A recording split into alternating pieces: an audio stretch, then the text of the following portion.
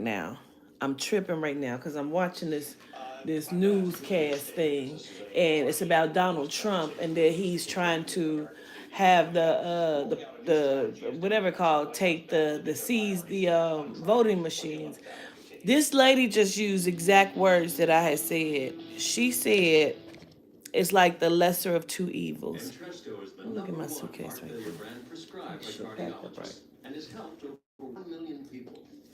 That lady just said the same shit that I was just saying in the car. She just said this on this news thing. I ain't got on no makeup. Don't judge me. What up, Gilly? This shit is bananas. I couldn't get this on fast enough. The bitch was like, it's the lesser of the two evils. I said, oh my God.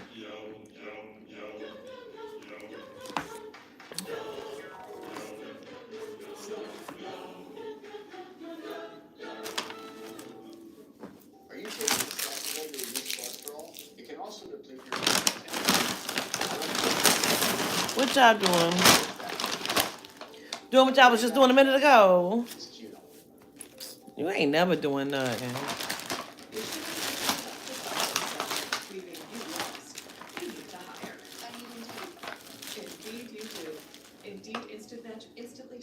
You miss me? I miss you. I don't know who you, but I miss you still. Made it through.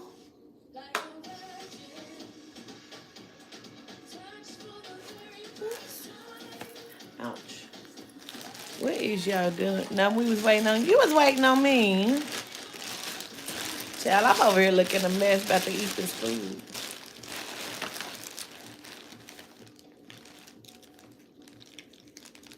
Yes, some is.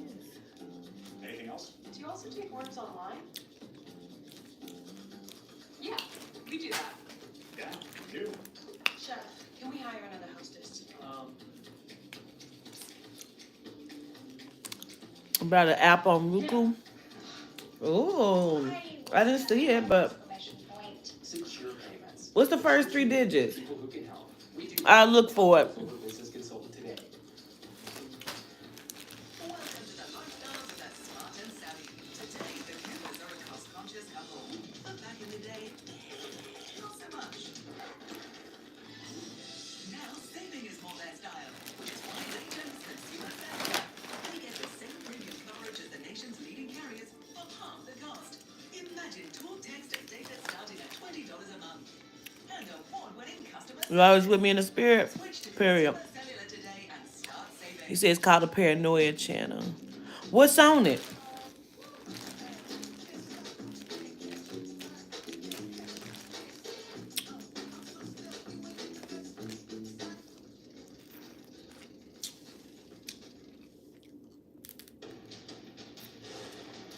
Well, I think it's inappropriate. I don't want to reinforce that defiling the Capitol was okay. I don't want to do anything that would make this more likely in the future. I want to deter people who did what they, on Yes. January the 6th, and those who did it, I hope they go to jail and get the book thrown at them because Shut they your ass deserve up. it. Lindsey Graham was former military prosecutor. He's talking about Donald Trump on Saturday night, saying that if he's reelected, he would consider pardoning the participants in the January 6th attack. Of course, because y'all all dirty. Shit. When I hear stuff like that from Lindsey Graham, I always think, there he is. There's that old Lindsey Graham. He's got a spine. He's going to stand up to Donald Trump. But, of course, I don't know how long that ever lasts. But in the end, tell me how these Republicans who have at times sounded like they're standing up to Donald Trump have folded. They don't. Look, to Lindsay's point, yeah, you know, they must have thrown the book at them because they deserve it until Donald Trump tells them they don't. And then what's he going to do? He's going to come on airwaves across the country and make the excuse for why Donald Trump's decision to, you know, Anyway, give these I came on to do freedom to pardon some them. conversation with y'all. So These motherfuckers. the reality of it is for Lindsey Graham, Susan Collins, who can't seem to decide after she voted to impeach the guy. So I saw people had some questions Can't vote for him again. on my story The time. reality is this. So I was like, I was just gonna come and see if I can answer any of the questions that people was asking, because I had never seen the damn questions. Don't sit there and get this twisted and believe that somehow because you stand in proximity to Donald Trump and you go out here and blast back, his narrative and his crazy. What up, Marshall? That you're going to be off the list when they start rounding people up. I'm not gonna smack. I'm not gonna smack. Etc. Unless your name is Michael Flynn and you're that far up the tree, if you know what I mean. I saw some people had questions on the story time. We've seen time and time again. Y'all need to read Michael Flynn's book. You need to listen with Michael. So I answer any questions that somebody had about story time. If you want to ask any questions. Yeah, Michael Cohen. You gotta listen to what he tells you because he should know. Greetings, Adana. In that reality, and I don't think a lot of people are being realistic when it comes to Donald Trump and specifically how much he appreciates them, because he don't. Yeah, you make an interesting point there. But I think there are a lot of people who don't ever want to hear anything from Michael Cohen. But it is useful to hear what he knows about Donald Trump. It quite informs you thinking about what up? he's likely to do. And he's still a Salute. presence for us. In fact, What up, King? Tim Miller at The Bulwark wrote this about Donald Trump's anti-democratic salvos. You had to watch the He playback? said, unless and until the gods of the actuarial tables intervened, excising Trump from the Man. GOP was always going to require political pain. Cancer doesn't get removed without surgery, and chemo and the treatment sucks. The most likely answer is that Republicans are actually fine with the status quo and prefer the pain of dealing with Trump to the pain of losing power. The idea, Victoria, of dealing with Trump versus losing. But why they not talking about the other shit that the other party got going on too? They're gonna have to come to terms with it, but And I do mean walk out and bring the institutional factors. because they all dirty. We've really seen our parties go. You know they all dirty. Starting with the fact that we have our primary where we see winning happening when we run the extremes.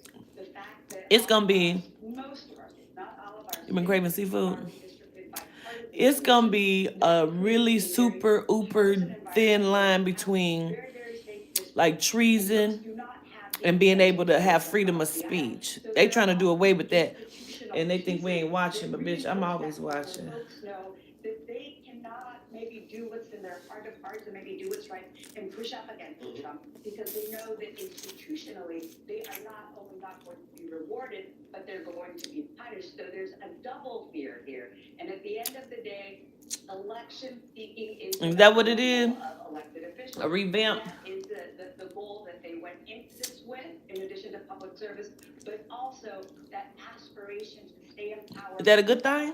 A bad thing? Good, but that doesn't always turn out.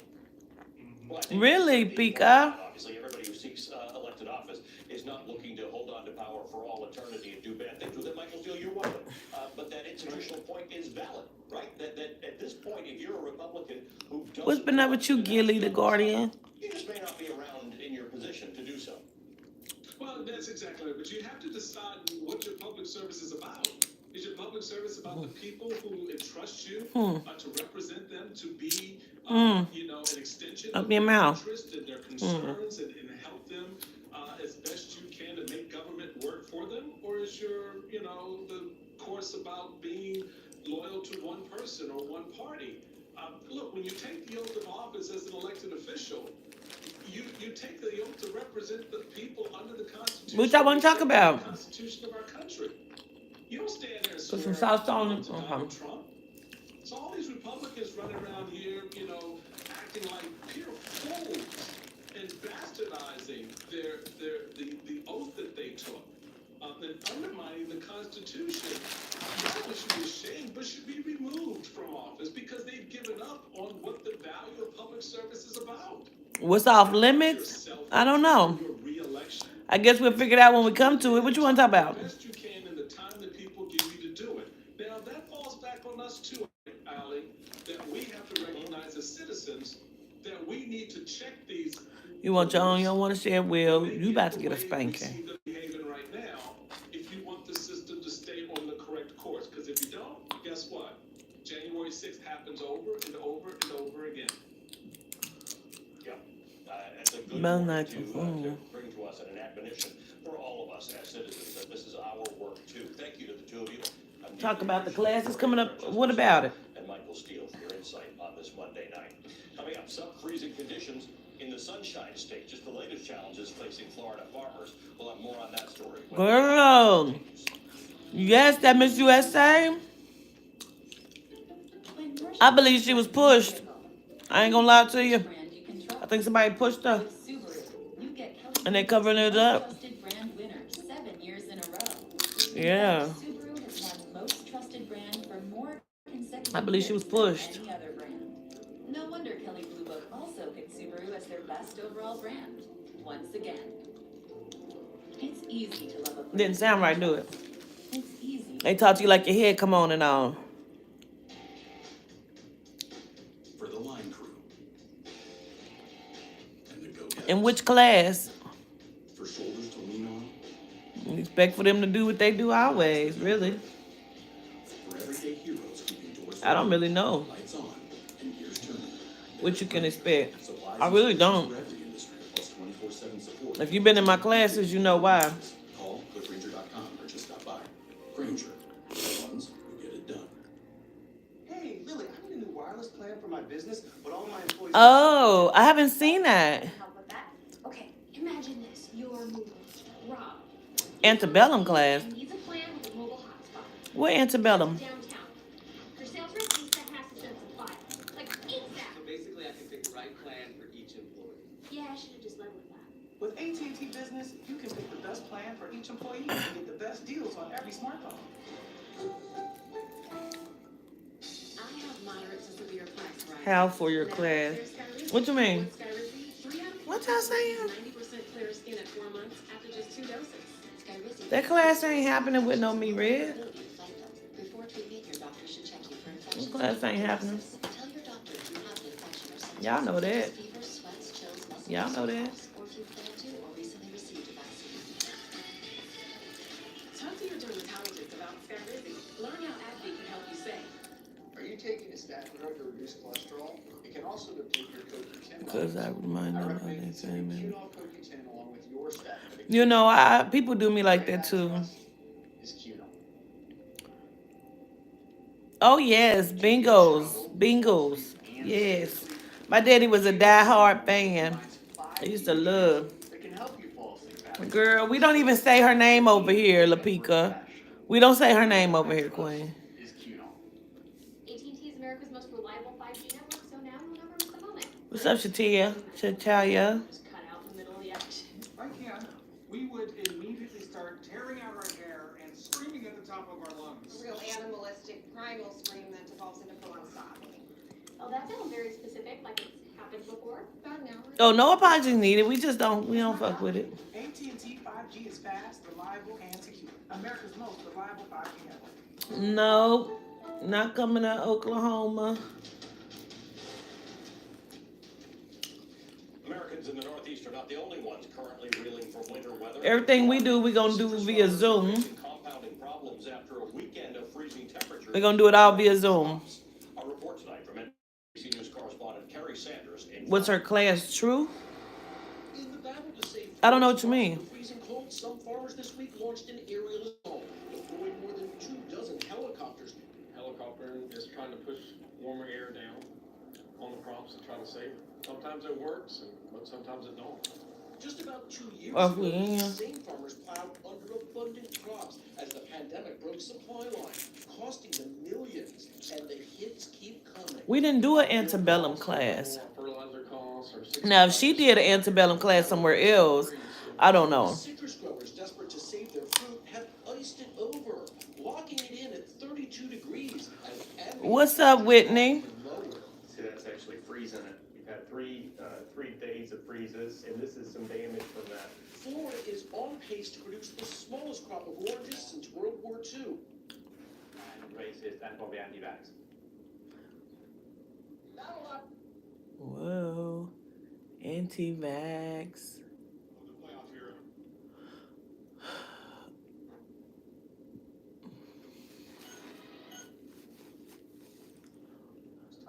You kissed her that night? He's been been in the Volkswagens for a long time, same as me. Far as I know, her information was correct. But that's why we also say for you to do your own research.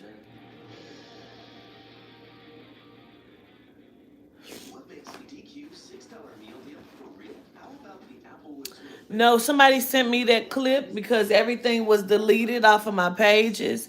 But some people had screen recorded, and so they had sent me that screen recording of that Biggie.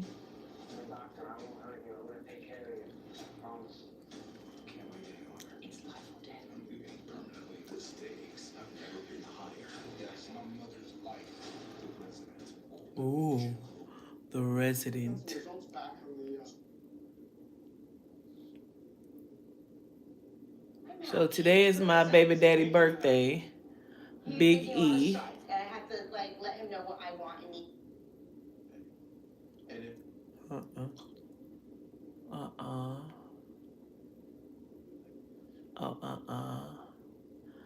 Child, they be cracking me up with that church shit.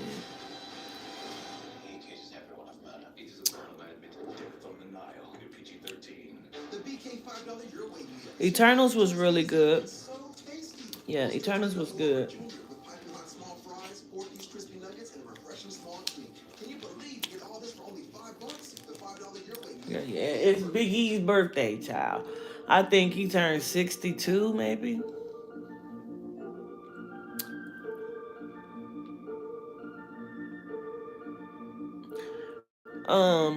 If you talking about the recordings where I got on that maroon shirt, somebody sent me all of them. Just sent me that. Because I don't have any, like all the shit was deleted. I don't know if I seen a new one. I think I did.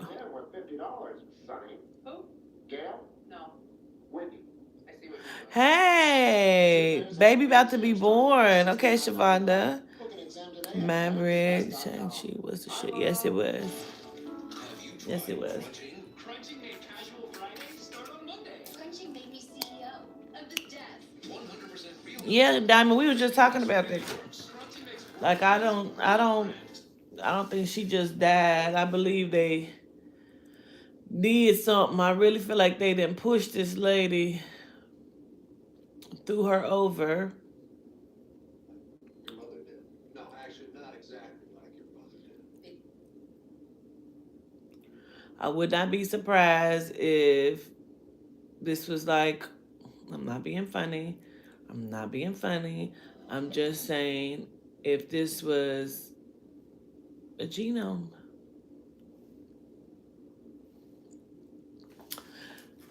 I don't know.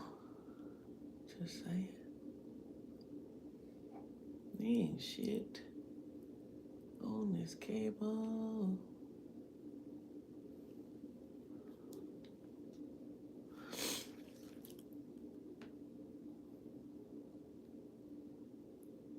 Oh, well, gratitude anyway, Gilly.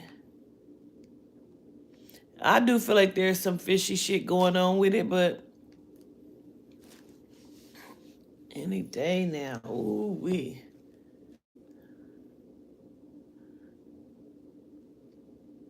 Right, Danielle. I don't believe that's it either. All right, let's see here. Let's put this on something.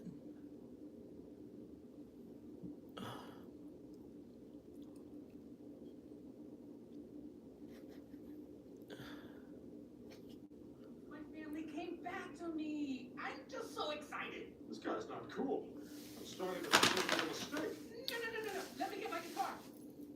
And some Legos. You guys came to rescue No, me. Yes. Yes. I just don't Let's believe not it. be here when Dr. Weitzman comes back. But the buffet. I still want a dried out piece of Dover sole and a sweaty sweet potato pie. I guess we could try the buffet across the street. What up, B-Dot? I like that price. Come on in. Leave whenever you like. I'm not lonely. Bye-bye. Man, what we talking about tonight, man?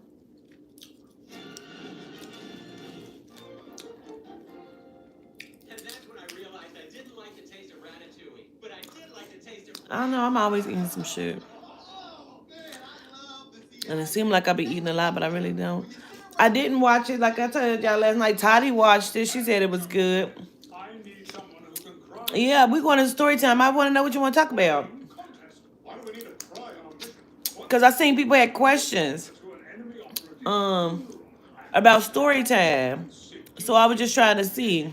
What kind of intel, sir? State secrets, bolognese recipes. I'm just hungry for info. My mom makes a No, I'm not going to do any horoscopes. and get the recipe. On it. Right. A baby could do that. Then prove it, Smith. Everyone thinks sad thoughts. Lost. No, the quarantine camps. No. Too short to go on Mr. Wait a minute. Jones' wild- Maybe, because I seen one. I don't know where they was at. Come on. No one leaves until I see one of you big men cry. No, I want to see it. The story of the Playboy. I want to see that. Waterworks. Yes, Jackson. Your daughter talking about the deities. And period. Huzzah, Shazam. With this leather jacket, I hereby name you. The guy after what happened with him after the demon. This isn't a Well, I ain't seen him no more. That was some other shit that took place before and after, in between type shit, you know. I hope you please your mother more than me.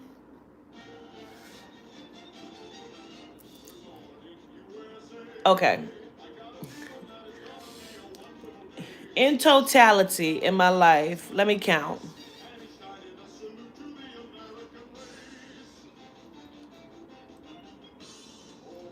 I've fucked 4 genomes. 3 men, 1 woman. I forgive me, though. I forgive me, Beach. Carol, grab a seat. I'll get you a yogurt. Morning, everyone. Steve, are you banging an old lady? What? No. You having scary dreams? About what? Best boy award committee. 2 for you. Boy Award, handed out every year to the best boy in the best country as determined by the best company What? Best Buy, with almost the best prices. I'm one of 2 I used to fuck this state trooper. Yeah, I probably fucked up off of that. award is presented next weekend. I used to fuck this state trooper. He is still a c- to this day in Cincinnati. He is one of the head state troopers. He is one of the head child. I seen him recently. I said, I wonder if he remember me. I remember him and he looking old as fuck now. Finalist is this kid Brett Roberts. Hey, Godspeed. Congratulations. Congratulations. How it would feel to get that close and not win. Have a lot of them. Oh, gratitude. 'Cause I ain't got on no makeup, girl. Gratitude. Have you ever looked at someone and felt like you understood exactly what they were going through? Yes, Olympic athletes. But only when they You wouldn't mind trying to. Okay. Olympics and someone broke their leg. Like I said, he still works for like the sheriff department, whatnot. He aged quick. He chunky, and his hair is gray. fracture with the bone sticking out. He was like What? Stop being gross. much younger when I fucked with him. And he'll be so Um, hurt we blowing kisses. if he doesn't win. Empathy is crying. So I can't even remember where the fuck I met him at. Okay, I guess. But yeah, but I didn't have sex with him. I didn't have sex with him though.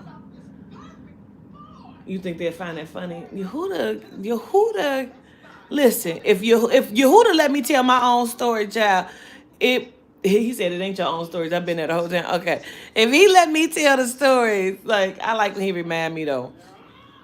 So he said, "What about the one genome from Florida?" I said, "But I ain't have sex with him though."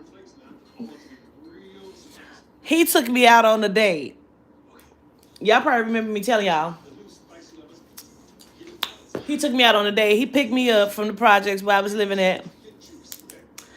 And he took me to the movies.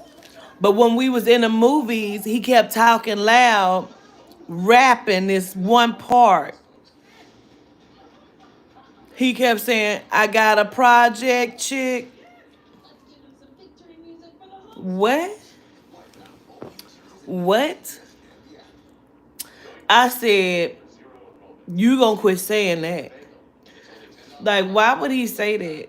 I didn't even know I was a reader then, but I was reading him. That's when I would have been practicing with the white chick, the Gina. Yes, he did, Chanel. Kept singing that shit real loud. Got me a project chick. Like, what?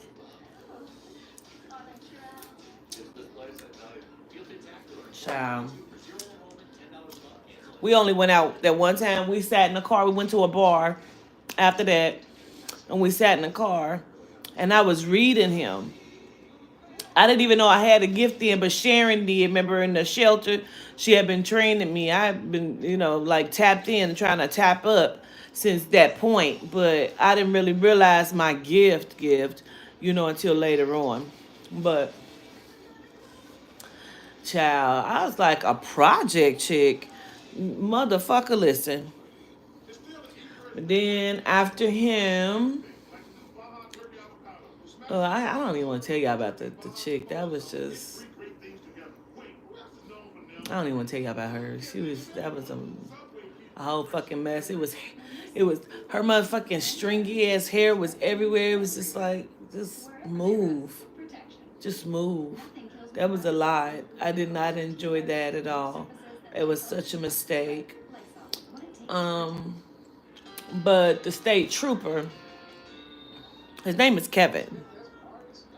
His name is Kevin. Like I said, he's still like a head state trooper, sheriff type shit right now.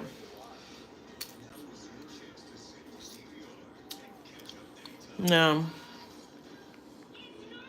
when I met him, he took me out a few times. He had took me up.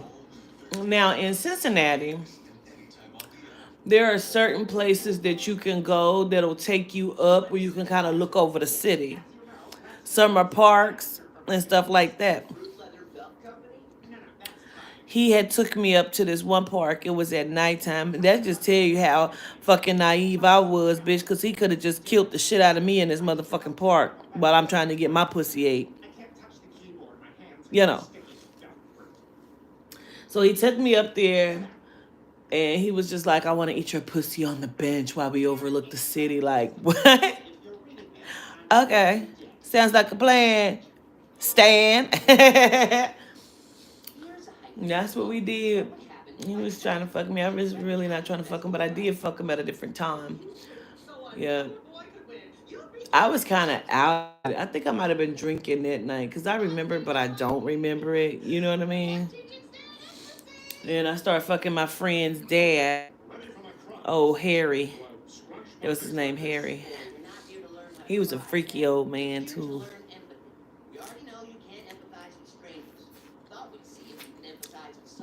I think me and Harry only had sex twice, too. I haven't really been a very sexual person. Although when I get it in, I get it in. But Harry, we was going to the hotel one time. And it was a motel with the M. So we was going to the motel one time. And yes, I know the name of the motel. I ain't got to tell you. Because I'm sure it's probably only one of them in the world.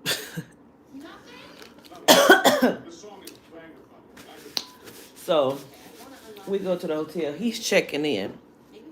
I'm standing at the desk too. But I'm just like, I'm here with this old ass white man. So I keep turning my head. The man started talking, saying something I can't even remember, child. I walked away from the desk and I turned around and started looking at the map and shit. Harry came over there and whispered in my ear, don't you ever fucking put your goddamn head down. You turn around, you look this motherfucker in his eye. I'm like, oh my God. Oh, okay. But he was freaky. He used to like for me to squeeze his head with my thighs.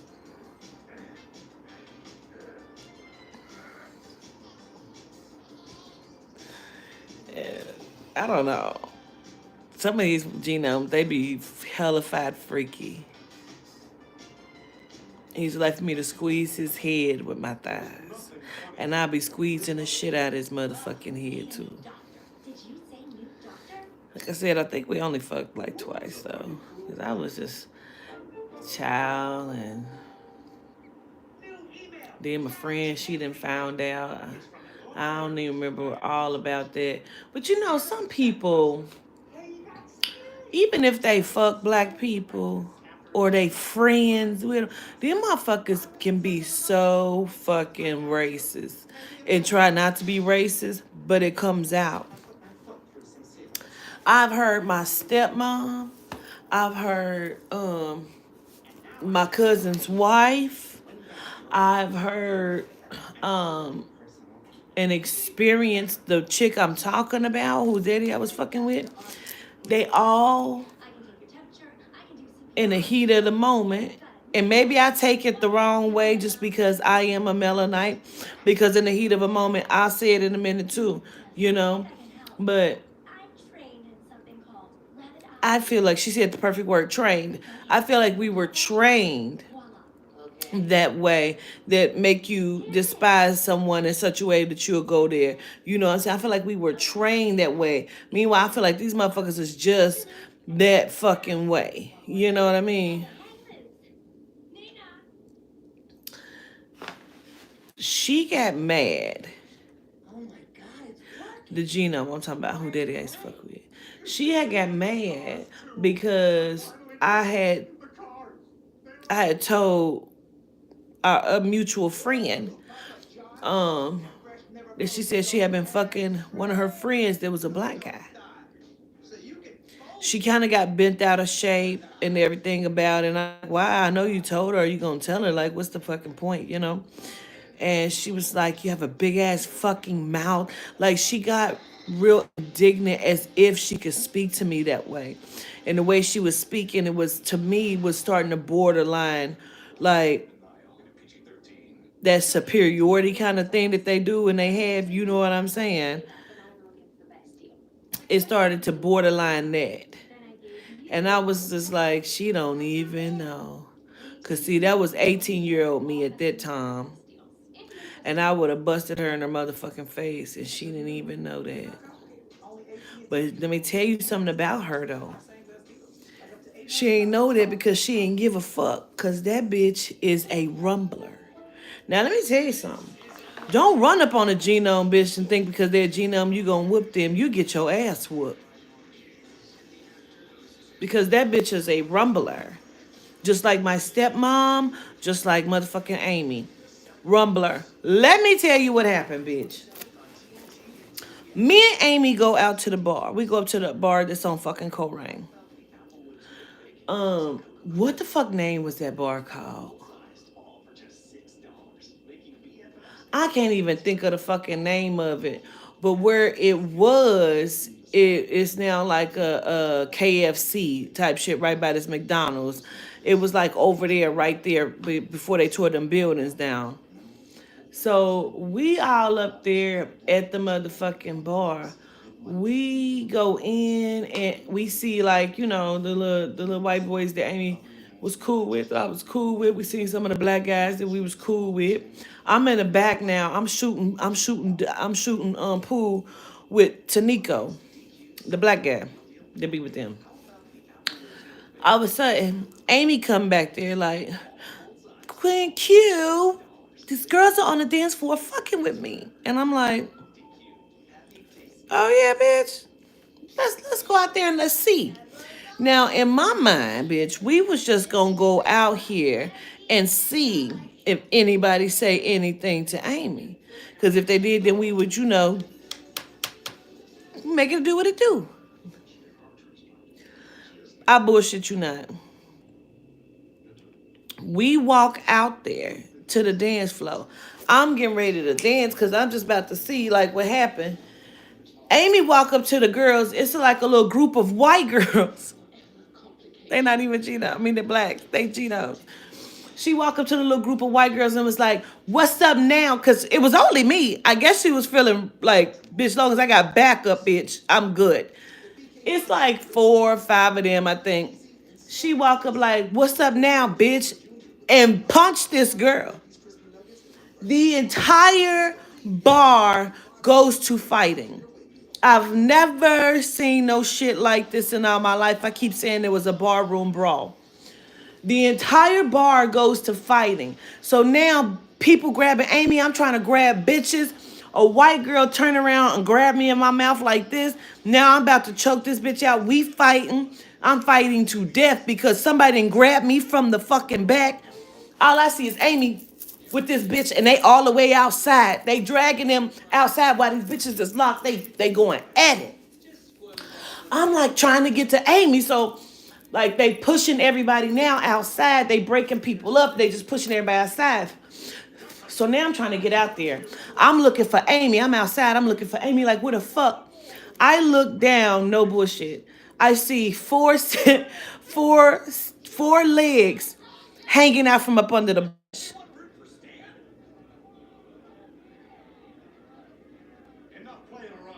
Amy and the girl is locked up under the bush and their legs is hanging out. I'm like, oh my God. Before I can get over there, they done grabbed them and pulling them up off the ground, breaking them up. No bullshit. They break them up and I look, I say, that's Jen. It was one of my classmates, a white girl that I was cool with in school. I said, oh my God, that's Jennifer.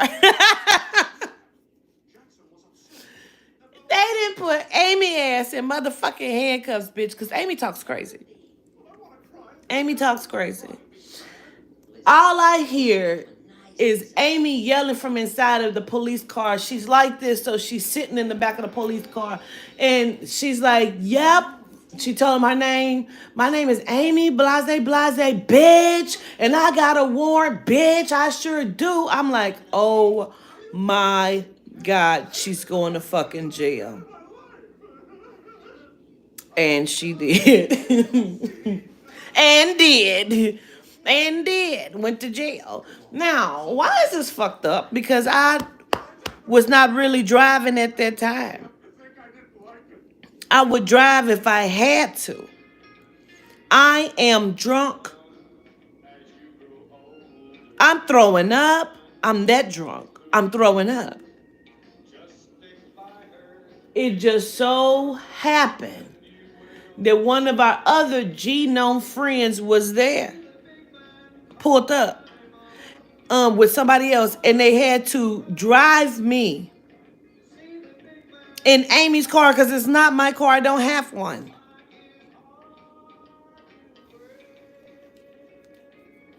And that's probably why he pulled up, because they probably let Amy call, because I can't even remember why he pulled up. He just was there. I can't remember right now. He had to drive me home. Amy got out the next day. No bullshit. No bullshit. Amy got out the next day. I'm at home with her kids because I still live there. This is before everything had went down. Amy ass was rumbling in that motherfucker. I said, oh my God. I thought we was just gonna dance real quick and see if they say anything. Then approach the situation properly. She said, what's up now, bitch? And stuck that bitch, and the whole bar just went to fight. And I ain't never seen no shit like that before. I had never seen nothing like that before. Man, these motherfuckers always fighting though. Always fighting.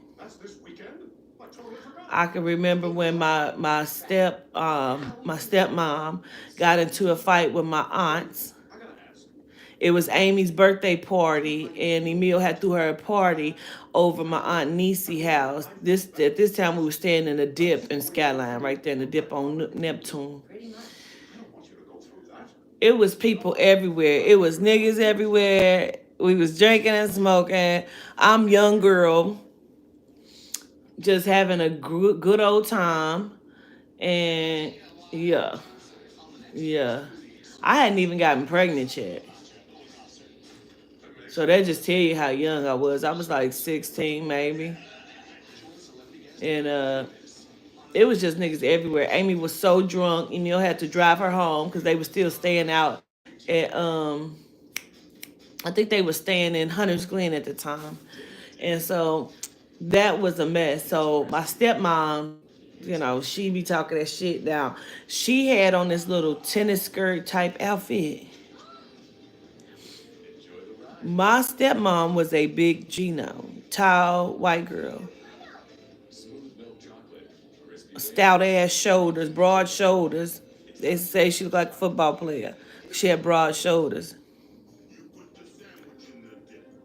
I don't know why her and my aunt got into it.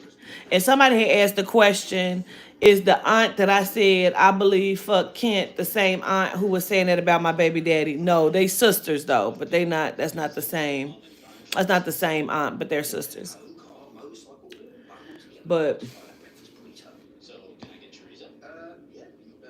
the shit is crazy. The shit is crazy. But they got into a fight, right? So she get into it because like this aunt I'm talking about used to drink heavy, heavy, heavy, heavy, heavy, to the point where she had to get help. Like she was almost dead type shit. And and this aunt that I'm talking about is the aunt that kept saying that shit while I was pregnant. This is what I'm talking about. She got into a fight with. And she was a tall, thick chick too at the time. And it was mass of us in the backyard. So me and my friend Lisa, we sitting back there, we cracking up at this because the pure show of it all. You know what I'm saying? And because they drunk, my stepmom is drunk. She walking from person to person like, and bitch, what you gotta say? They like, go sit down. Till she get to one of the neighbors. She used to stay across the street from us. She got to her. Her name is Shalita. She got to Shalita and was like, and bitch, you got something to say? Shalita said, girl, you better get the fuck out my face. My stepmom just moves it on down the line. I said, girl, because Shalita's face turned a whole different thing. Because everybody else was just like smiling and laughing. She said, you better get the fuck out of my face. She probably was waiting on her moment too. She probably was waiting like that bitch. She better not come over here. She better not come over. She better not. Bitch, you better get the fuck out my face. Like she was waiting on that moment. And this is the same stepmom that I said I hit in the head with the bottle. This is her. Child, always fighting. So her and my aunt then got into it now. My aunt Nisi comes flying out this door. Mind you, she is drunk. She got on her best attire. Nisi come out the door like this. Me and Lisa look like, what the fuck? I kid you not. I could not stop laughing. I'm not kidding. I could not stop. She came out the fucking door like this. I said, she about to get her ass whooped with these fist ball backwards, bitch. What is this, a Western? No, she thought she was ready, Mina. I said, is this a Western? I was hollering. Hollering. They had to push her back in the house and lock her in the house. She kept trying to come out. She was going to help her sister fight my stepmom. That bitch came out the house like this. She was squatted down. She was moving just like this. I ain't lying. I was sitting there looking at her come out the door like, oh, what the fuck?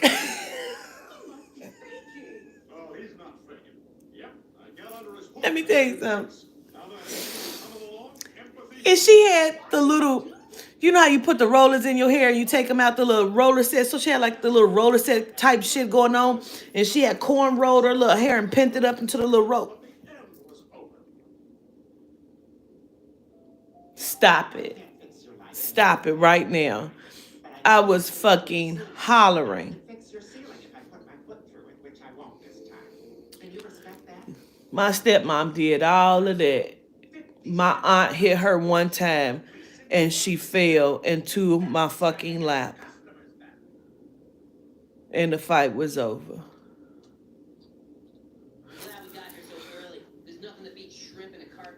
That's how she was doing. I swear to God, I can't make that up. I said, why is she coming out this door like this? I said, she about to get her ass whooped. Coming out here trying to fight like that. What the fuck is this? Is this a Western? Child, my stepmom got hit one time and fell back and was like, oh man, Man, we fucking hollered, bro. She fell in our lap. Like my it was like me and Lisa, cause we wasn't no really no chairs. So I think we was sitting on each other's lap. Like, bitch, now we gotta sit and watch this shit. We're cracking up. This bitch falls straight back. I said, oh my god. My aunt Kim, who is who I'm talking about. My aunt, child, she done fought Emil before too. My family always fighting. If there ain't nobody else around to fight, they gonna fight each other. We talking about women too, not like the men. Now the men will fight, but my uncle Nordy is like he's a comedian, and so he will just keep going. Like he used to be a capper. Him and a little dude named Mookie, they used to cap on each other all the time. But my uncle, he just talks hella fast shit, but he'll cap too, he'll talk shit, he'll keep laughing, make your ass mad. It's been many a times that people wanted to fight him because he wouldn't stop. You know what I'm saying? He'll just keep going. He didn't give a fuck because he was a boxer. My Uncle Nordy was a boxer, my Uncle Reggie was a boxer, my daddy also boxed. There was a boxing bag that used to hang in our backyard. It was just permanently there. Child, my uncle, he used to, my Uncle Reggie, he used to box with Aaron Pryor and shit, hang with him. But my family has blown a lot of opportunities solely due to drugs and substances and not having no belief or love in them. Look at this hair, child.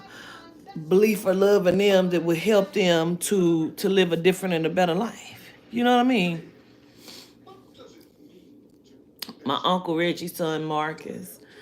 They say he used to be one of the best in Ohio. He was a tumbler and a like an athlete, and he was like one of the best. And he was being offered a scholarship, and he was outside showing off, like competing, showing off, like trying to show these guys how good he was. And my cousin fucked up, fell and broke his hip. He was never able to do the shit that he was doing before. When I met him, he was young and was an alcoholic at that time. He had never been the same since he fucked himself up and lost that opportunity to go and do that. Cause he was like he was like number one in Ohio type shit. He fucked himself up and been an alcoholic ever since. Emil was he was being scouted. Emil was being scouted for football. And my aunt had sent him to Florida. He was staying with a lady named Berta. And she refused to let him do it, let him play. And so that opportunity went away. He was never able to do that. Also, let me tell y'all something. This is not a fucking bullshit at all. Listen, we were staying in Hunter's Glen, and I was staying with Emil, and if I'm not mistaken, Toddy was 10 months because I was 18. We took the picture that I'm going to post tomorrow. We took this picture at that time because we were sitting in a house right after we took it when we got the pictures back. I got on a brown sweater. My hair is slicked all the way to the back. And then Toddy got on her little Oshkosh Bagosh outfit, and she's smiling on my lap. Now, the pictures was just supposed to be Toddy, but my stepmom was like, I want you to go ahead and get in there. So I took the picture too. I really didn't want to, 'cause, but whatever. So it was that time.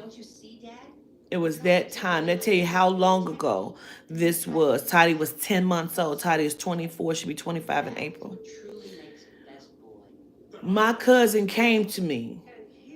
He was like, I want you to draw this for me. I got an invention. I have an idea.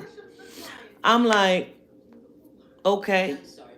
He draws it out. He said, you know how you can have like the potpourri smell good and you plug them in? He said, but what if you put a fan on it? I said, well, okay. He sit and he draw it out real quick. He don't even let me do it. He draw it out. He say, "What you think about it?" I say, "I think that'll probably be good. That'll probably be where I don't know what the fuck to say. It might be good. It'll probably be working right." He sent it into that little wheel thing that you used to see on TV. If you have an invention, he sent it into them. They told Emil that it was non-functioning, that they didn't think that they could bring it to market, and they didn't know what kind of potential it would have. So Emil dropped it and let it go. I swear to God, we seen it in a store 2 years later. Probably like 2 years later. We seen it later on. Probably like 2 years later. Your house is gigantic, your pool is dangerously deep. I like how you're wearing dress The shoes and Glade socks. plug-in fan. Powerful look. They told Emil that it was not a functioning thing. They didn't think they could bring that to market for him. Go in the pool. Even at home. I felt bad for him. Like when I look back at my cousin's life and all the shit he went through and how he's, like his life has been for him, I feel bad because I understand the opportunity that was stolen from him. But at the same time, let me say this, because at the same time, hear me, the spirit don't make mistakes either. Because But you have a triangular room. my cousin had a pill issue at that time, and he would engage and indulge in other stuff too. Oh, Stan. And that has been like a very strong and hard fight for him. Okay? And so, can you imagine that maybe that would have ended his life to get that kind of money? You know? Could that have ended his life? Could that have turned his life into something else? Or, could it have set him up, beautifully? But I just really feel like maybe he may not have been ready to handle the kind of money that would have come with that. You know what I mean? So, yeah. You know? Yeah. But that was some fucked up shit. My cousin Sydney, she's a reader too. Y'all probably see her from time to time.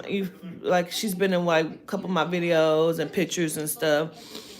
That's my Uncle Nordy's daughter. She's a reader. She be on Facebook. You did what? If Becky can't come here, Anyway, my cousin Sydney. But she has missed money, Powerball, millions. Listen, this happens to her all the time, and I get so frustrated. I get mad at her. Toddy get mad at her too. She has a workout that she does. Sometimes the spirit gives her numbers in her sleep, and she got to do some workouts, some remedies to it to get the numbers. Or she has like this little formula that she does, right? And I swear, it seems like it never fails. She'll go to play her fucking numbers and feel like she ain't got enough to play all her numbers, so she'll take a couple numbers out or take one number out. Every fucking trip, the number she take out is the number that falls. I said to her, Sydney, start doing it differently then. If that is what's happening, how about you take that, once you take it out, let that register to yourself and put it the fuck back in rotation and just get it. You know what I mean? Like, don't take it out or just play that one number. This particular day, the Powerball was extremely high. And I do mean in the hundreds, 100 millions, right? It was extremely high. This was only a few years ago, like 4 or 5 years ago. Sydney calls me crying early in the morning. I thought something had happened, but it did, but not like I had thought. She called me crying because she didn't miss the motherfucking Powerball. Because had she would have done what she was supposed to do, she would have won like 75 million out of that 100 and something million. You hear me? She would have had like 75 million. What happened? My cousin to get so deep in her feelings with her dude and be upset. They went to his family's function outside of the park. She and her feelings because they done been arguing. Because she want to go play her fucking numbers. So the argument, she say, fuck it. I'm not going to play him. He say, I'll take you to play him type shit or something. She like, nah, fuck it. I'm not going to play him. Her motherfucking numbers fail, bitch.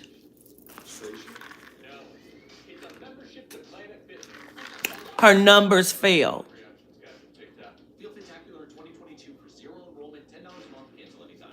The way they had failed, she wouldn't have got the whole thing, but she would have got like 75 million type shit. She would call me, woke me up out my sleep crying. I thought something had happened. And it did, but just not like I thought. She was so mad, because now she mad at him that she was mad, and then she didn't go play him. I didn't even get into it. I don't know how many numbers were correct, how many wasn't. All I know is she was crying. She was that pissed. I said, every time you do that, your numbers fall. You gotta take heed to that.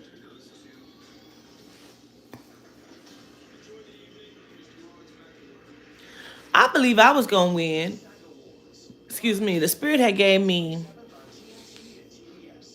some numbers. I was on a DMT trip.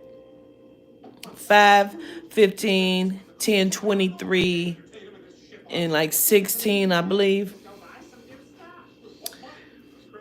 The spirit had gave me some numbers inside of a DMT trip. And I played them numbers faithfully for like a year to 2 years, I do believe. It might have been 2 years, but I know it was a year. I played them faithfully, child. It wasn't every day because I didn't play the lottery every day. But when I felt in my spirit I should go play it, I should play it. I'm not going to lie to you. I'm not going to lie to you.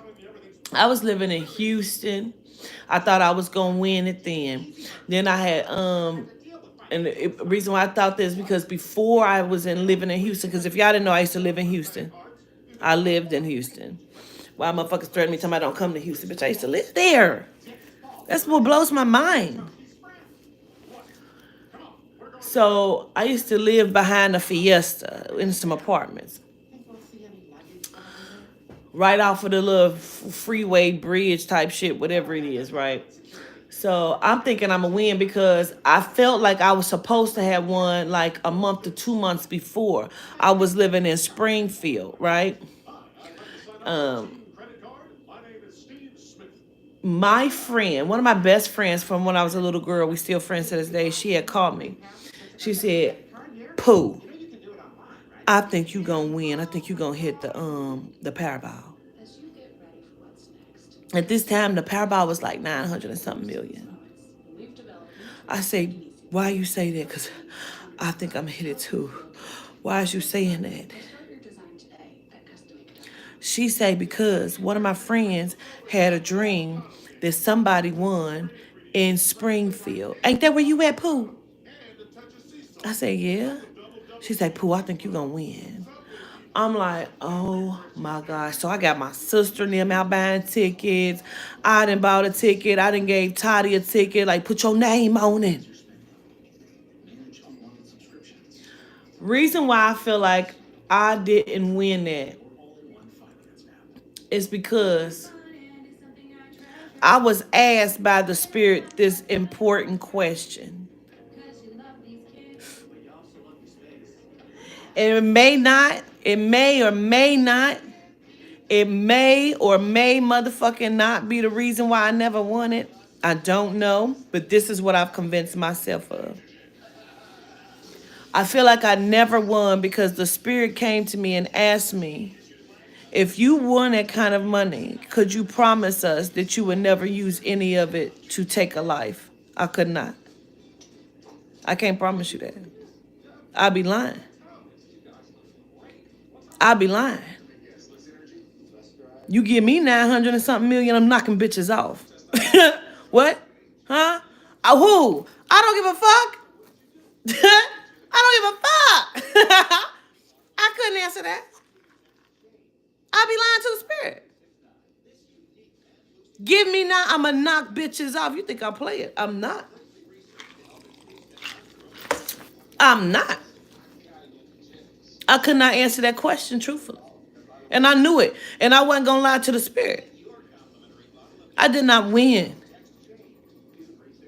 But I swear I've convinced myself that's why I didn't win. I convinced myself of that. Yep, you in Philly? Could any of y'all promise that? Could y'all promise that? If you had $900 million, could you promise that you would never use a dime of that to knock somebody off?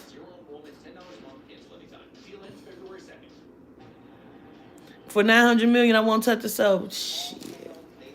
Shit. Do you know what kind of protection you gonna need? Shit. You said you could. I cannot. You said easily. I cannot. I cannot. Because there'll be a few people, like, because you got to think about the life you about to live. You got to think about this life you about to live. I'm gonna need Bobby to knock a motherfucker off. You hear me? For Herman Mode, heard you. Heard you. You think you could? I don't know.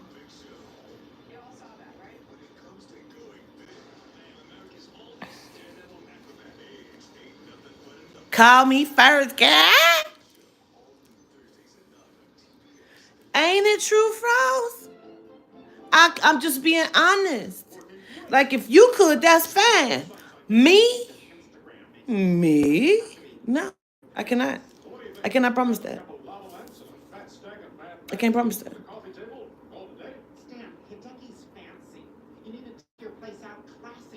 You have to use a dime and people do it for free.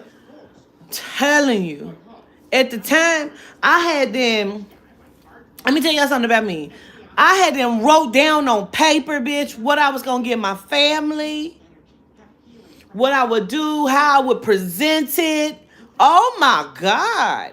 I had this shit to map. You hear me? And then even afterwards, I started seeing some of my family for who the fuck. And I said, bitch, I would have gave them some fucking money.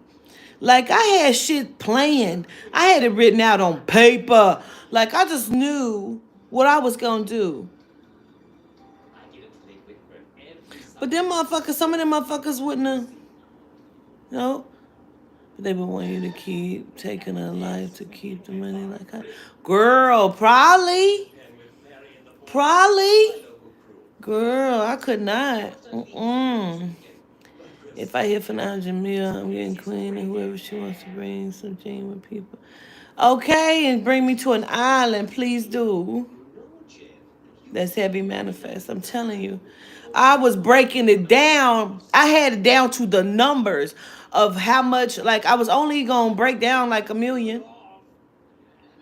Maybe a little bit over. It might have been 2. I had it down. The names, like, it was on paper, child. How much they was going to get next to them. I should have wrote my name and how much the fuck I was going to get because I didn't get shit.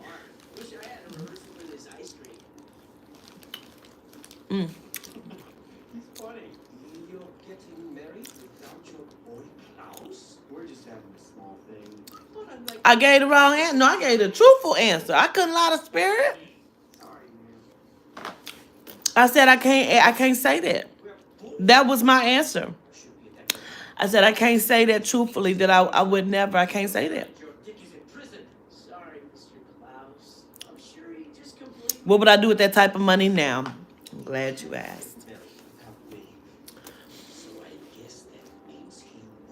I would take and purchase a lot of land, and I would put mobile homes or container homes everywhere.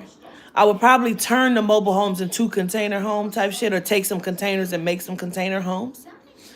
and I would purchase so much artillery. I would hire training, but I would have people in my camp that would be able to train. I want to build. This is why I couldn't.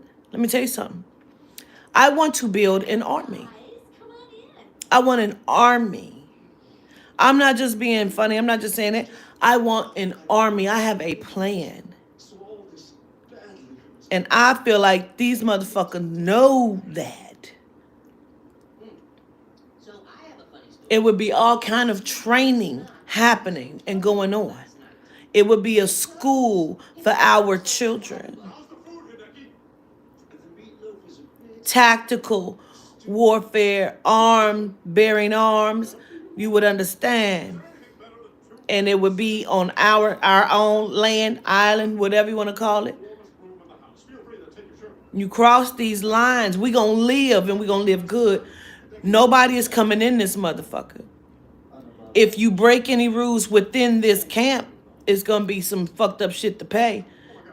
Because we gotta keep order at some cost. You understand what I'm saying? But I would make sure that we are running the way we should be running.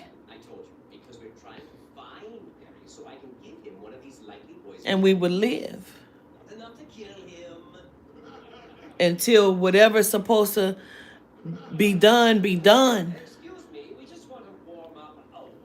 I'm okay with us living happily amongst each other, learning what we should be learning, connecting back to spirit, having a beautiful time, enjoying each other upon the land. I'm all right with that.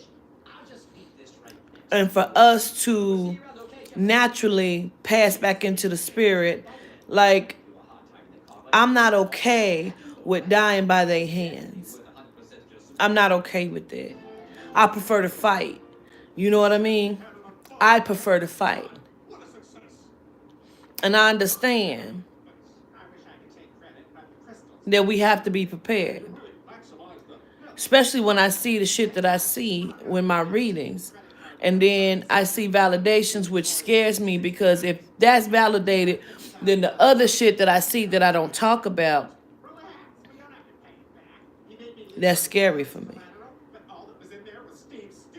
That's scary for me.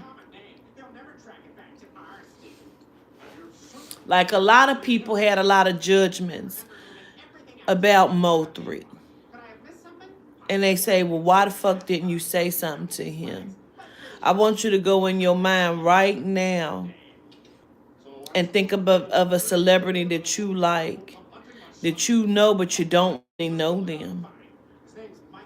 And then you think in your mind about how you about to call them and let them know that you keep seeing somebody shoot up their car.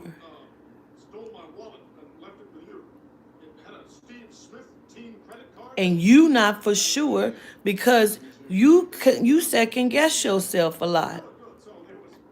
And it ain't till the spirit sends validation back.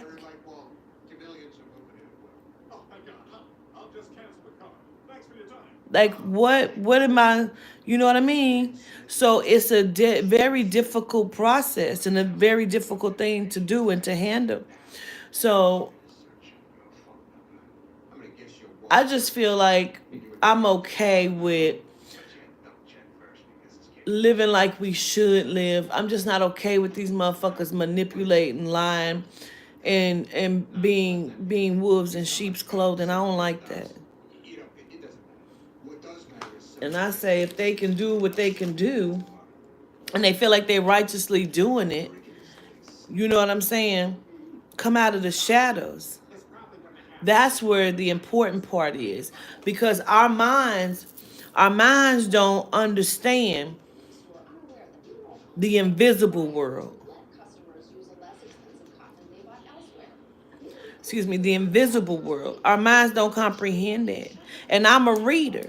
And my mind still a lot of times don't comprehend that. So when the spirit impresses itself upon me, and I'm by myself, and I'm looking around, and to come into realization that there are invisible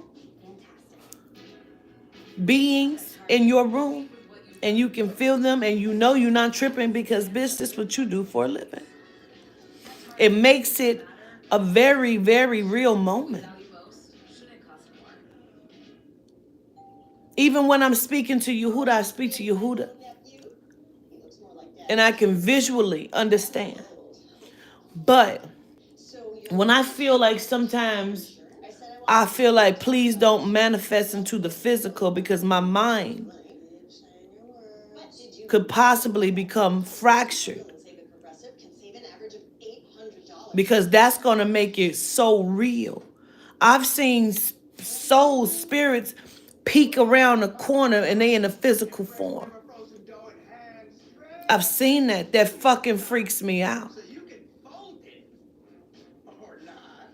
I can be doing something and I swear somebody is standing there and I see it quickly and I look and nobody is there.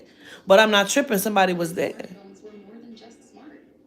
So to know or to think that they are all in this room, can you imagine? A 7-8 foot tall lion? Man? And I've seen his mane. I've seen him in a dream. I could not see his face. Think about that.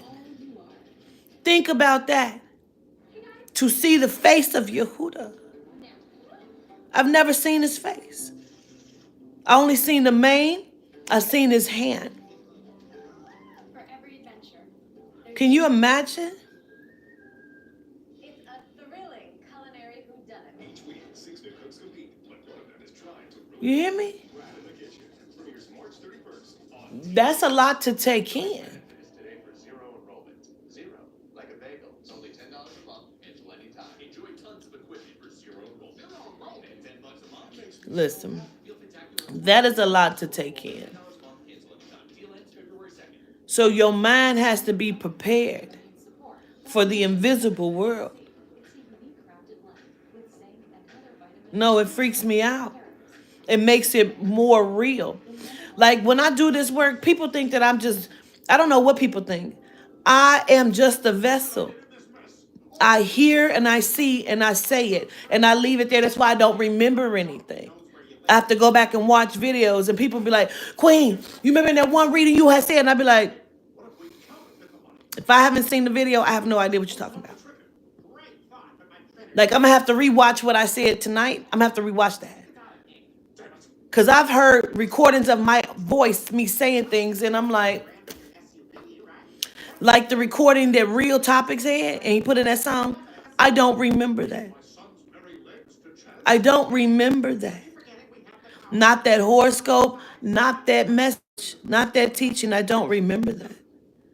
And now my shit has been destroyed to the point where I don't even have recordings to listen to. I have no idea what the teachings were. So I'm just giving the information that's given to me. So then when people hit me back with the shit like, Queen, this just happened. I'm like, I fuck around and send you a head explosion emoji. Like, what? I'd be like, that is crazy. I'm telling you. That's a lie. So when I hear him roar,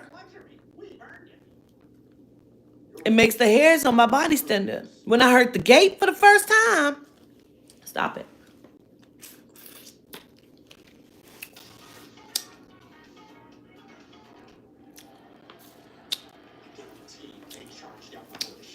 To hear that gate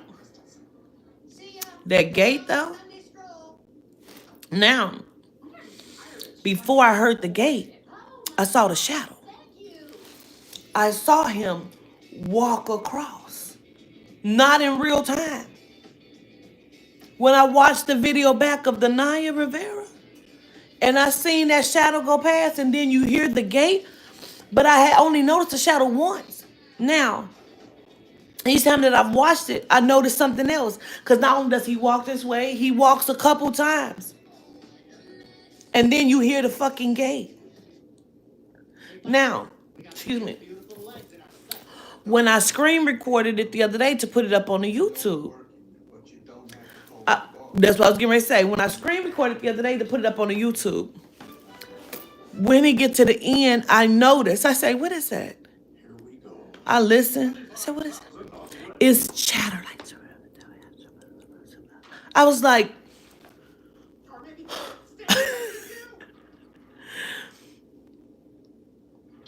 because I could hear the spirits talking.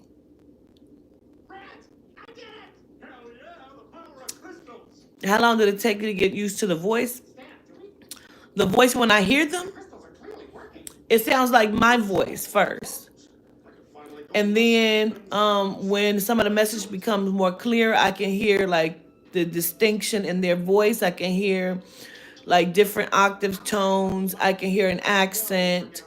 It just depends. Yeah, Yehuda will roar, man.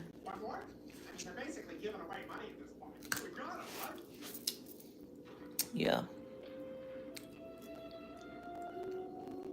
Oh yeah, them two videos. See, even right now, I can feel it, and it's giving me them. Let me tell you something. Can you imagine how I felt? I was sitting in a car after my Detroit event. It was just a group reading that I was doing on tour doing. So I was on tour doing group readings. And after my Detroit event, I'm sitting in the car with Jamela, Amani, and Tanya was in the back seat. We drinking now. We are having a good time. We're smoking. Old girl in the back seat is starting to tick me off because she's ticking Yehuda off. And she's saying shit about the spirit that I don't like. I'm sitting there. We're drinking Bacardi. I keep hearing, "Here comes Papa. Here comes Papa. Here comes Papa." I said, I keep hearing, "Here come Papa." I said, Papa must be coming. Papa getting ready to say something. All I remember is I'm in the middle row of the van and I feel like I'm kicking out the window. I'm kicking at the window and Amani has me by my head. And then I remember hearing a voice come out of my mouth say, "I'll break her teeth. I'm too powerful." And they put something in my mouth. I come back to again. And I feel like I'm doing like this. I'm back out. I come back to again. I'm crying extremely hard, hugging Jamela. But I think that I'm laying on the bed crying, hugging Jamela. I'm back out. I wake up the next morning fully fucking refreshed. Fully refreshed. I have been out and some other people for 8 hours. 8 hours.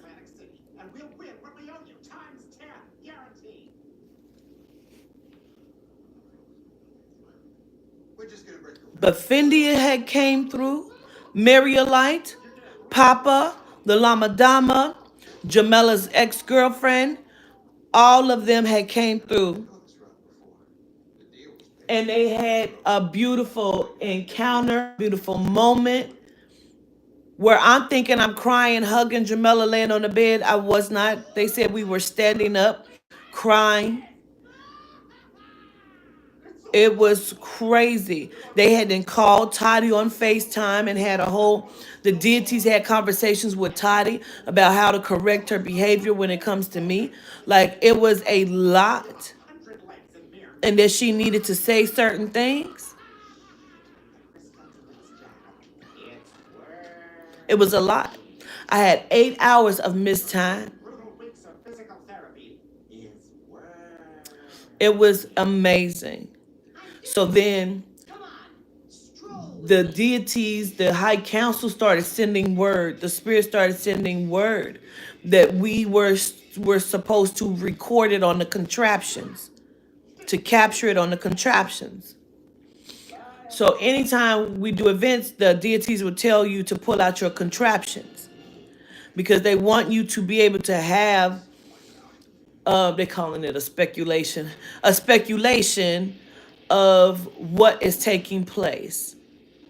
Because I was out for 8 hours and I only heard bits and pieces of the stories. I have no idea. None.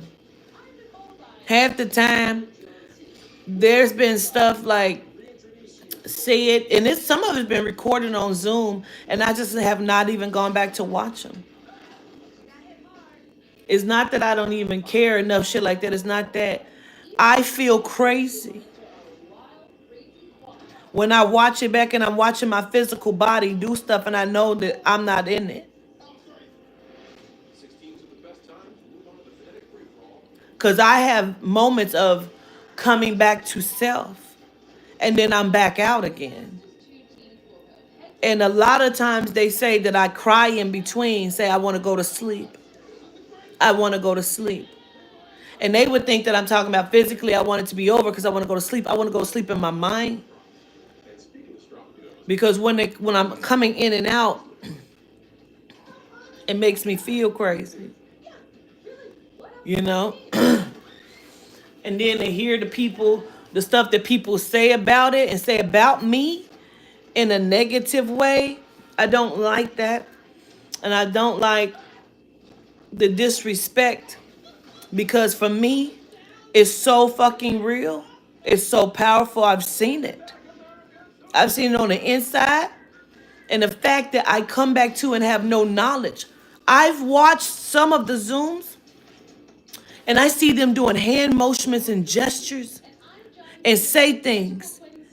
And I see people pass out. I see people are being healed. And I have no knowledge nor remembrance of it. I see myself hit the floor. I have no knowledge or remembrance of it. So it's almost like it's a very surreal thing. And I don't think people comprehend that you are speaking to ageless deities. Like people be like, well, I don't have no answers I want to talk to. Like you don't understand even the magnitude of my work. If you call me solely to know if this nigga's cheating, I don't even answer you because you have no concept of the magnitude of what I do. You want a fortune teller. You don't want to talk to me. Because when Yehuda starts giving the info will be given. And I don't think people grasp that. You know what I mean? Because I feel like they're just kind of impressed. They don't understand the magnitude. You are, and not that I'm special because other people can do what I do. Okay, Yehuda says for me to stop saying that because I am special. Okay, I'm special, but other people can do what I can do, but not like I do it. Let me say that because no two people can connect the same. Okay, now.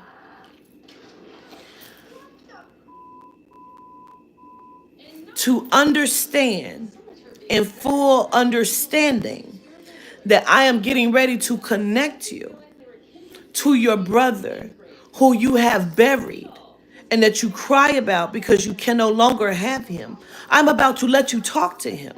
I'm going to let you communicate. You're going to get healing from that.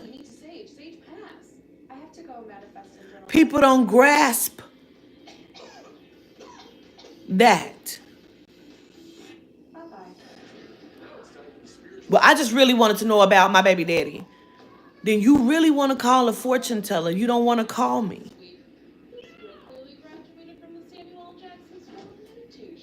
And when you call me, you need to be fully focused and ready to dialogue. You know what I mean?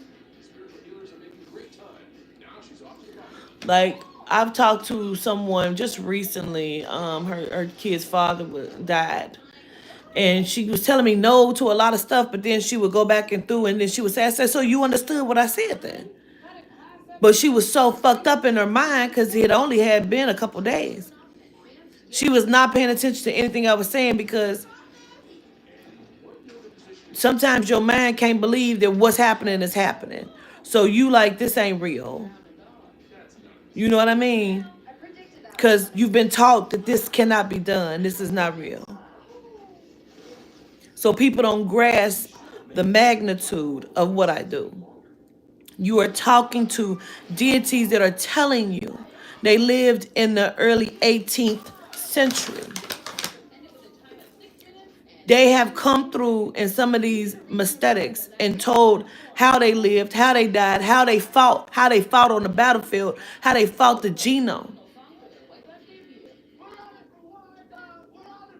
But people are still talking about, oh, she's drugging people without understanding the magnitude of what the fuck is happening. You have energy forces that are here to help you that we call high council deities that come through my physical body and breathe life into people and heal them physical ailments that you believe that your Jesus performed. But when you see the black woman do it, the melanite source supreme, you deny it. You make fun of it. You disrespect it without understanding who you're talking to or what I do. Like right now, you are not fully talking to Quatita. Some of you already realized that. Because I want you to understand the magnitude of what takes place. Vaughn is a fitness freak, and David is a STEM professor. I'm going to pretend like I know what that means. It's real.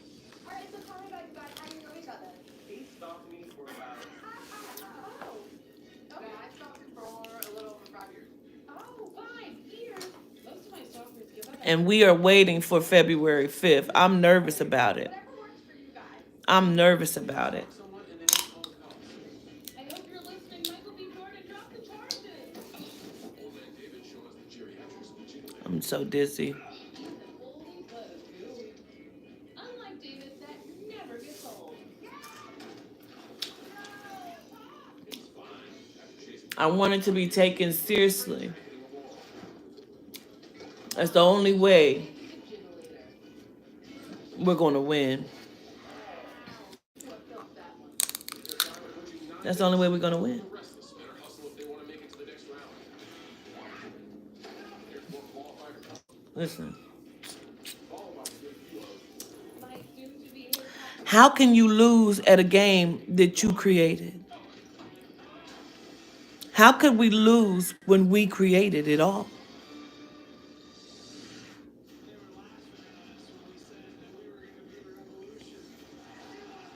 This complete diaspora is created in your likeness.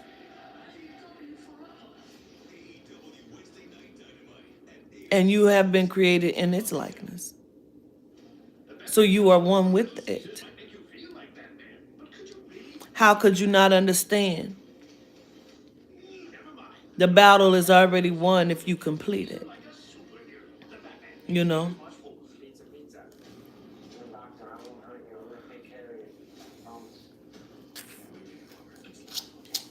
Permanently, the stakes have never been higher. Yes, my mother's life. The president only tomorrow on Fox. Sarah, you said you were buying a car today. I said you haven't crunched all the numbers. I already used You just have to send it to her online.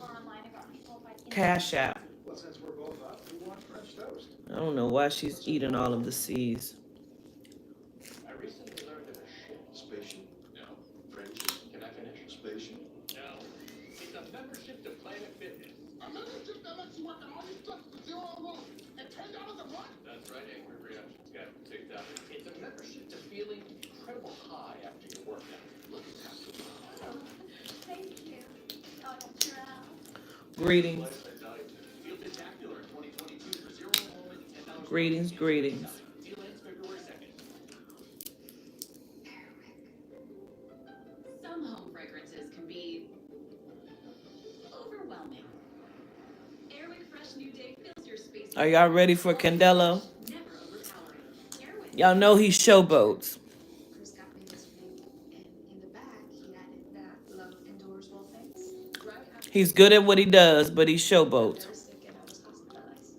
He comes every day after work to help me walk again. And now I'm back. I'm Adina. I dance, and he's still right by my side. This is definitely a reminder. The Chosen Collection, inspired by your extraordinary love story. Love, brilliant. Slim God.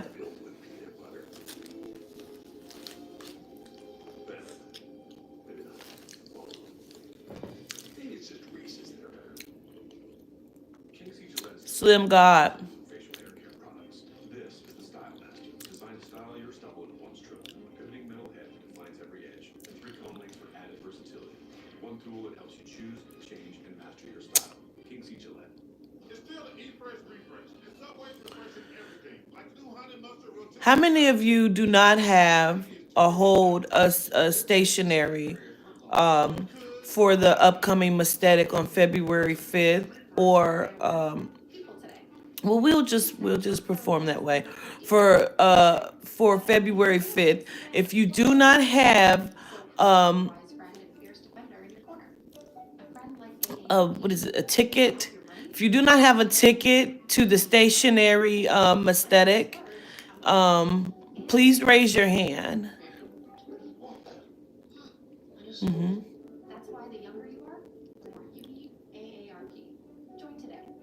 At VisionWorks, we want you to feel safe, and we want you to see yourself in your new glasses and think, ooh.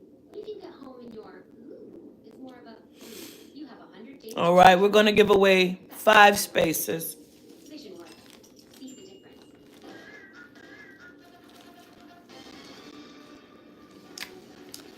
Potatoes are good. Like the voice of the writer say humiliated, We're going to give away 5 spaces. and it was humiliated. Candelo is so ready. Really awful. Welcome back to Wipeout. I'm John Cena, here with the one and only qualifier. Nicole, you've seen the first several teams go through the qualifier. Any initial thoughts? Well, John, I think we learned a couple of things. No, none of you have tickets. Put away, technology has advanced by leaps and bounds. Social media has become a global phenomenon, and we put a woman of color in the What have y'all been doing? and yet, human quality Y'all just sitting on y'all's hands? so much. All right, It's true. Who's our next team? we're going to give away 5 spaces. Her husband, Jonathan. If you are the receiver You know, I dated a reporter. to one of the spaces, Terrible. Always touching his ear. please send your name, YouTube name, Do something with it. your phone number, and that you won a ticket to the February 5th stationary Maesthetic. Everybody understand that? The email, we're going to put it up here for you. Okay. So, let me see. I need somebody to help me out. Can somebody put up there and keep putting it up there for me? Because I don't think I can pin it. The email, the MJ4 Black Magic. The MJ4 Black Magic at Gmail. With a time of 6 minutes and 9 seconds. Oh, Cosmic Gratitude. You assist me. Cool beans. Hey guys, I'm here, of course, with Megan and Rick looking very colorful. Excuse me. Yes, send your name, YouTube name, and phone number. and that you won tickets to the February 5th Mysthetic. We're going to give away 5 spaces. Be a bubble man and be able to do my own bubble shows. Can you show me some bubble tricks today? Oh yeah. The first space we're going to give away goes to Aaliyah Williams.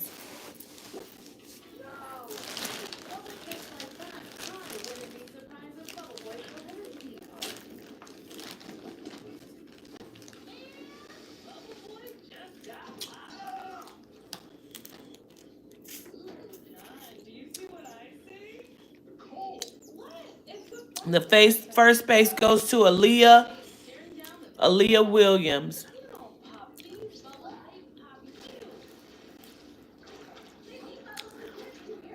Well, it's a good thing they have their bubble crew to fall back on because at this pace, their chances of the 25K have burst. Look at lovers and The second space goes to Notorious Little. You know, it's my favorite part of the course. Mine too. I think it deserves its own dance break. The body blender. The body blender. The third one goes to LaDonna Cooper. Everybody, do the body blender. The body blender. The body blender. We said everybody. You too, Chrissy Teigen. I know you're watching. You watch everything.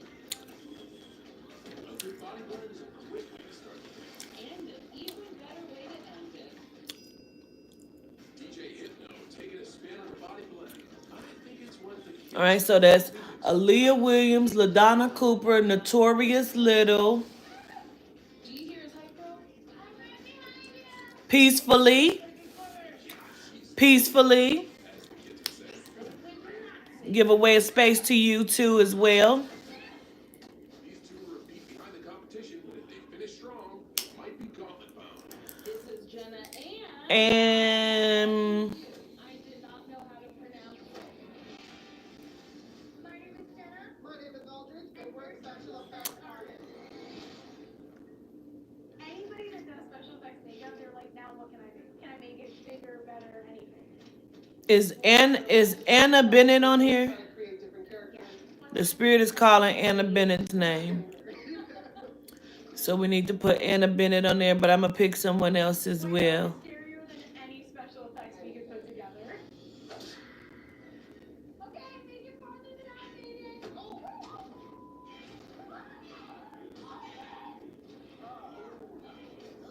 Jackie Garrett. With a ball like that, it's only right. Jackie Garrett. Who's official first? Nicole, get them today. We got a space for you. This reminds me of when you're making pancakes and you have that one that just won't flip. Bella Williams. We have a space for you. I hope it's one of mine. Come on, Cena, haven't they been through enough?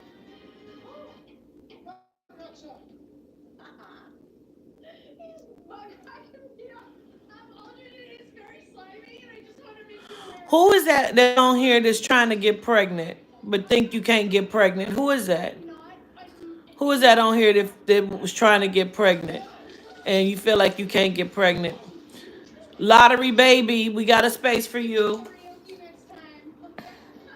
I know I'm at 5. I'm like at 6 or 7 actually. You only have to worry about moving on home. Niecy's World, you say that's you. The anchors of this competition with the fastest time of 6 Say maybe I am. seconds. The newlyweds. Also, the spiritual healers. Eyes Mama's famous. The dynamic daddy-daughter duo, the Cluesies. And at the bottom of our Marshall Lee. and the restless and I got a ticket for you, Marshall. we're all just squeaking in with a time of 9 minutes and 27 seconds. Sweet Mo. I have a ticket for you, Sweet Mo. Let me know when I'm at 10, because I'm almost at 10. Maya Davis. Maya Davis. Blue Flame. Why? SMS, unencrypted text, they're just like nuclear weapons. What are you talking about? Like if this was an unencrypted text, I just read it. Frosty T. Every text you send is just as open as your letters, including pictures. Tap in with Tiff. They're open. and Cosmic TJ. Look at these mighty Quaker oats. Small in size and big in taste. Heart healthy, a good source of fiber, and provides lasting energy. There's no denying delicious Quaker oats are the grain of all time. Quaker oats, a super trusted superfood. 84% of people have subscriptions they've forgotten about. Is Slim God still on here? Because they want me to give you a ticket. They want me to give Anna Bennett a ticket. Yeah, Bella, I've called your name already for a ticket. Of course, you come in, Cosmic TJ.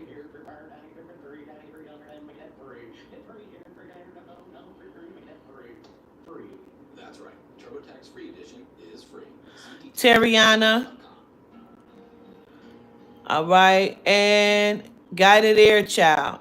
I have spaces for all of you. Does somebody can take that list for me? Let's count them up. Gratitude.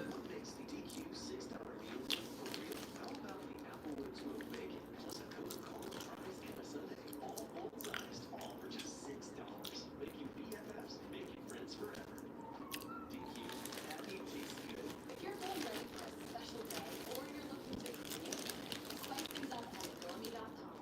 They have bras and lingerie, every style in sizes up to 4X, perfectly fitted so you feel cute and confident. Get on-trend bodysuits that flatter every curve, or romantic lace baby dolls just because. Go to I believe that was 10. from hundreds of best-selling styles and get today's special Valentine's Day offer. Sets start at just $19.95. Don't worry. These tickets are solely for February 5th. February 5th. That means we'll give away more tickets for February 10th. 19th. So February 19th will have their own giveaway tickets. Now, y'all don't forget that we are doing the Thriller Challenge. That is a cash prize, 2 different ones. If you send in your rap, you cannot use the same dance. You can't use that dance.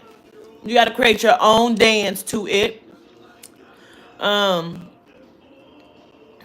Okay, you're at them up. Okay.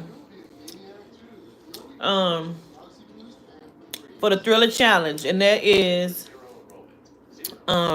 say, can you donate to somebody a ticket? Wait a minute. Yes, gratitude, but can I donate and pay for a space? You had your hand up, so we picked you for a space. You want a space, so you want to donate and buy somebody else a ticket space? Tell me what you want to do.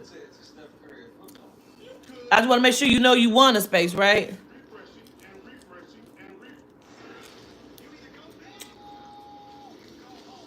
So if you want to do that, yes, you can.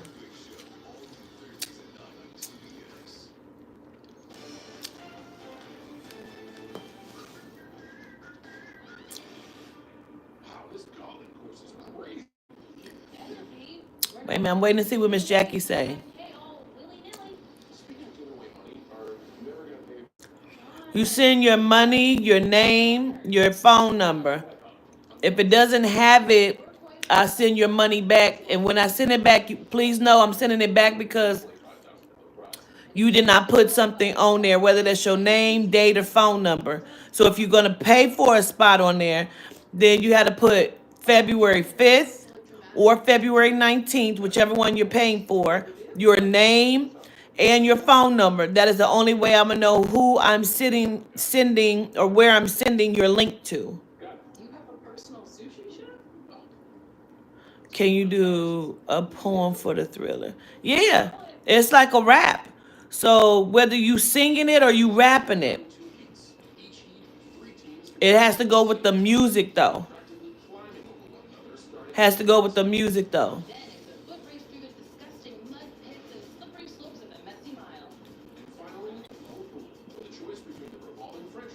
You send your money to Cash App, PayPal, and send your or Venmo, and send your name, date, phone number.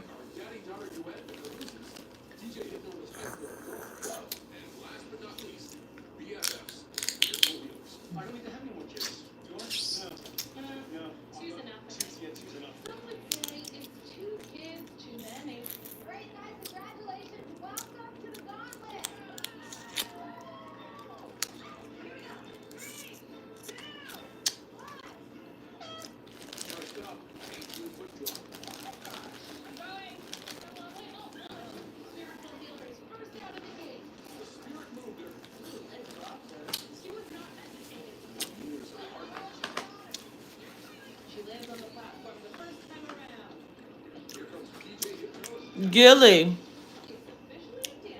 I got a ticket for you, Gilly.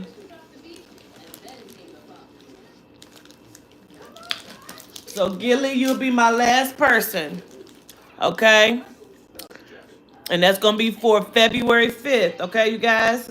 This giveaway was for February 5th. Eileen, the first person to take a swim on the Kara's hell. She's aiming for the platform, but there's a Remember what you sent into the website, I mean to the Gmail. That's MJ4blackmagic@gmail. I need your real name, your YouTube name, and your phone number. And February 5th that you are a winner.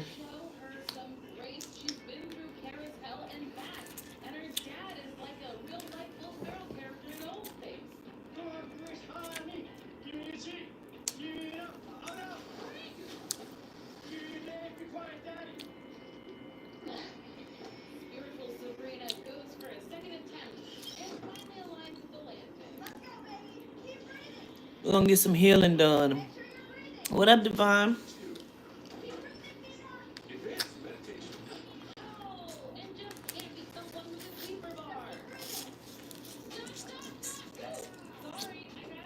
DJ Hypno keeps the record spinning. The Cabooses are caboozing steam. Trying to catch up with the green. It's obscene.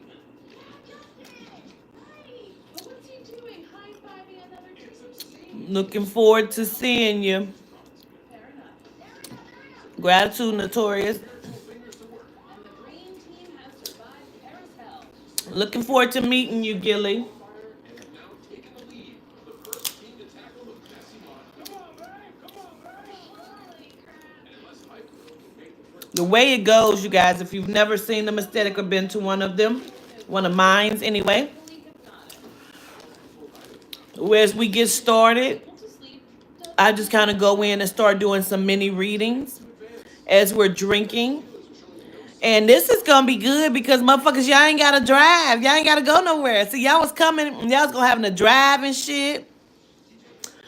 When Papa say drink, you pick up whatever you're drinking. He's not gonna force you to drink no liquor. You know what I mean? But pick up whatever you're drinking. When he say drink, you drink. We drink, we get drunk, we fix things. I don't know how it works. All I know is it fucking does.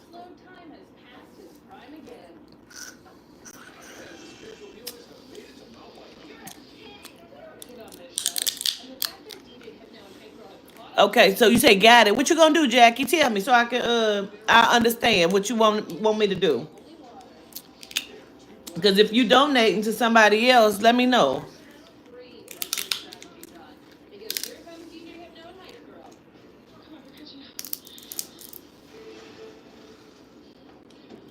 You can set up an appointment with me, Crystal, is it? You can schedule an appointment.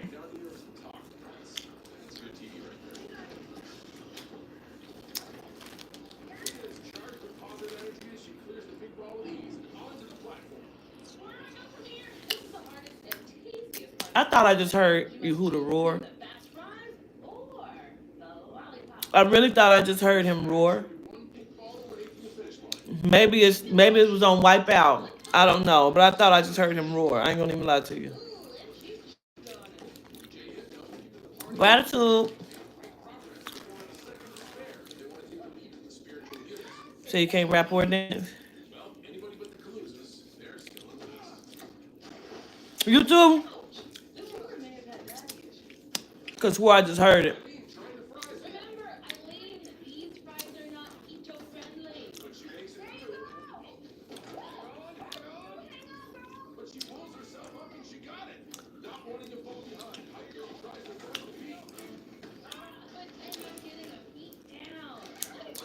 No, not directly to me, love. Spirit has not mentioned anything.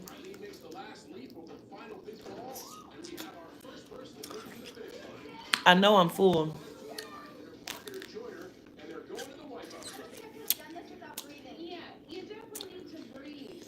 KC, have a good night. Gratitude.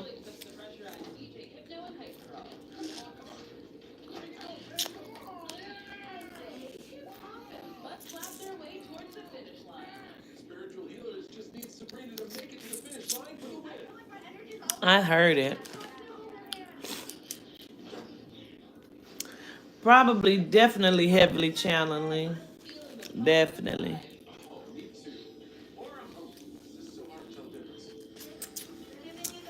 It was supposed to be story time, but I just don't want nobody to forget the thriller challenge. I want y'all to do it. It's a cash prize. It ain't a lot, but it's a cash prize. You just gotta take the song Thriller and do something with it. Like, do your own rap to it, or do you a song to it. You know, I don't care what you're talking about, as long as you rapping about it, talking about it, using that Thriller. Um, and then the dance, you got to make your own dance up. Now you may be able to use small pieces, what they do, but you got to have. It has to be original. Most likely, Lapika.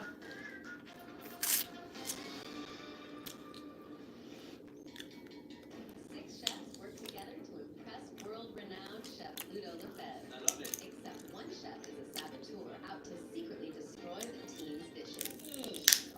Every week, 6 new cooks compete. Sabotage. You got to call or text to get a reading with me, and we schedule you an appointment. Um, I am scheduling for next week, Monday. You call or text 513-328-0061. I've been eating on these crabs for a few hours now. Now you eat a little bit and you stop. My food digest. Let me call my phone.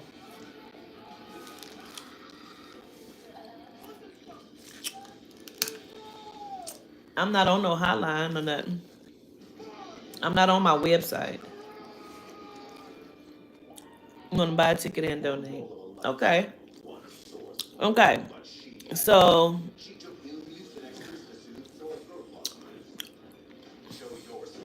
are you donating your ticket you won, or you keeping that and you just buying another ticket and donating it? Let's get it done. You gonna choose somebody from the chat? Mike Jones.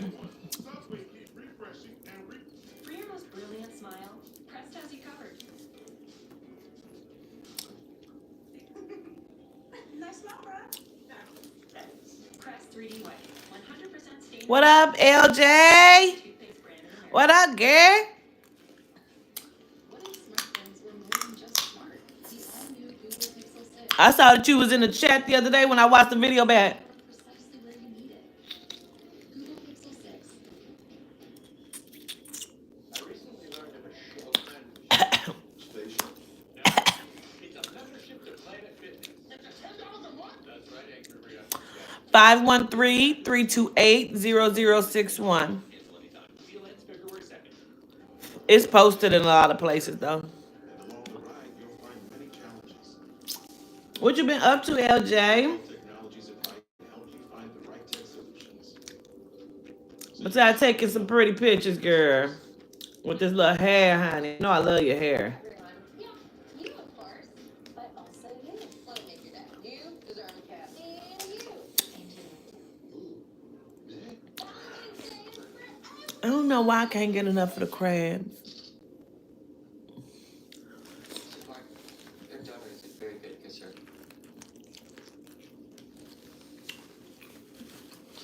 When you crave the uncomfortable, try spicy butter scorching. Okay, I'm gonna call you. Your crabs. You know what I'm eating, LJ. Girl. Gratitude, Frosty. Don't forget to send in your email, Frosty, for your tickets. Did y'all send in y'all emails of y'all ailments? Even if you don't have a ticket. Yehuda wants y'all to send in y'all ailments to that email. Child, we about to put Maya J to work, child. Of course, deliciously cool. I'm so sorry, Maya. Heat number 2. Speaking of heat, ooh, it's getting pretty hot in here. Can you take your shirt off, please? Nicole, what Sharon from HR said? Ugh, Sharon can be such a Karen sometimes. Look at her over there. Seriously. You sent in yours, Latoya, Yvonne, peacefully. Let's focus the passion. Your email that for your ailments though, like if you got a bad leg, Our newlyweds, the newlyweds. who just said send in your ailments. And longtime loves, old and the restless. They need to be in before the aesthetic. It's all good, okay. Blue, don't forget, Blue Flame. Underrated exercise, crusher. Also happens to be the name of my least favorite cereal. Newlywed Jonathan lands right on his nuptials and hangs on Wait a minute, what? to the next platform. The Newlyweds are looking live and not wasting any time. Mike Haney, you can definitely book. Just text the number. You got it, man. Flawless start to the gauntlet for the blue team. Emma tries to spark something for team almost flawless. Girl, she didn't commit suicide, LJ. Somebody done pushed that girl. The restless. Showing off his Let me tell you something about her. well, let's see if his long Only thing that I can really pick up right now. several years as senior can keep up. They tell me if she was going to do that, she wouldn't have done it in that way. One, they keep telling me she wouldn't have exposed herself to her family being like exposed in some way like that. And she wouldn't have done anything that she thought would have messed up her face. So if she was gonna kill herself, she would have ingested pills or something to that nature. She wouldn't have jumped. Vigorous bond from team old and the restless. Putting even more of a gap between him and his older partner David. Go work, dude. Thank you. Let it hit you, let it hit you, let it hit you. Good news. Oh, made me dizzy. Caitlin at the end of the carousel. Yes. Let's go. Let's go. And the newlyweds take the lead and move on. Just like if you have any ailments that you're trying to heal. Yeah. The TV trained Caitlin surely let him know that it's never a good look to cuss on him. Oh, shoot. Adorable. However, if you don't have any particular ailments, and say you have a child or a mother or you know what I mean, like a sibling that has some, you can list them and list their name, Invigorate his older counterpart and like their ailments. his age at the top of the course. Oh. David is leaving. Might want to put their birthday too, so we're very specific in case there's two like Linda Carters. Completes the first part of the gauntlet. Then they find themselves right in the middle of the heat. It's where they're the most comfortable. But they've got to hurry up if they want to make it in time to catch the news. Newlyweds. See what I did? Yeah, I heard you. The news hosts that are out here take good Get your back down on that, Miss Jean. and enter the last part of the course. The tunnel. Still at the start line, I'm about to put these up. holds on to the carousel with all his might. The email is MJ, the number 4, Black Magic MAJICK Magic at Gmail. It's in the chat. Newsflash, Caitlin and Jonathan have to wrap up their story quick because Team All Those Flamers are hot on their heels. While the old and the restless and I don't know what Yehuda's plan is for that listing. the newlyweds gotta make All I know is, their lead. oh, that's you that wanted to get pregnant? Why you didn't say nothing when we asked who is the person on here that want to get pregnant? If you did, I didn't see it. 60 stories. Almost Famous has actually caught up with the newlyweds. Jonathan, salt shakes through the french fries. And he makes it I don't know why I keep feeling like this that's connected to a genome that did this to her. Rehearsal dinner. A wine might be on the menu for the newlyweds. and Jonathan and the newlyweds. The first to complete the gauntlet. That was so good. David from Team Old and the Restless showing off some surprising mobility getting over that pink ball. Ooh, just watch that hip. You know, the Old and the Restless had the second slowest time in the qualifying. But now they're really coming from behind. You did, but it's moving fast. I didn't even see it. Jesse from Almost Famous burns those french fries. CJ say the chat was going crazy. Blaze through the final obstacle. That Put that down in y'all emails then. No! Let me high five him! I've got both I hands don't know up! what you who this plan is for that. Who is going to the wipeout zone? All I know is he told me to have people list them and send them in. They're just two obstacles away from the finish line. Oh, I don't know about that. Fun! You can be here too, and then it's anybody's game, baby! Bigger is fun, gives the lollipop a whirl. I don't think she jumped. At this point, everyone's giving it a lick. The lollipop is I don't know if she didn't. where you go for the prize. I'm scared of God! It's okay, babe. Trust me, go. I'm doing my husband's test. Girl, that's your first mistake. Right. Oh, Oh my God. Fun follows his lollipop attempt with the prize. And with his metabolism, why not do both? Oh, Yehuda always got something he doing. And they need to be in before both of the aesthetics. Like, Really is anybody's if you don't make the list for February 5th, they need to be in before the 19th. first big ball. Meanwhile, nothing newsworthy happening with Caitlin. I'm so dizzy. Old man David goes through his prize like there's a bingo game on the I'm so dizzy. David is one jump from the biggest come from behind win in the history of sports. Will he make it before his hip goes out? The old and the restless didn't watch all those Jane Fonda videos for nothing. I think they got it. That super strength Ben got them this far. And they did it.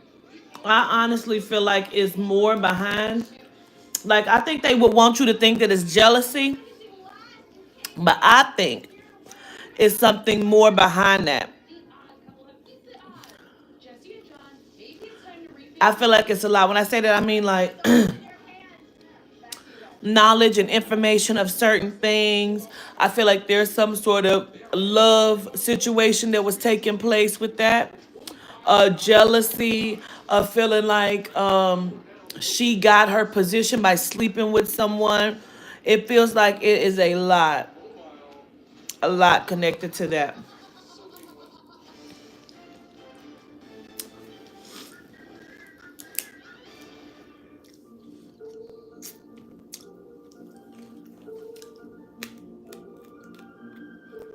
I feel like it's somebody in power.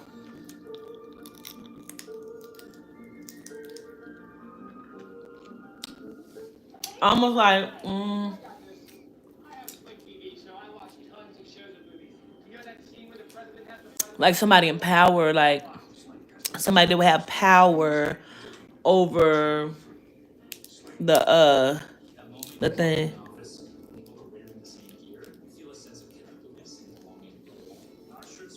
Some sort of influence. Costuming has hundreds of products to help you feel connected. Upload your logo or start your design today at costuming.com.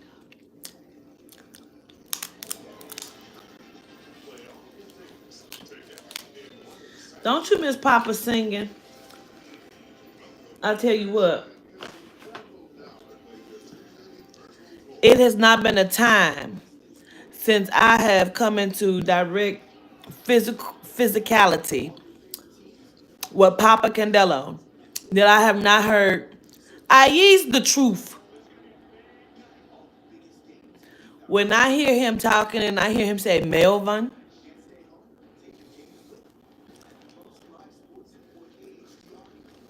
I be cracking up with his finger.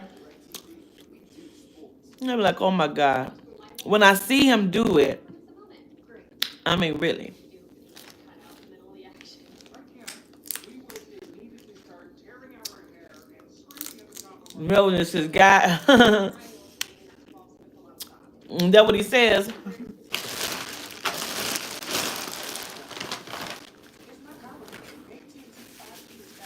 I know he really liked Jamel and them daddy. Join Planet Fitness today for zero enrollment. Like a bagel. It's only $10 a month. It's plenty of time. Enjoy tons of equipment for zero. And he is the truth. Don't hold that up. And period. Feel spectacular in 2022 for zero enrollment. $10 My guy, yeah. Recently, we got a letter from someone who loves First time I heard it, they kept telling me like Papa be singing. I'm like, really? So, like inside, I've heard him a little bit, It was not until I watched the videos back and I heard and seen him. Yeah, it was so good. I didn't want to stop. I got food left. I'm full though. And it seemed like I'm eating a lot, but really I'm breaking them and kind of putting them in a juice, letting them sit, and then I eat it. But he was singing and he do the like he's like I'd be like I said, oh my God. I found my car online. I got pre-qualified instantly. Easy. Oh my God. I so miss them. I miss him. I miss them. You know. Ooh, I'm gonna wash my hands real quick. Crystal.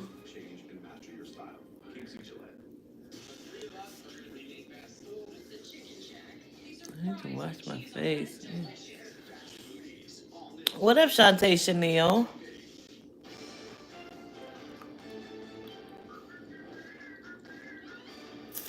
This place looks insane. Balls and gears. Oh, and that game you play at crack. Love some Papa. Welcome back to Wipeout America. After a very close gauntlet round, it's anybody's game. Only two teams Wait a remain in minute. the running for the $25,000. He said when he called my name at the Mosaic in Nashville, I was in shock. I miss Papa. I make sure to give him Yehuda Mother Dina offers very often. I do, but I haven't been doing it like I was on it. Like I just had Yehuda some bananas the other day, and I get them flowers still from time to time. Not like I was getting them though. I just make sure I give them water, change their water, get them fresh stuff, give them a plate of food. I just wish I was still in the space of doing it like I need to be doing it. Just really trying to do too much and not enough at the same time. Who roared? Papa roared? Papa don't roar? Papa roared? Papa doesn't roar? Papa's a gorilla. Who? You mean Yehuda? Papa roared?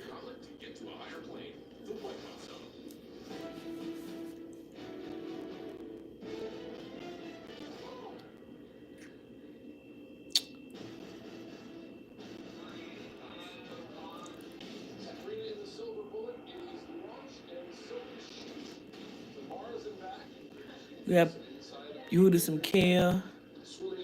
Papa will tell secrets. Yes, he will. Yes, he will. Let me wash my hands. I'm going to do my best. I am. Dear Journal, can I please have a man and some French fries? Now, Nicole, remember, she has to mount vertigo, make it to the Yehuda's the mighty lion. ramp on the other side to come down, and then she can safely, hopefully, to go. I've gotten on his nerves because I have not done the interview with Juice World.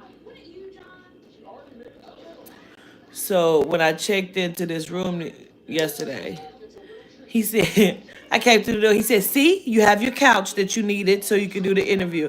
I said, Yehuda, I'm going to do it. You want me to do it? Okay. I ain't had no argument. So just now he was like, so did you tell him you're going to do the interview with Juice WRLD? I said, no. He's like, you got your couch. Because you seem to need this couch in order for you to do the interview. And I'm like, stop it. Knock it off. I think she just wanted you to feel for the water. Maybe. I know it seems bad. Oh, make it fun though. You didn't do anything wrong. Just try it a little earlier. Irene, attempt number 2. Why do you keep wanting me to tell them that? Get these empty obstacle. Take your time. Take your time.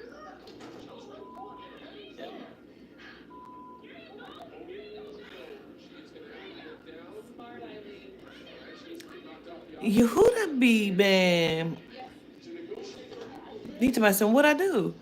No, because you keep asking me to tell them that, and you keep saying just get their opinion, just see what they think. Like, no, because maybe I don't want to. I've been doing this for 2 days, and I keep ignoring him when he say this. Now he keeps saying it again. Yehuda. He like, I just want to see what they have to say. What do they think about it? Listen, I've been hitting joints here and there and smoking a little bit, smoking a little bit. I ain't been smoking like, cause I can't fucking breathe, so I'm not smoking like that. I've been hitting some joints. Yehuda wants to know, what is your thought on it? So close, yet so far away. Come on, Eileen, you guys, this last one's it. Every time you say come on, Army, it costs us about $250,000. I'm so sorry, and it comes out of your checks. I know. He says I'm doing it more frequently than what I was doing because I was like, just I maybe here and there may hit one, but now it's been like, I guess I've been smoking for the last like week or so. You got this. But it ain't like that. You can do it. Take your time. If you get stuck, pop back on your wheel. You're a queen. You can do it. 2, 3. Yes, Eileen. Yes. Portia says YOLO.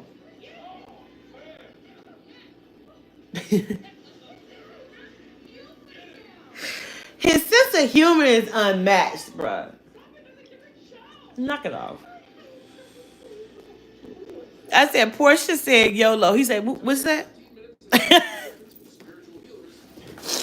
Knock it off, you. Oh, my body is stiff. It ain't till I stand up that I feel the 42. Cause I ain't been wanting to smoke it in front of them. I don't want to influence nobody to be smoking if they don't want to smoke.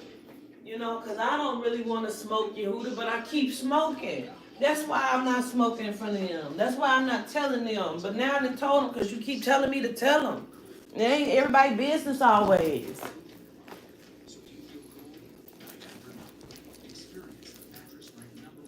I'm not ashamed or embarrassed. Am I? And USDA charged Angus roast beef. For in-depth analysis, go to Marshawn Lynch. Just eat the product shot. Save big. Order through the app.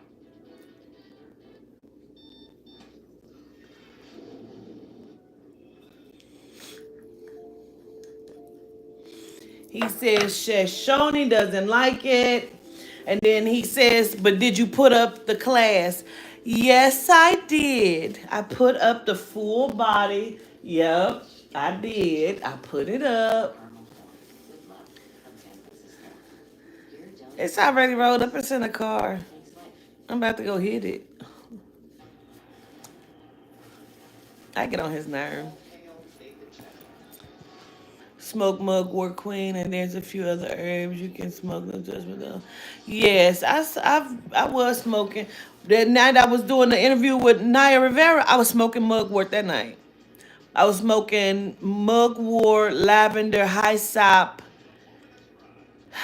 I think that was, it might have been something else, but that's what I was smoking that night. Means complicated taxes. But for a TurboTax Live expert like me, it just I got gas now. give us the ambitions to start off. I want a cup of coffee. Y'all want to have a cup of coffee? Yes, give us your I'm supply. gonna go hit this here joint. Let me get my jacket and then we're gonna go outside. An interesting life. And y'all better watch my back. You do your thing. Think back to taxes. Don't be trying to be nosy and see where I be either.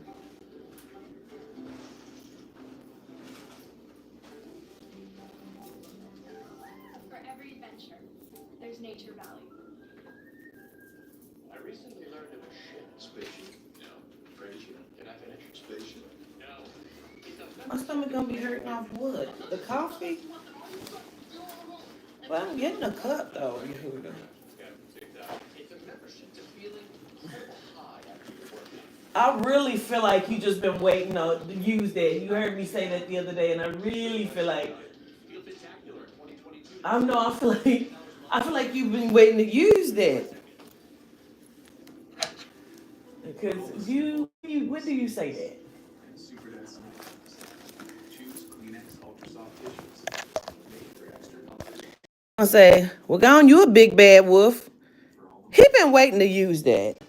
I swear to you, Yehuda's been waiting to use that.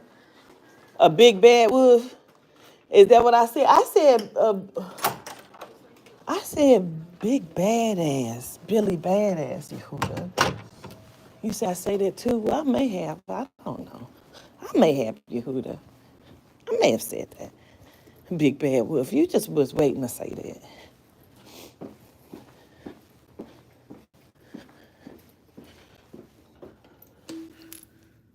Hold on, hold on. Yehuda's funny, bro.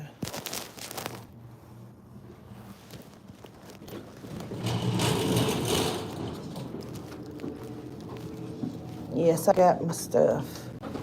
Yes, I do. I got it.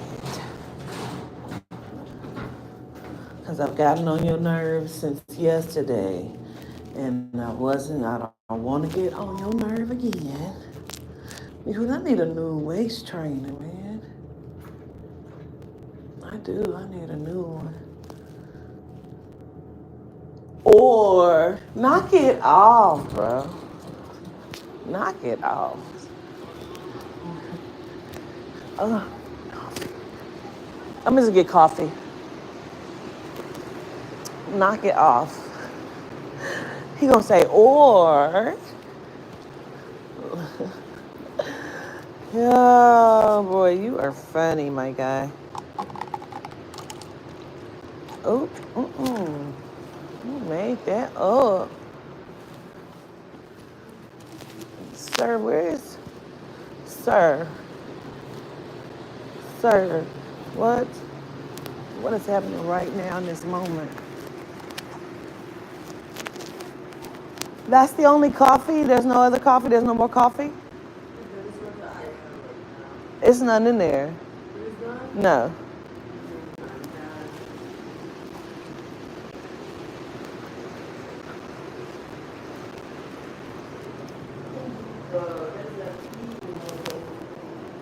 Is some in that pot? A Keurig? Tea? Oh no.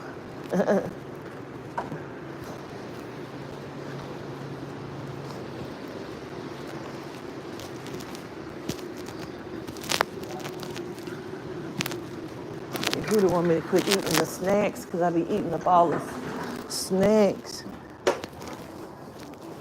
Because it's not even that I eat bad food, except for the C's as they call it. But I've been eating the cookies and shit. So I just run to the damn store and see if there's a coffee. There's the truck with the damn lion on it again. Wow. Oh, it smells like meat in this thing. Ooh. Lock. Start.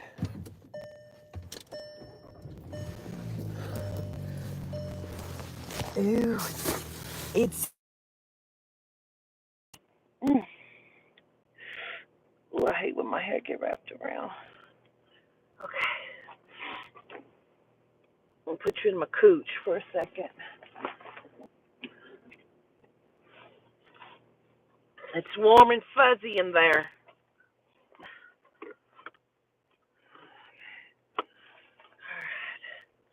Let's ride. Oof. That's all the coffee I got. There's nothing in there. Or some tea. Bitch, did I say tea? Or did I say coffee? Yehuda, you got jokes on top of jokes, my God. What is happening?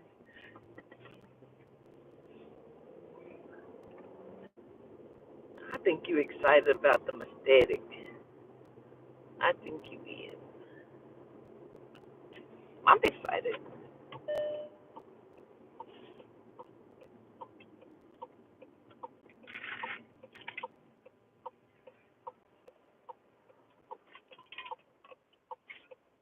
Yeah, he did. He knew it wasn't no goddamn coffee. Somebody, that's all that he got. Bitch, you ain't got none. You ain't got none. I got gas.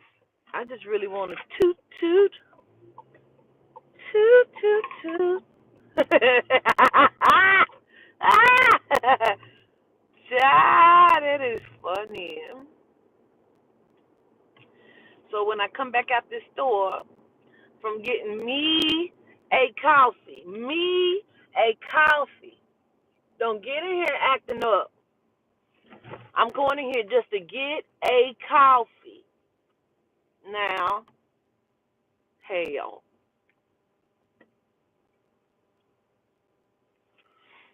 don't start nothing, won't be nothing.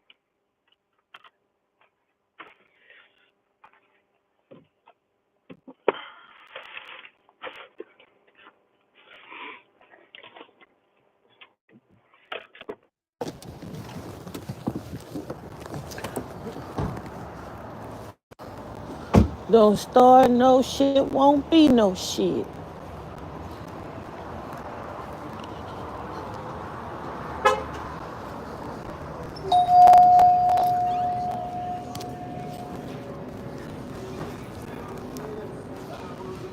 Don't start nothing, won't be nothing. Y'all ain't talking about Leo Nation. Let's get us a little good cup of Joe.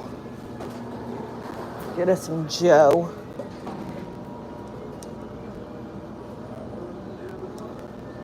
What I wouldn't do.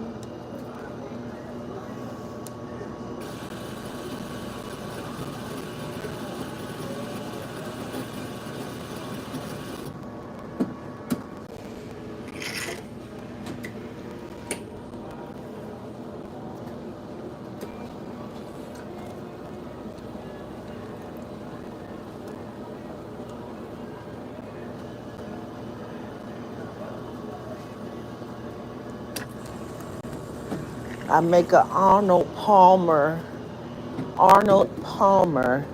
coffee.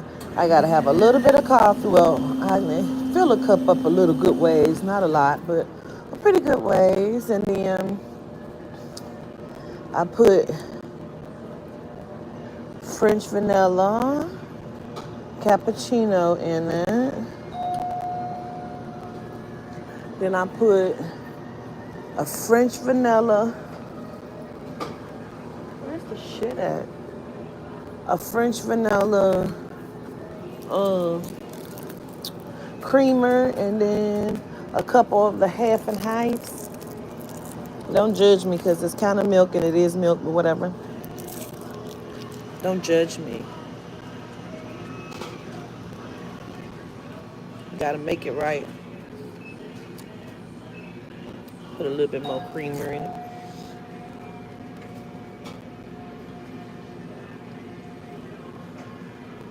It's kind of strong.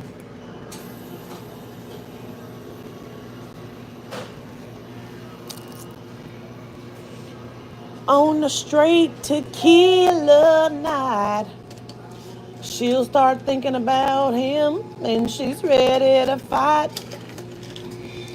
Blames her broken heart on every man inside. On a straight tequila night.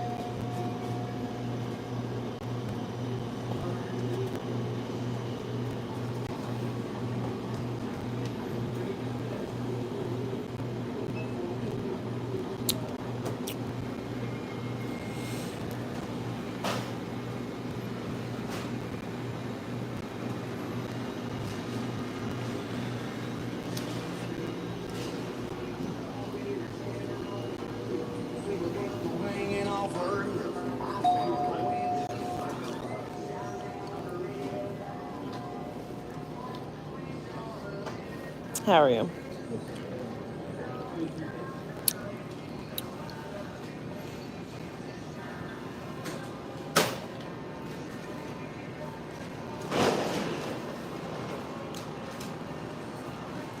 Yo, now later.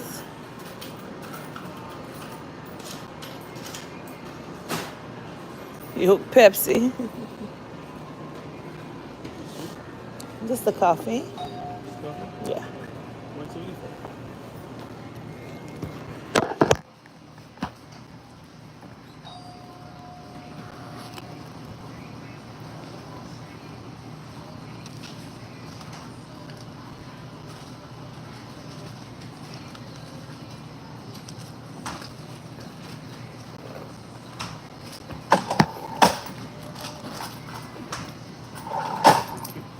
attitude. For Matt?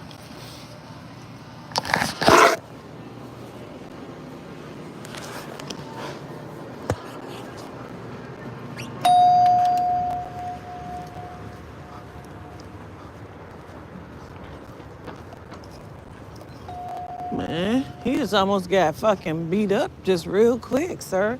Running up on the door like that when I'm coming out the door, sir. I don't know what the fuck you trying to do now. Make a mistake. Fuck around and make a irreparable one. Trying to tell you now, hell. The genome, he just, oh, bitch. He just running all up on the car and shit. I mean, up on the door.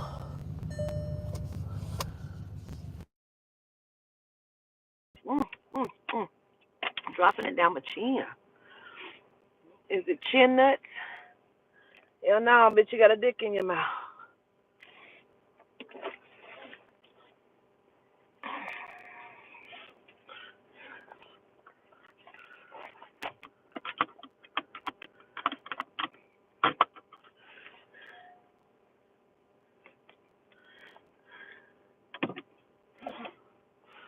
If I have nuts on my chest, it's those chestnuts.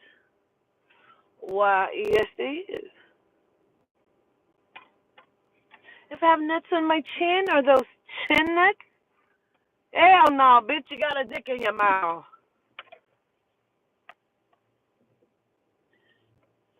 It ain't no fun if the homies can't have none. It ain't no. I used to know that. Let that come on. I rap the shit out of it. I used to be the one that would play the song and rewind it and rewind it and rewind it and write it down until I had it. That motherfucking 8 ball of MJG. What? I was on the front porch all night one night, kept writing that down, rewinding it. That motherfucking space age pimping, bitch, bye. I be out there like thought I was 8 ball in MJG. Like, who? You hear me? That motherfucking pork. That motherfucking pork, baby. You been smoking weed? Huh? Weed don't bother me. But he said that he thought you were smoking weed this morning. So did you smoke this morning? Me? Mm-mm. I don't even like weed.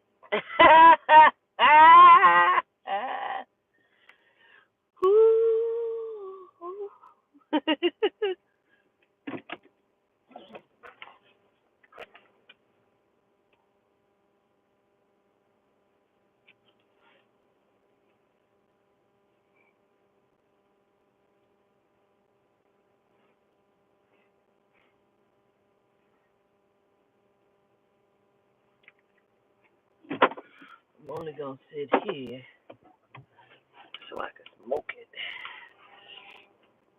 Turn this on. Don't ask her on the strike. Beetlejuice is my guy.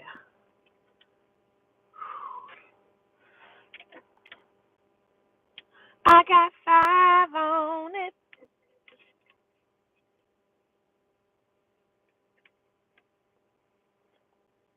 Come on, let's get key. I got 5 on it. Fucking with that in the weed. You got me stuck and I'm so back. I got 5 on it. Partner, let's go half on a sack.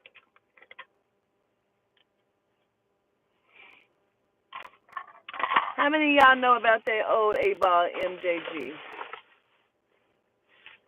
Pimp. Where the fuck is the lighter? Knock it off.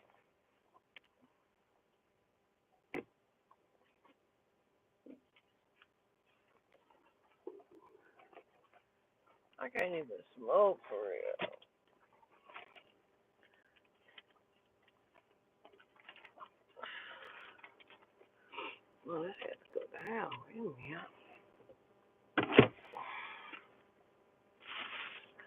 Do things, do things.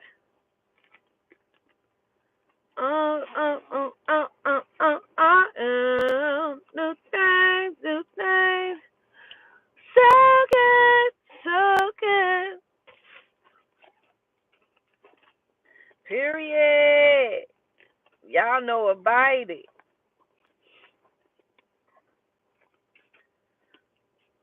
What up, SSB, SS Baby Doll? What up, Hobbs? Hobbs, you say you know about it? Would I interview Prince? Now, I've never interviewed Prince, but I would like to interview Prince. That's not a something that's out the question for me. I've talked to Prince, and Jaguar Wright had questions that she wanted me to ask him, as if she was trying to validate for someone that I was who I said I was. And she was asking me questions. She asked me about Janis Joplin. She asked me about um, Alicia Keys and all of these things. And I was very, very surprised as to what Prince said um, about it,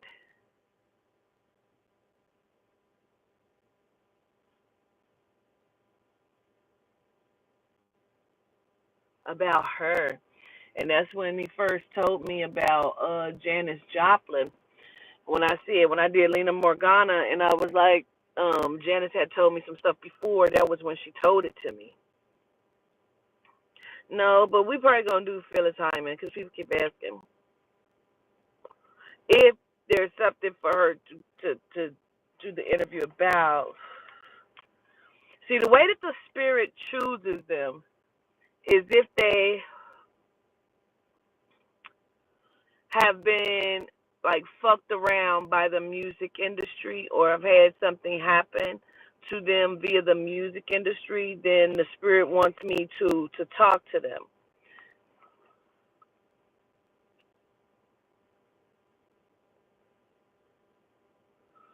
Okay, spoke for real.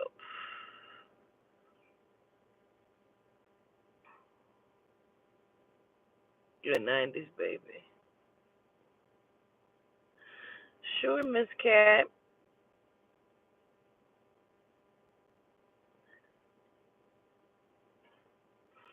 I don't know how many times I got to talk about Tupac. I keep saying the same thing over and over again. A story to tell.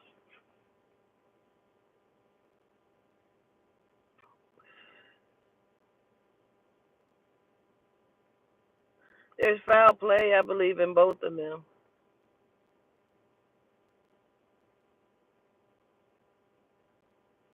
Muhammad Ali came in one time.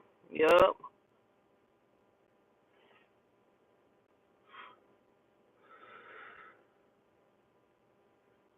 Otis Redding, Easy E.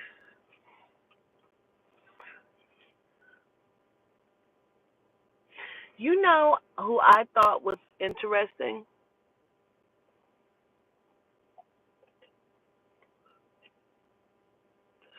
Nikki Barnes. Nikki Barnes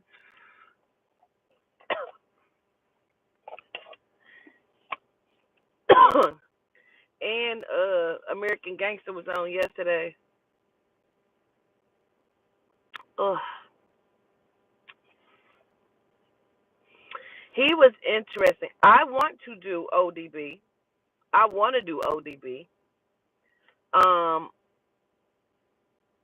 as well as see murder. Let's shit burn it.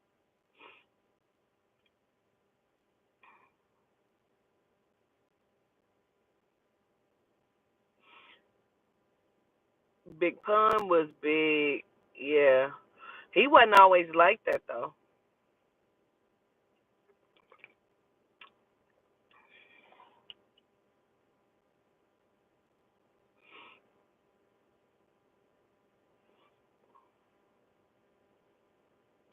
Yeah, remember they mad at me about Aretha Franklin. They ain't mad at me. I gotta quit saying that. They wanted me to do Aretha Franklin, and I know she's very diva-ish, and I never did her. Just like I was procrastinating the way I've been procrastinating with Juice World. Because I really didn't want to do her. I didn't really want to do him, but Yehuda came to me for both of them and told me I need to do them. But I guess maybe they have something they talk about. I don't know. But I really don't want to do them. I don't know why. I don't know why. I don't know. But if the spirit say I must do it because I must spread something like knowledge, message, whatever, then I'll do it. But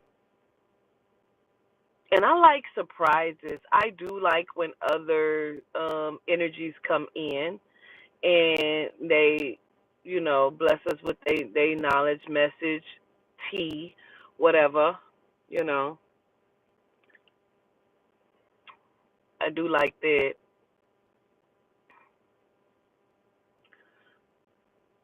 What?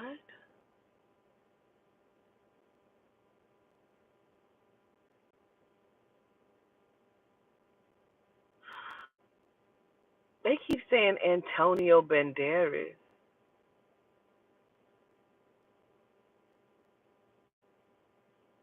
I don't know if he's trying to time jump or if he's trying to body jump. But I haven't heard his name in anything in a while. But he ain't really been acting. But I know he came up in the ranks very quickly. But I haven't heard anything from Antonio Banderas. But they're saying his name. You know.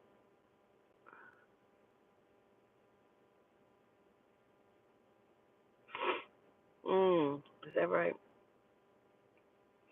They say that for a living person, a good interview, if they would be willing, which I would never try to ask her nothing, but they just saying like she would be a good person to interview in the physical because she knows a lot and she's seen a lot, and I feel like that's why her career wasn't extensive the way it may have could have been. But they keep saying Jasmine Guy, she would be a good interview in the physical to interview because they say she knows a lot and seen a lot. I feel like she saw stuff that she wasn't even realizing what she was seeing when she saw it. Jasmine Guy Whitley. Relay.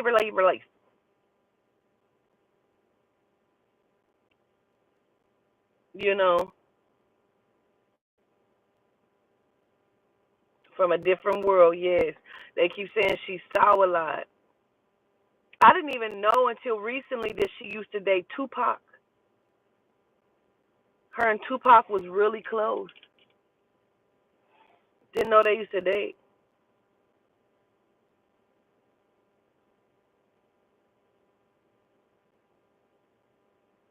Whitley. Soldier Slim.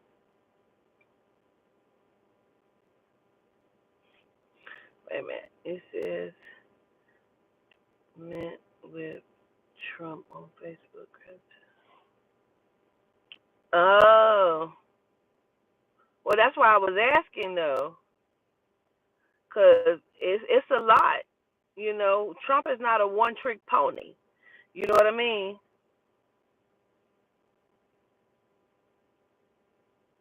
He's not a one trick pony. I want to say he's wise, but I believe, I'm going to tell you something. I believe Trump uses his youngest son, what's his name, Barron or whatever?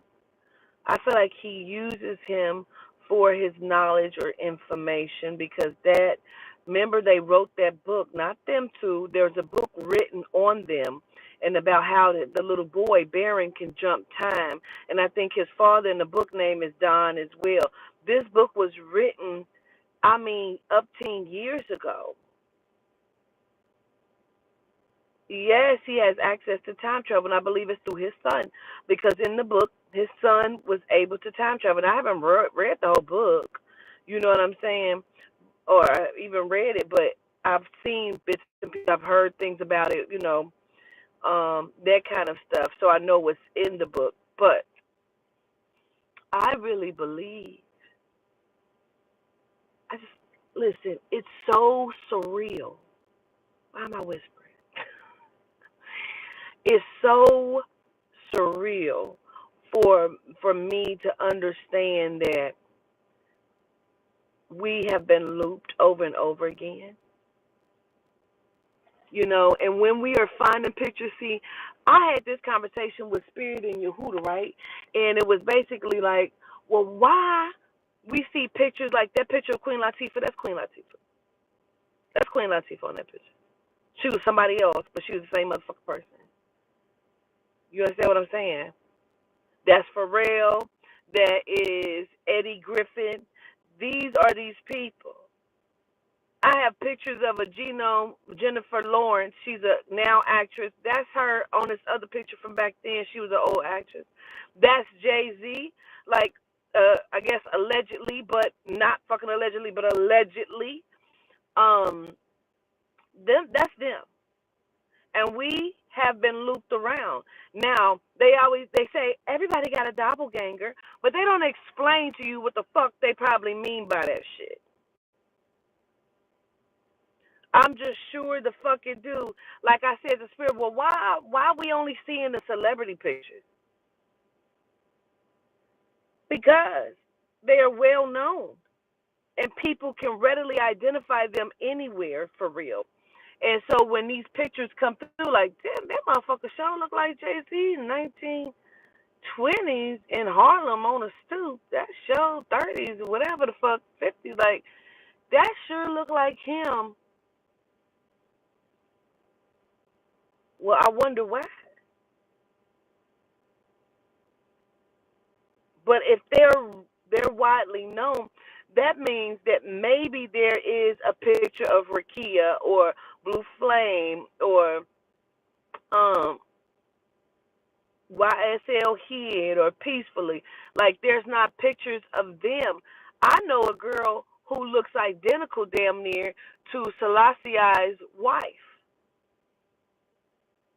And I had told her in the reading, I said, you was a queen or something before. I can't go too deep into it, but I told her that, right? So I stumbled across because on Facebook somebody had put up, it might have been in one of my groups that I run, or it could just been in somewhere else, but it was pictures of Selassie giving a speech and sitting next to his wife with all of their garment and their jewelry on. And I had never seen his wife before. And so when I get to the picture and I pull it up, I go to the next picture. I'm like, God damn, she looks like, who she looks like. And I was like, oh my God. I believe so, China. I believe so. I believe that to be true. Um, I was really blown away. I was really blown away.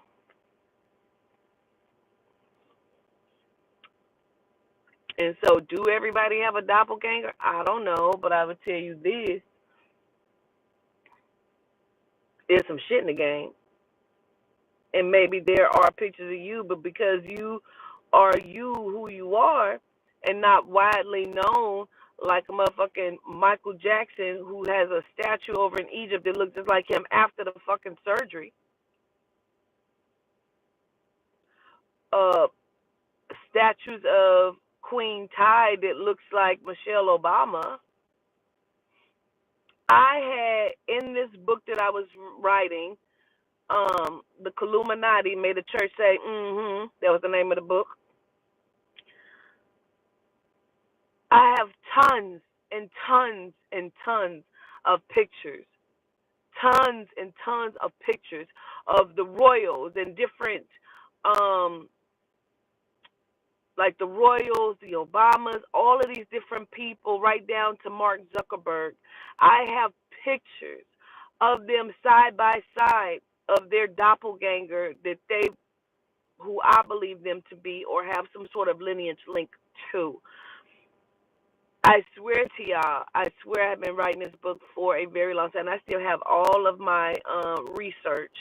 I just no longer have access. Let me tell you what they did first. First, they locked me out of my email address. My email address was msqdean@yahoo.com. That was my email address. That was the only one I had. So all of my shit is on there, from my legal cases that I help people with to my book that I'm writing, different shit that I helped Toddy with that I thought was valuable that I would have loved to kept from her growing up and over the years, me having this same email, valuable pictures. I told y'all we stood outside the fashion show and we met all these celebrities, and she took pictures with Kelly Rowland and all of these motherfuckers, right? A. Marie, BB Newworth, you know what I'm saying? Like, we stood out there, we seen people, and we took pictures. Now, we didn't take the pictures, but because we were standing in front, right, they kept saying that was for the journalists. We didn't give a fuck. I'm not moving. My little girl about to see these motherfuckers. Toddy's like 7, maybe 8, some shit like that. Toddy was young. And so we standing out there. We have pictures in that email from this day of me holding my design up and everything, And so all of this was locked. Once I started really, really getting in and writing this book, shit started happening. Like, I would go to libraries and I would sit and do research for hours at a time for days on end. And I would notice certain things happen. Like when I used to research the shit, do the shit in Cincinnati, that's when I first met Yehuda, came across Yehuda, understood some of Yehuda, and then I started noticing the statues. The statues were everywhere. And I started asking questions like that. And so I was writing this book and I was gathering information. That's when I was telling y'all about the Pope and the dragon crest that's on the Vatican's door and the upside down cross that's on the back of his throne. There's another throne that he has that has a dragon crest, a symbol on it, right? And then he has a staff that he carries that is a bent cross. Now that's an occultic symbol or whatnot, right? And so I was doing all this research and I'm putting this shit together like it went down. The way I had it, I talked about dinosaurs.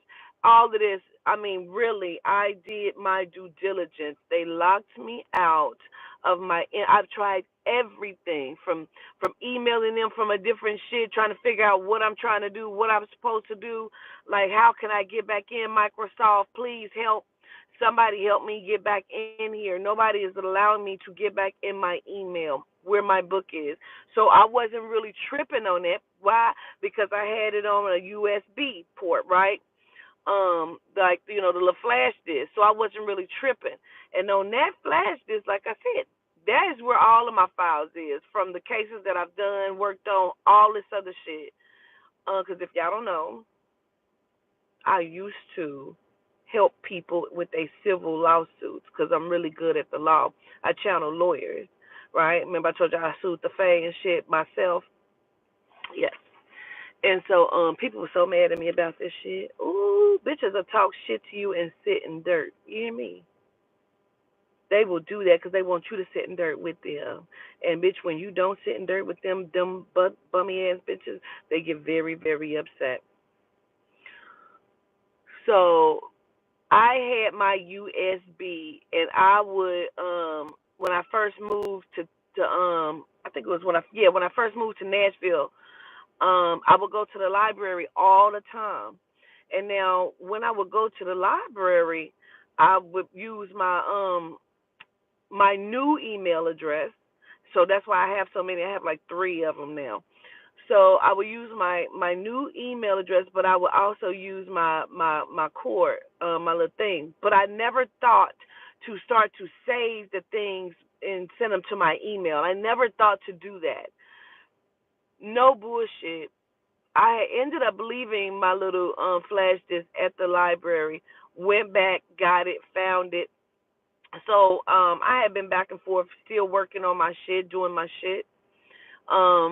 Different shit, revisiting the book a little bit, but not really, not too much. Do you fucking know? I picked, the last thing I remember is being in the library, and this is where the scary part comes in sometimes. I was in the library. I remember I was getting ready to leave, and I packed up everything, and I said, oh, no, bitch, get your flash disc, because what you won't do is leave that again. I don't remember anything after that. My right hand. I don't remember, like, physically walking out to the car, getting in my car, where I went after. I have no recollection. I have many, many moments where my mind be so, I don't know, but I cannot recall what I did, to the point where I have, like, walked around my house when I was moving out. Like, where is it? In the cars, like, it's nowhere, nowhere, nowhere. I cannot find it. I cannot find it. It was a white flash disc with red writing, and the red writing said Cincinnati Public Library, and it was a little bit scratched off. The motherfucker disappeared. I don't even remember what I did after I said to myself, grab this. And I remember I grabbed it because I remember I stacked everything up together and I had the disc. I don't remember leaving the library, what I did. I don't know. I cannot fucking remember. I cannot.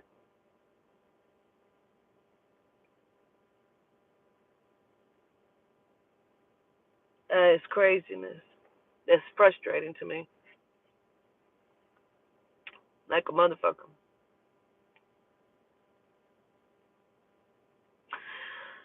I don't know why this just came to my head, but I'm gonna tell y'all this story about this little bitch that I fucked with when I was living in the Faye.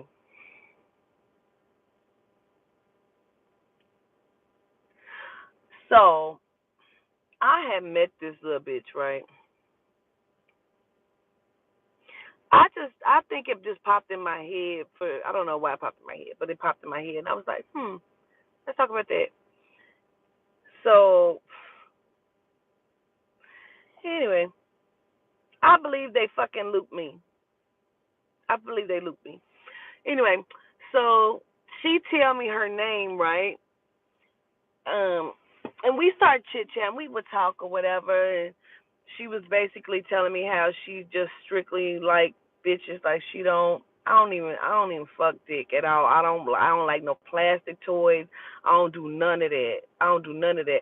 Now the chick that she had been fucking with was a stud. Now her herself, she wasn't. She had short hair, very short hair to the head, that little pixie cut kind of thing. She was super, super skinny. But and she had babies. But this was her wife. Like, this was like her wife. I believe they was like called each other wives. And I know she had been with her for a minute, but I guess they had broken up type shit. I can't even remember. But I was just over there to be cool, because I believe how I met her was taking Toddy to the bus stop. You know what I mean? So I'm taking Toddy to the bus stop, and I think I seen her because I think her daughter. Um, no, that might have been how I met her. Okay, when I started suing them, they had moved me back to Nottingham on the back end, and that's why I didn't want to go. And because I had a petition out, I was going from door to door to people, having them sign my petition, because I needed so many signatures. And they was like telling me, like, well, Miss Dean, we'll move you over here in Bond Hill, but they never fucking moved me, and they put me in the worst apartment. So that's how I met her, going from door to door. And then I think I seen her again, and then we just kind of talked from that point on. And it probably was when I went to walk Tidy to the bus stop, because the bus stop was right by her house, her little apartment, whatever. So anyway, I would go over there from time to time at her house, and we would sit and chill. And I'm always a very quiet and observing person. You know what I'm saying? And she used to just say how she just didn't like dick, and she don't want nobody to fuck her with no dick. Listen, time has passed. I've known her probably, I don't know, maybe a month. We didn't chill, kicked it, whatever. off and on. Now, my ex girl Stephanie, this bitch knows everybody in the fucking city. You know what I'm saying? She's one of them people that you be like, girl, so this for I don't know if you probably don't even know her, but her name is XYZ. Oh, little skinny little son. Oh yeah, I know. I'm like, oh god damn, bitch, you know everybody. So she's getting ready to pull up to my house. We in a car together, and I'm telling her about I had told her about the little chick that I had fucked with out there or whatever. So the chick is by my house doing something else because I stayed around the candy ladies. It was two different candy ladies right there too, and they sold weed right there by my house. So she was over there doing something different. We pull up. Stephanie called her by a whole different motherfucking name. I'm like, who you talking to? She was like, that's my homegirl right there, little skinny chick. I said, who? With the short hair? She said, yeah, that's XYZ. I said, no, bitch, that's XYZ. She said, that's her? I said, wait a minute. What's her name? But why the fuck ain't that the name this bitch done gave me?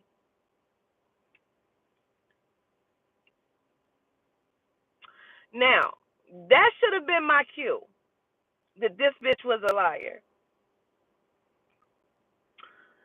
So everybody and their mama know her by the name that Stephanie called her by. Her middle name is the name or some shit like that she gave to me. Because really people don't really know her by that. But they know her by that, but they know her by the other name that Stephanie calls, right? So that should have been my cue that this bitch liked to lie or there was something kind of about her. So we gonna get it in one day. Now, side note, none of your business, but I'm gonna give it to you anyway. Ain't none of your business, but I'm gonna give it to you anyway. Ain't none of your motherfucking business, bitch, but I'm gonna give it to you anyway. I'm on my period. So there's not gonna be any loving for me. I'm just gonna do her because I want to, right? I'm in that mood. I just wanna eat some pussy. Okay? Don't judge me, bitch. That's just what I was in, right?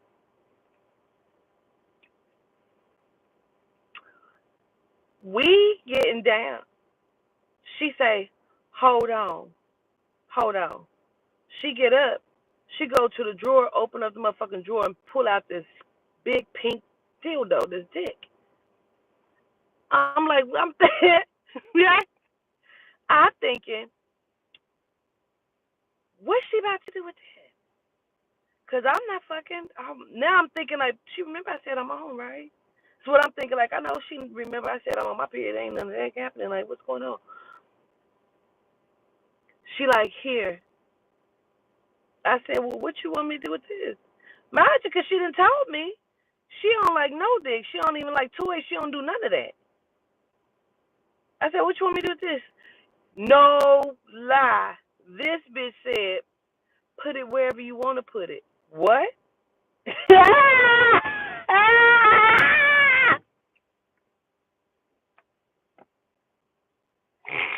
I said, what? I started stuttering, bitch. I said, what? Well, I mean, like, where you wanting it at? I don't, cause I know you don't really, I don't know, you know, what the fuck? Put it, she laid down, like, put it where you want to put it. Like, bitch, where I'm supposed to put it at? I don't know. Whoa, whoa, whoa. Lied. Do you hear me? Lied. I should have known when the bitch name wasn't what she said it was. I was at her house one night, and we would sit outside from time to time too. But I was sitting outside. I might have just been sitting out there smoking me a cigarette or something. Yeah, because I think I was still smoking Newports at the time. And it was a mixed chick that stayed across from her, a biracial chick. Now I didn't seen this chick before, like, 'cause she would be a bingo from time to time. You know what I'm saying? So I seen her, but she got a young ass daughter that was like 15 type shit at the time. Little dude is talking and he telling me how, excuse me, that he might have been talking to somebody else, but he telling me because I'm sitting there listening. If I ain't mistaken, because I'll be nosy. I can't remember if he telling me directly or not. Don't even let me lie. So I'm just listening. Let me just say that, and he talking about fucking the bitch across the mixed chick, the biracial chick, and I'm like, he might have been telling her. The chick at her house I was at, he might have been telling her, and I'm outside listening because he's talking about how he's fucking a mama, and he's younger than the mama. He's fucking a mama while his friend is downstairs fucking a daughter. Kill yourself today, dead. What? Never. Stop it now. I said that's that white people shit. That was my words. That's white people shit. That's white people. Your friend is fucking my 15-year-old daughter downstairs. Is you crazy? Who? Who was? What happened? What happened? That ain't happened. That ain't happened. Wasn't gonna happen. Stomp a bitch out happened. You hear me? Who? No. Stop it. I was floored. I was floored. I said, who? I'm just listening like, I said, that's white people shit. He laughing about it. Like, I'm up there beating her back in. My dude downstairs fucking the daughter. Like, what? I wish the fuck. Now I'm gonna fuck what I want to fuck in my house, but it probably my kids ain't gonna be woke and all that other shit that ain't gonna happen either. But your friend is doing the what? To the who? To the beat down? Nah, that ain't happening. Weed? I don't even like weed. Nope, weed don't bother me. Nigga, who? Child, I was floored. But that bitch gave me a different name. And that bitch said, put it where you want to put it. I said, tell me where do you want me to put it? Hey, do you want me to get it right? Hey, period. Mm. Women, fucking with women, fucking with women, and it's strange to see. First of all, because I come up with my uncles and my cousins and shit, and it was always they women, they making me lie for them on the phone type shit. I done got cussed out by their girlfriends. Like, well, bitch, you do what the fuck I do for him then. Like, I'm just saying my cousin ain't home. Like, she went off on me like that. Like, wow, he's not here, but he was there. He had a bitch over there. He told me not to say that. He said he wasn't there. But she knew I was lying. But, bitch, that ain't what the fuck. You know what I'm saying? What you say, put it in your mouth? You ain't shit. I'm like, this shit is crazy, but fucking with women? We some crazy motherfucking creatures now. I ain't gonna even lie to you. You know I love my queens and I'm gonna defend us to the very end, but bitch, fucking with them.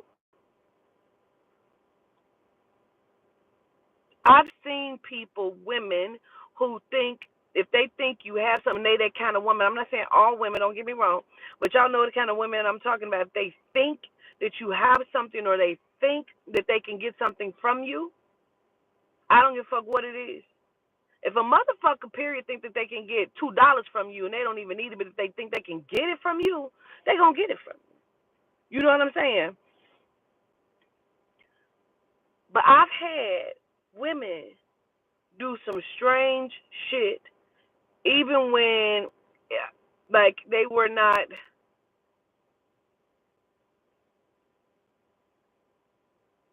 even seeing me the way they may see me now, right? I've had them do some really weird shit. Like this was years ago. I may have been doing some minor readings, but not like what I do now. Okay, and people didn't really know me like that. I'm talking to this chick that I met off the chat line, right? And you know how you exchange pictures? She sent me a picture busting it open. I've had Genome send me their pussies. I've had, like, the shit be crazy.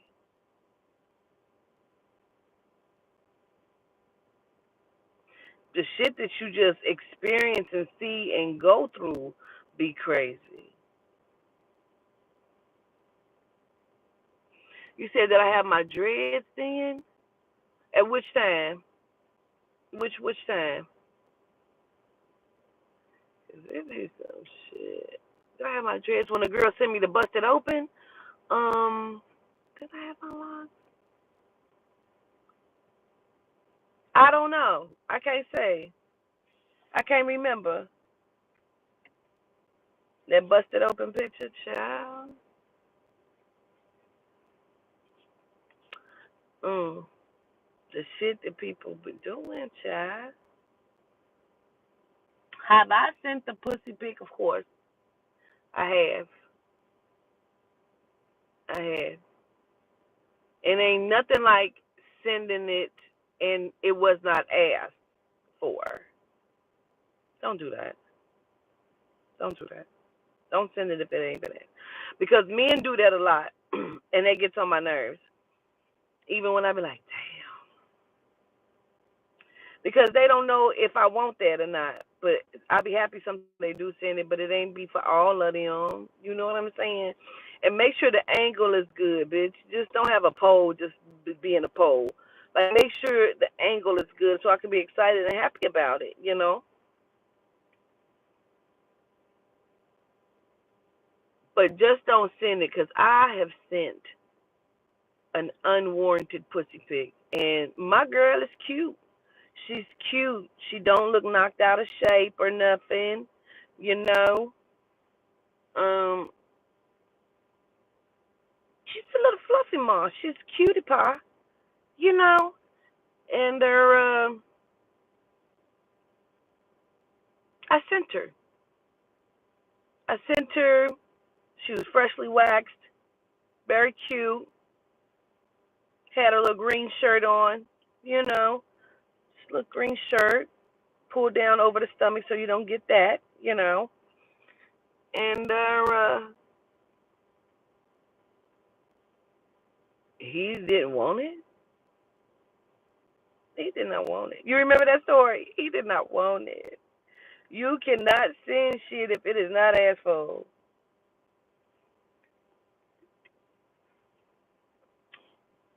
Man, I wanted to fuck him so badly because I just really liked him. I just really like started falling for him, falling for that motherfucker. And he is who I was talking about in the one video, and I don't know if y'all seen the video, but I was going off on a chick. I was a fatty then. I was in my little chunk stage. Why I like the snacky poos. And I say, bitch, I'm in love with a drug dealer. Like, that's the guy. That's the guy. That's the guy. That's the guy that brought the bitch to Miami. That's the guy. That's the guy. I was so crazy about him, child. And the way I met him was I did a reading for these two girls. This girl and her girlfriend or her friend, but she was a stud or whatever. So he always looking for some sort of spiritual reader or root worker, African, whatever the fuck. He's always looking for something, right? So they turned him on to me. Now he's telling me that he's gonna send me more money than what I charged at that time. And so I'm like, okay, well we can get it done, you know. So he sent over half, and then I do the reading for him, and he's supposed to send over the other half or whatever. But he was like, just trust me, I got it. They gonna send it to you, or whatever. No, you're right. he had already paid, but he was going to. He kept saying, "I'm gonna send you something extra. I'm gonna send you something extra." And so, you know how somebody tell you they're gonna send you something extra, or do something for you, like you're not expecting it, but they tell you they're gonna do it. You don't really want to remind them that you're gonna still send that little extra that you said you was gonna send over. you know. But I think I reached out. He reached out to me and said, "Did you get that?" And I'm like, I said, "No, I didn't get it, but I didn't want to stress you about it." When I whatnot, he said, "That's funny because they said that you got it, and so I'm just checking with you." And I said, "Oh well, no, I didn't get it." I said, "I don't know why they would say that, but I did not get it." So he was sounding like he didn't believe me. You know what I mean? Like he thought I was being petty. And I'm just like, I really didn't get it. And so he later came back to me like, man, them bitches said something, oh, we thought we sent it. But then they told him that they didn't send it. They thought they had sent it. So he made them send it, and he sent me an extra $100. So I was like, oh wow, okay. So then he had called me just like to chat, and I'm thinking he was trying to schedule an appointment, but he just kind of wanted to chat. But I was intrigued. I wanted to know what he looked like. You know what I mean? Because me doing his reading, and I can see into the soul, I need to know what he looked like. You know what I'm saying? So I just call him, or I asked him, can I call him FaceTime or something? I can't remember, but we ended up being on FaceTime. But when he called me, I'm not in a good position, so I'm pissed. So I'm holding the phone like this, so my face ain't in the motherfucking phone. You know what I mean? But I can see him. So, cause I'm like, I got it like this, but then I'm also doing it like this, so it's just like barely the side of my face, you know. So, cause I need to see him too. So I'm like holding it. I'm just trying to not to get in the fucking camera. That's all my plan is, just not to really get in the camera, but not trying to seem like I'm trying to hide myself. But bitch, you can tell you're trying to hide yourself. But I want to see what he look like when I get him on the phone. When he's on the phone, when I answer the phone, this guy is so handsome to me. I'm like, like he's handsome, but I don't notice how handsome he is until we speak and see each other again. Yo, even you right. Because even when I went there and we kicked it, oh God, we gotta talk about it. I'm gonna go back. But even when we got there and we kicked it, I was like, he all right. But when I start to really see him and like look at him in his face, I said, oh, he is handsome. He had this big ass beard. He's like caramel, a dark caramel, and then he had like the big thing on his head, like the little black thing, because he got locks. So he had them all balled up and under this thing. I'm like, I'm not really knowing this. Like I know what he do, but I don't know how on a grade of a scale of what he do. You know what I mean? But when I go there, because I was going to have an event, these ladies that were up there, they had an event, and they was like, we're going to bring you, because they were my clients, and they like, oh, Queen, we want to bring you in, and we're going to do a personal, and we're going to set it all up, and we're going to, cater it, and all this other stuff. When I got there, they had my face on candy bars. They had Tottie's picture. My niece graduation, I do believe, was on a candy bar. They had really done it up, and it was really, really nice. And the way it was set up, the table was like in a U shape, and then they had all of like the foods, and it was like I think pasta and big salads, and it was so much fruit, like fruit salads and all this other shit up there. And that's basically what I could eat, you know what I mean? Because I didn't really eat meat, and I still was not. I was a vegetarian still at that point, not a pescatarian. So I wasn't even eating any of that except for like the veggies and the fruits. And so I do the reading. I do this like this is a group reading, so I'm doing the reading or whatever. And it was really, really dope. So then when I was done with that, he drove up And he drove up from where he was. He drove up, and this is like a 2-hour drive. So now I'm really fucking impressed because he then drove 2 hours just to come and pick me up, right? And I'm like, okay. Now, when I have first seen and met him, he is in this big ass black truck. I'm like, now his heritage is Jamaican. Like, he has a very strong accent, but it's not Jamaican accent. It's from like where he's from. There's very strong, but it's descendant. You know, he's a descendant from Jamaica. His parents are Jamaican or whatever. So he got on his like the little turbany thing over his locks and shit. He got this big ass. He got on like big ass chains and jewelry. He got on like a little. It ain't no muscle shirt, but it's like it would go to a short outfit or something. They got no sleeves, almost like a jersey, like. And he got on these cut off jeans, man. And he got on these high white socks with some motherfucking flops, but he fresh. It ain't no sloppy shit. He's fresh. I'm looking at the jewelry and shit. I'm looking at the watch. I'm like, oh, this motherfucker got money, got money. Like, oh, okay. So now he's taking me everywhere. He's taking me to meet his friend and shit. And like, he's like, I'm about to put you up in the hotel. He paid for the hotel. He paid for the nights that I was in there. And he gave me money. He said, I just want you to read a couple people. Now, this how I realized this nigga ain't shit.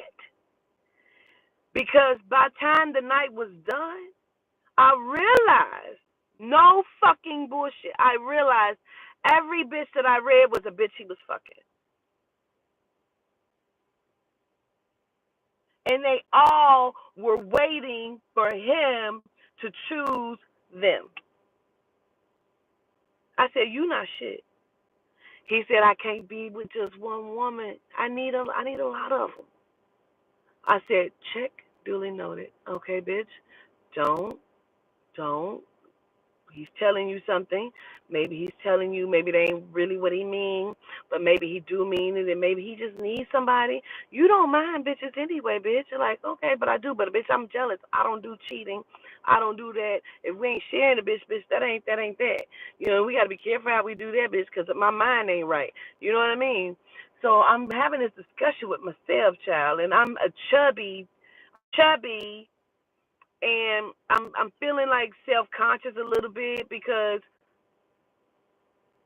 the women he got are all different looking, you know, and I'm like, so what is his type? What do he really like? But not one of them was his main woman that he's been with for almost 20 years. None of them. But some of them have been fucking with him for the entire time he's been with his girl. The one said that he brought to the hotel for the reading. Now, let me tell you how this is another part why I say this nigga ain't shit.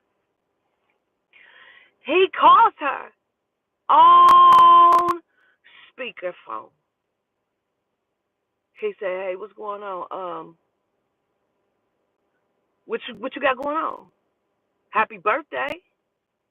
I got something for you. She like, oh, okay. So, I mean, what you got for me?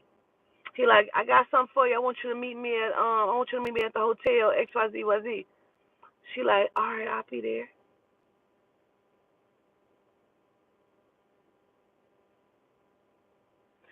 She comes to the hotel.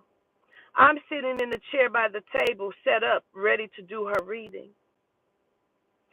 She come in. He give her some money, like, hey, happy birthday. She see me at the table, like, what the fuck this nigga on? That's the look she's giving me. That's the look she's giving me, like, what the fuck this nigga on, huh? She come and she sit down in the other chair. He say, this is a, I can't remember if he called me Q or if he called me Queen, but he say, she's a psychic reader. I'm paying for you to get a reading. That's why I want you to come. This girl, lady, this woman was devastated, and you can see it all in her motherfucking face, bitch. Me and him had to have a conversation the next day because she was very frustrated. She was still trying to figure out who the fuck I was, if this was a fucking joke. Like, I'm trying to do the reading, and she kind of looking at me. It wasn't until he left, he ended up leaving, like, I'm just going to give you your privacy or whatever, that the reading really took place, because she was still trying to figure out who the fuck I was and if this was a fucking joke. And when she realized that it wasn't, like, she started to open up. And, like, her eyes was red, like she was kind of, like, tearing up type shit, because she tells me, I said, you've been waiting on somebody for like 20 years. Like, I'm just trying to understand. She like, yep. She thought he had called her to this hotel for love making and a birthday gift. This nigga left. He brought her into a hotel. I said, why would you do that? He said, I said, what? What do you mean? I said, what the fuck you talking about? Why would you do her like that? She was completely taken off guard. He said, well, no. I ain't knocked her down in a minute. She know what it is. No, she don't. No, she don't. She thought that you was taking her to the hotel for love making, fucking, and money. You could tell she said, because she said, give me till XYZ amount of time. That means she needed to get in the shower and get herself ready for the fuck game. Because you a woman, you know how it go.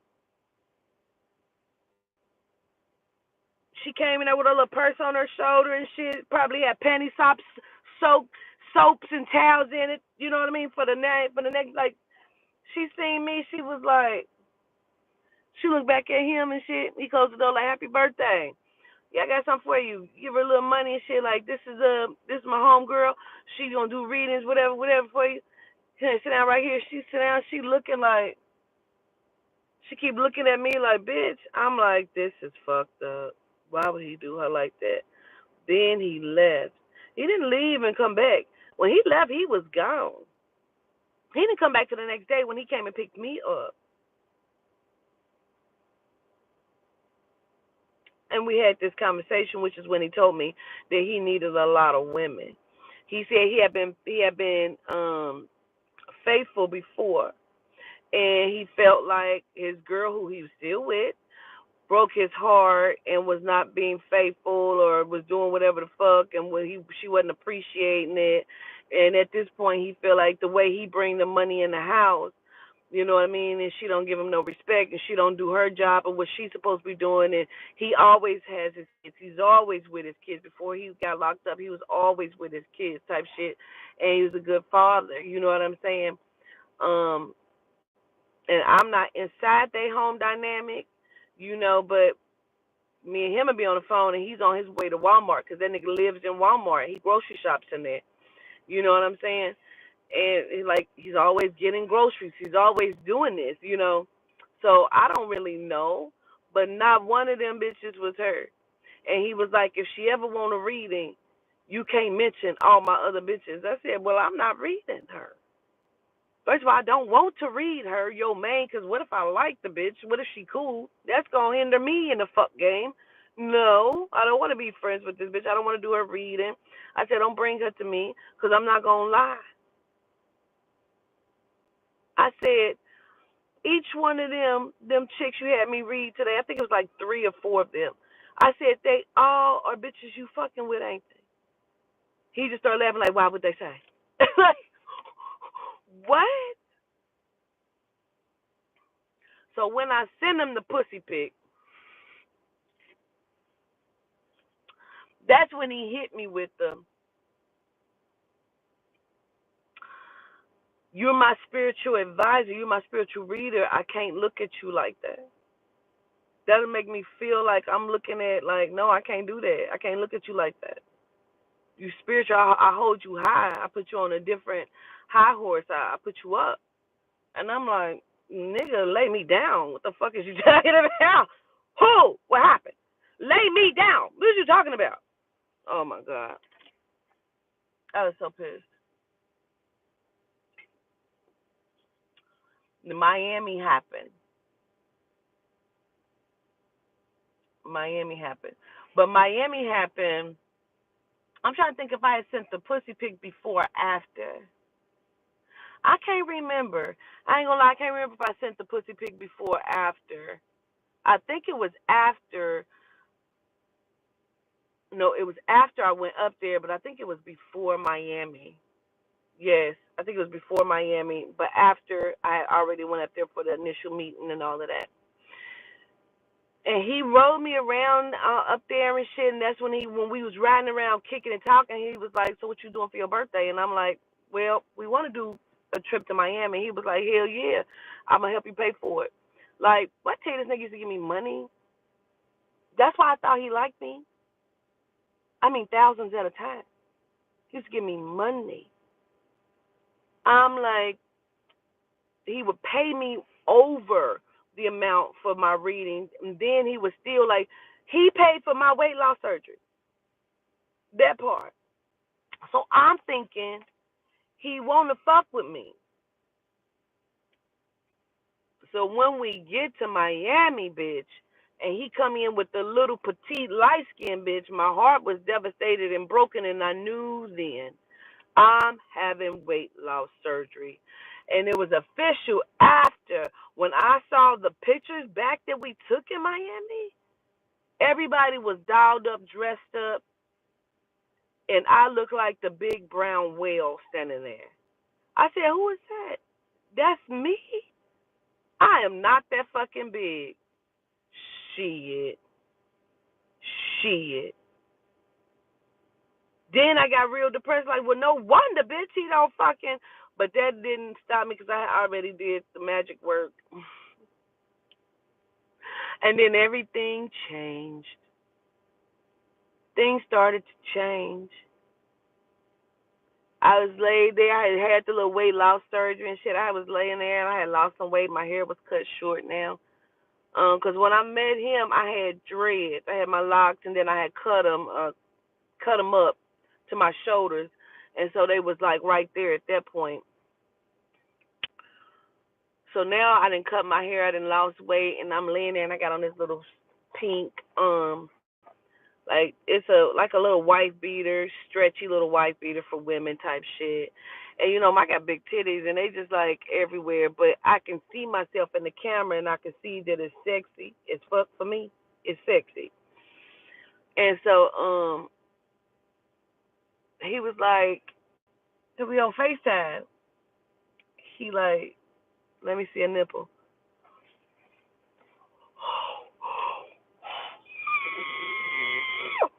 That was what was happening in my head. I was like, "No. Remember, you didn't want nothing. You remember you didn't want none of that. Remember? No. Bitch, when we hung up the phone, guess what I did? Sent them the titties right over. Took pictures. I needed it to be sexy. I needed to make sure it was sexy with the motherfucking filter, bitch. I needed it to be right, right, right, right, right, right, right, right, right, right. I said, I changed my mind. Here you go. I sent them right over the girls, and it was sexy because I kind of had the little strap going around the nipples and shit. Like, oh, bitch, I thought I did it. I thought I did. I thought I did. Thought I did. I know he thought my pussy was pretty though, cause she is pretty, and it's a great picture, the one I sent. And I'm like, he just don't want to say. He know he want it, cause she was pretty. I had the Nipola gang going. I'm telling you, I was trying to, girl, I need to put the filter on it. And it was like one of these like this. Ah! Yeah.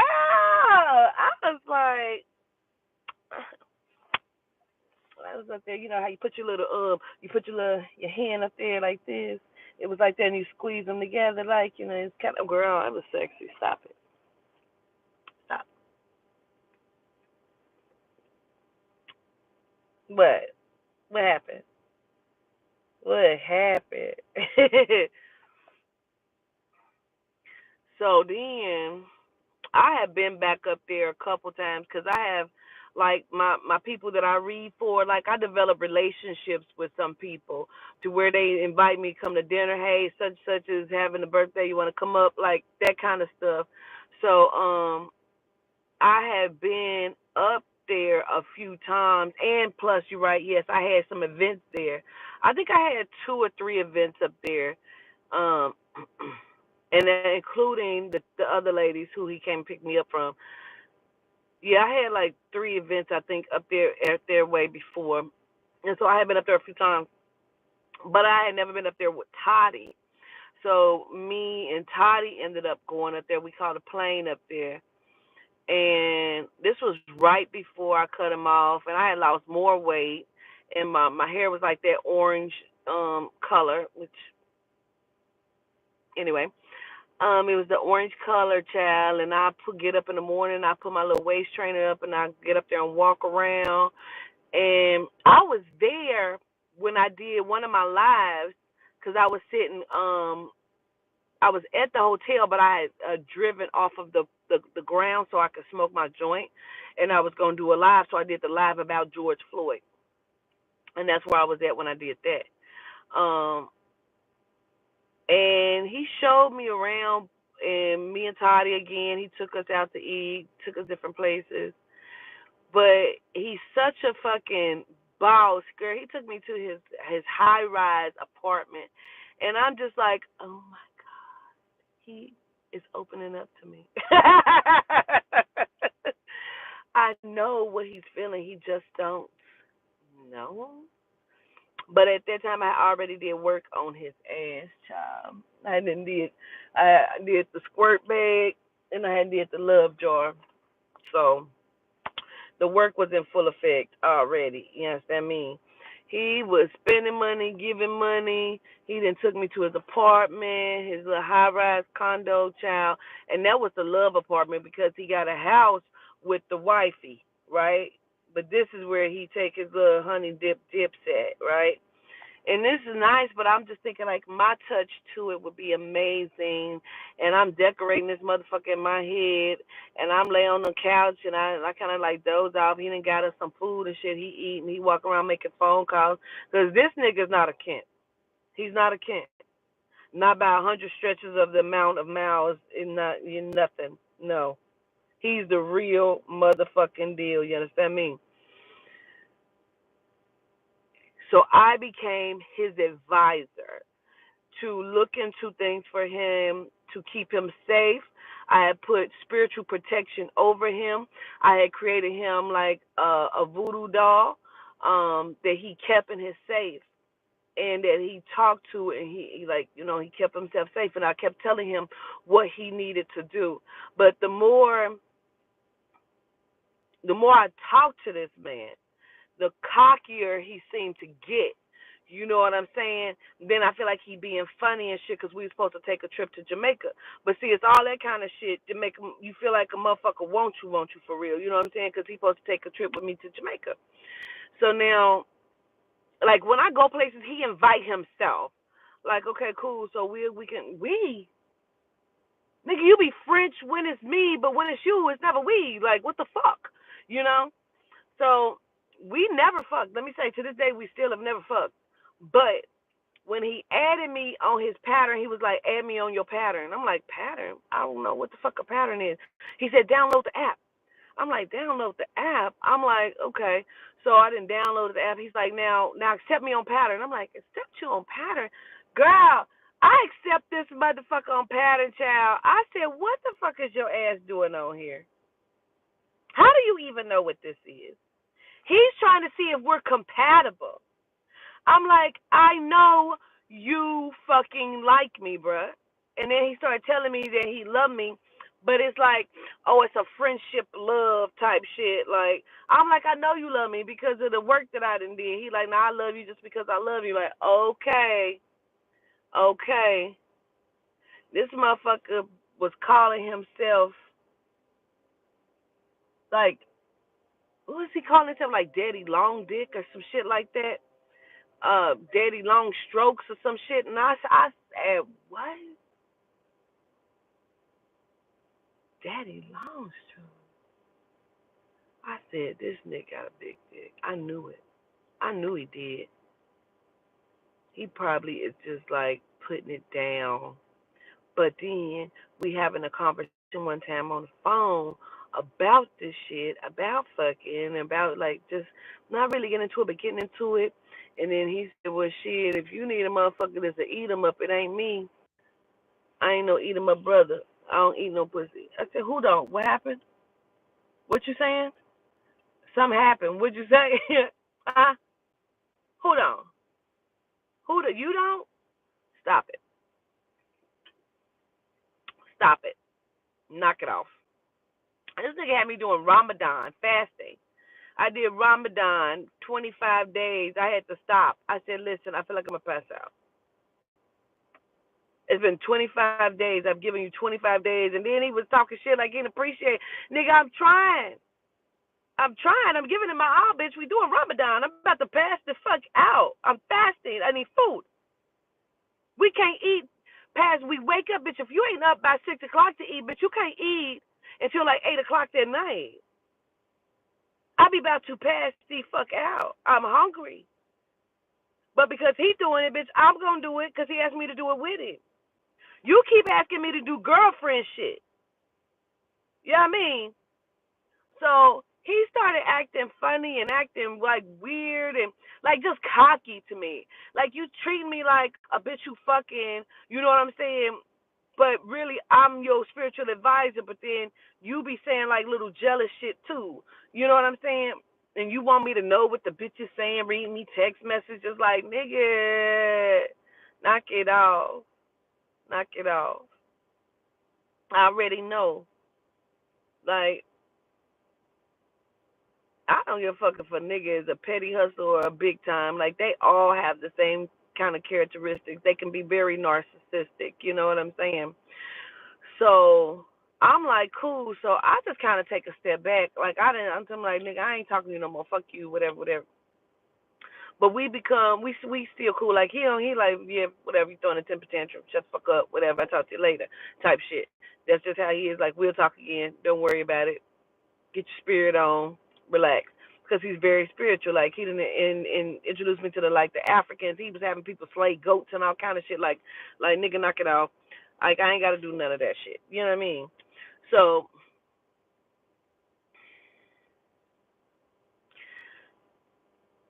he, for me, started acting like, don't treat me like that, especially we ain't fucking. We ain't fucking. You ain't got no right to treat me like that. You ain't got no right, period, if we was. But I'm just saying, give a bitch something to think about. We not fucking, but you give me a lot of fucking money. And because that's what it is, and I'm on the payroll, when I started filming for my reality show, and we went to Florida, and I'm telling him, like, yeah, we about to go down there and film and all this other shit, like, it was just like, oh, yeah, okay, yeah, what is up? You know, what's up? But can you look into this for me real quick? Like, you know, I'll shoot you some money. Like, don't do that. Don't do that. So now we're down there and we're filming. We're actually, you know, getting the footage in. We doing shit. And I call him, or he called me. Yeah, he called me. And I'm like, you know, what's going on? I'm like, I'm in Tampa. He like, oh, yeah? I was like, yeah. And he was like, that's what's up. And he did it again. And I said, you know what? I said, why you just, you know, I feel like you just being like kind of shitty. When I text you the other day and I told you about me filming, like you just thumbs up my shit. You know what I mean? Like I feel like, don't just thumbs up my shit, bitch. Hold a conversation because you don't normally do that. So now I feel like you being funny, you being shady type shit. So that's what we doing. I said, you know what? I'm done. I'm done. I don't ever want to speak to you again because I feel like you don't support shit that I got going on. Like you're very narcissistic, and I feel like you're very selfish to a certain degree. But you know how they go, like, what are you talking about? I pay you, I give you money. No, no, no. Shut the fuck up. You know what I'm talking about. Supportive, even if, because we're friends, nigga, now. It's been a year. We're friends, bitch. We ain't never fuck. I'm there for you. Like, you ain't just paying me to be there for you. Like, I do shit for free for you, too. You know what I mean? So I'm like, I don't feel like you happy for me in my endeavor. He's like, I thumbs up that you know I liked it. No, bitch, that just was not enough for me. That was not enough for me. So what the fuck I do? I said, I'm done. Never speak to me again. So I hang up the phone. I hang up on him like, fuck him. I immediately go into the spirit and I say, I want to remove all protection that I may have off him. We are done. We're no longer working for this nigga. Like, it's over. I bullshit you not. I swear to you. I swear to you. I swear to you. I have been telling him for months that he couldn't trust a couple people in this camp. I gave him names. I told him who. He even called me with one of the niggas on the phone as he's talking. And I knew the nigga. Oh, yeah. I didn't even think about that.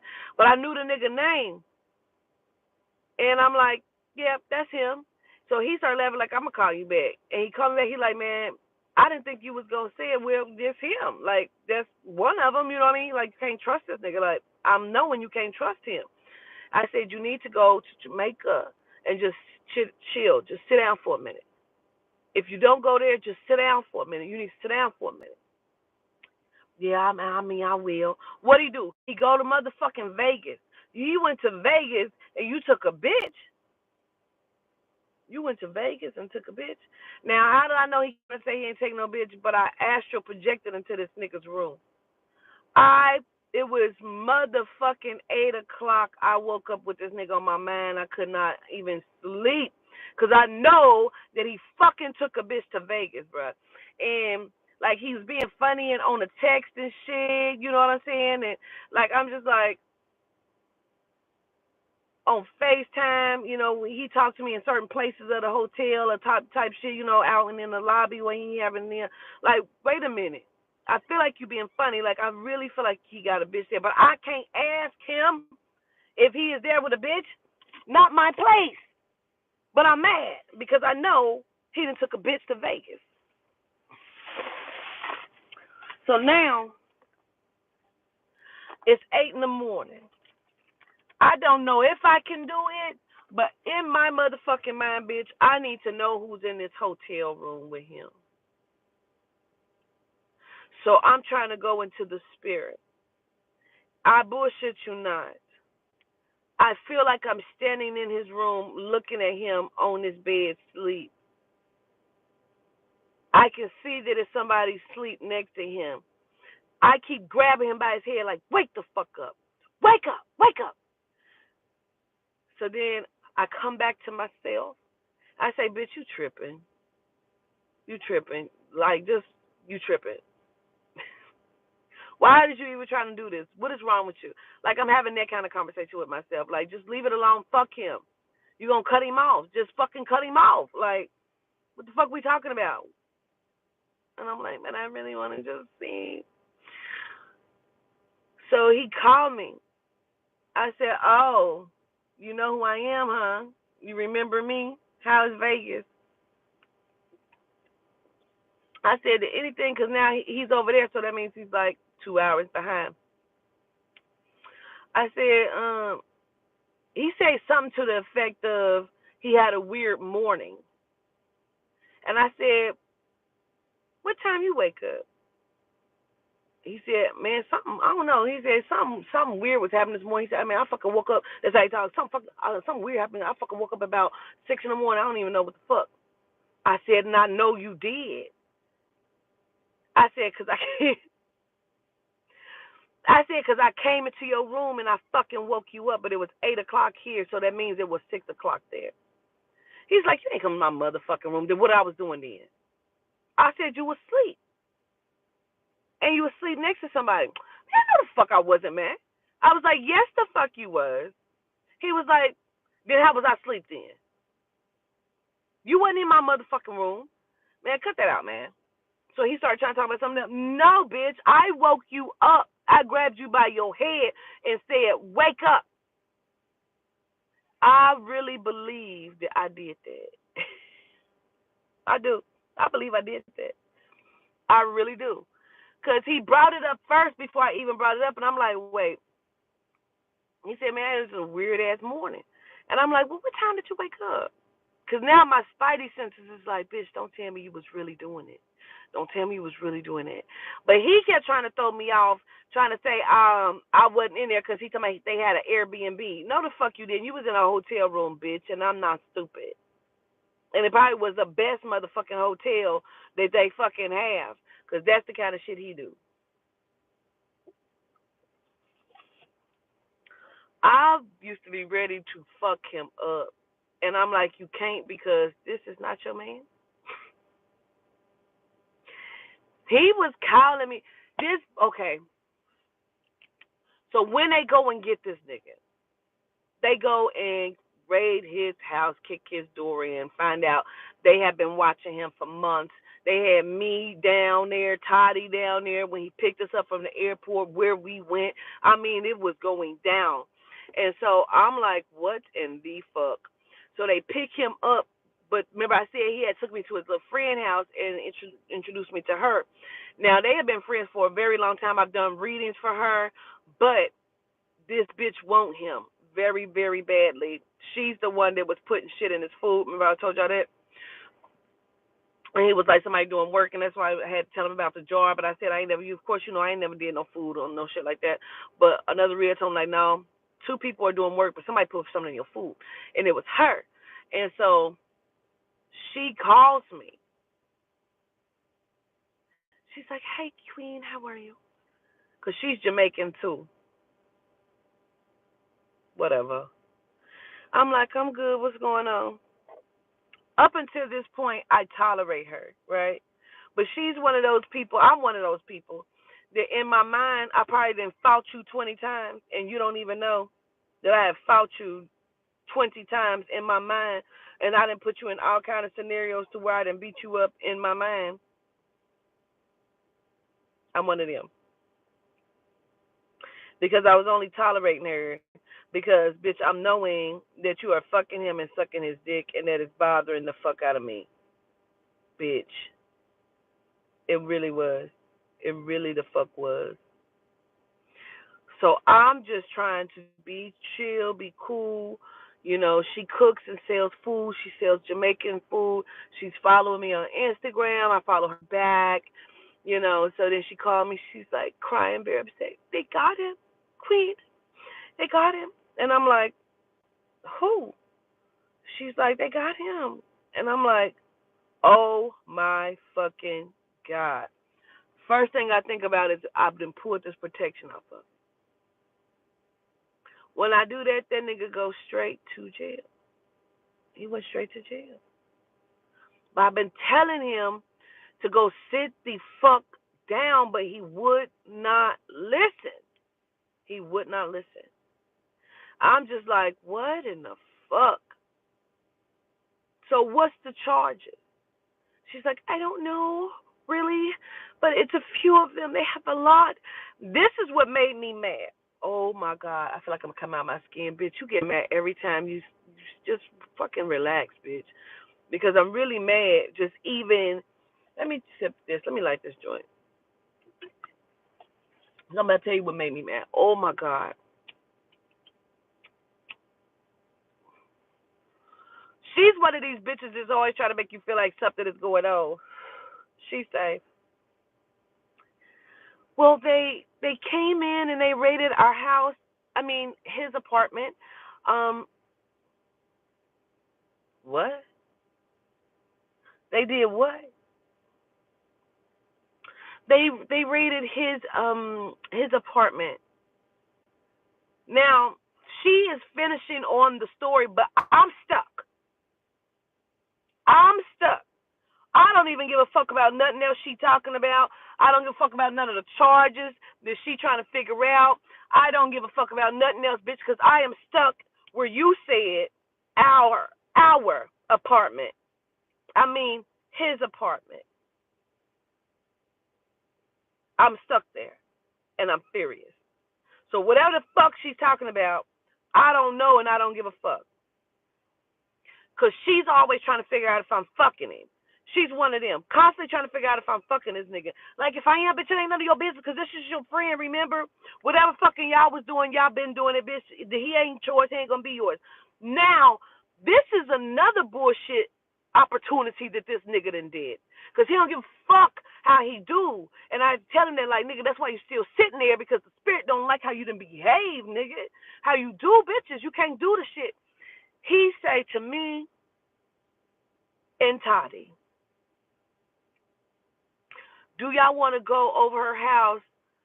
We have a chef that's getting ready to prepare a dinner. And she's gonna like we're gonna help type shit. It's the way he explained it. So he explained it like this is gonna be like a little cooking party where the chef is gonna come and we all gonna cook the food and eat the dinner. That's the way he explained it. Like I already paid for it. It's blase blase.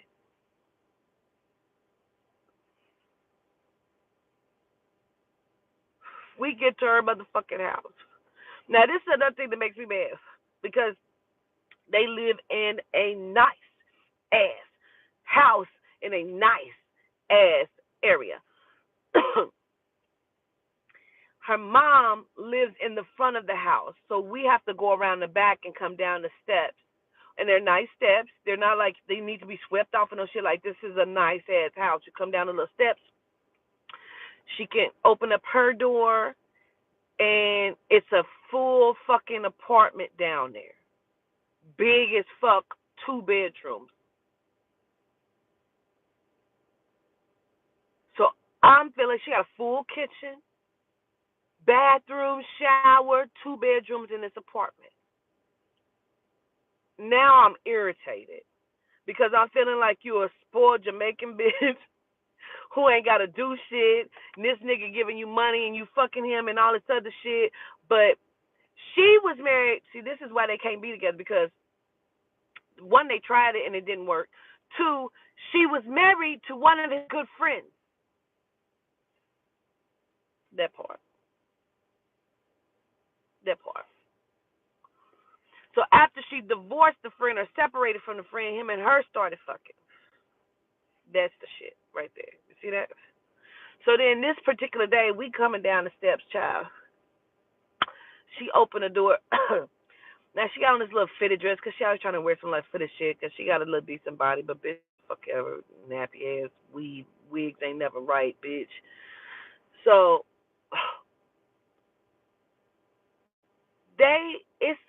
it is. Let me just. I don't even know how to explain it because it is not what the fuck he said.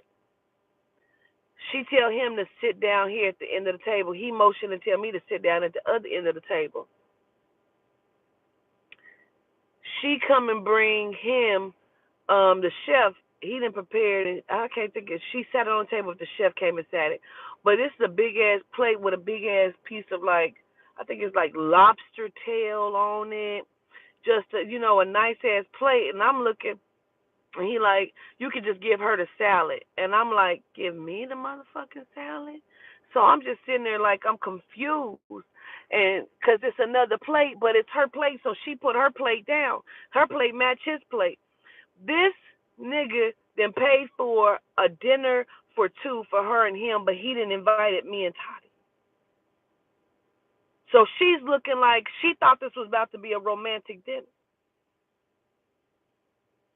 So the salad was just like the little entree side salad type shit. She's looking, he like, nah, I ain't gonna sit down and eat it. Gonna wrap that up for me. You could tell her feelings was hurt. I'm like, this nigga don't give a fuck. He don't give a fuck. He don't give a fuck. I'm like, this was a dinner for two, for you and her. He's like, no.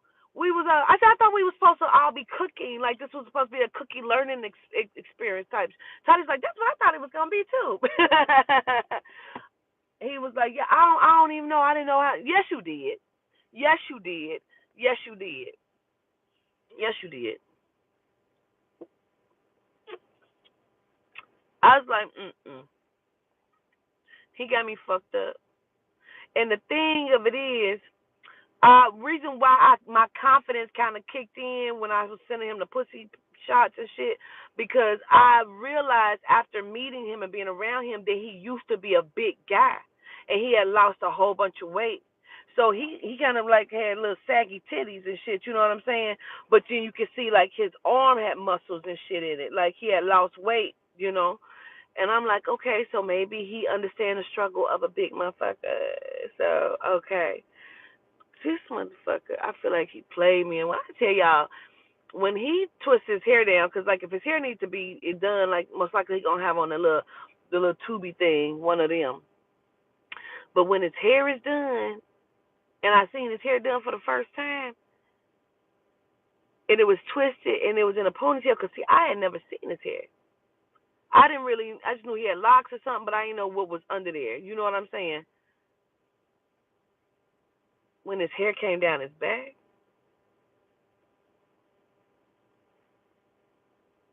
his shit was twisted and put in a ponytail going down his back. I said,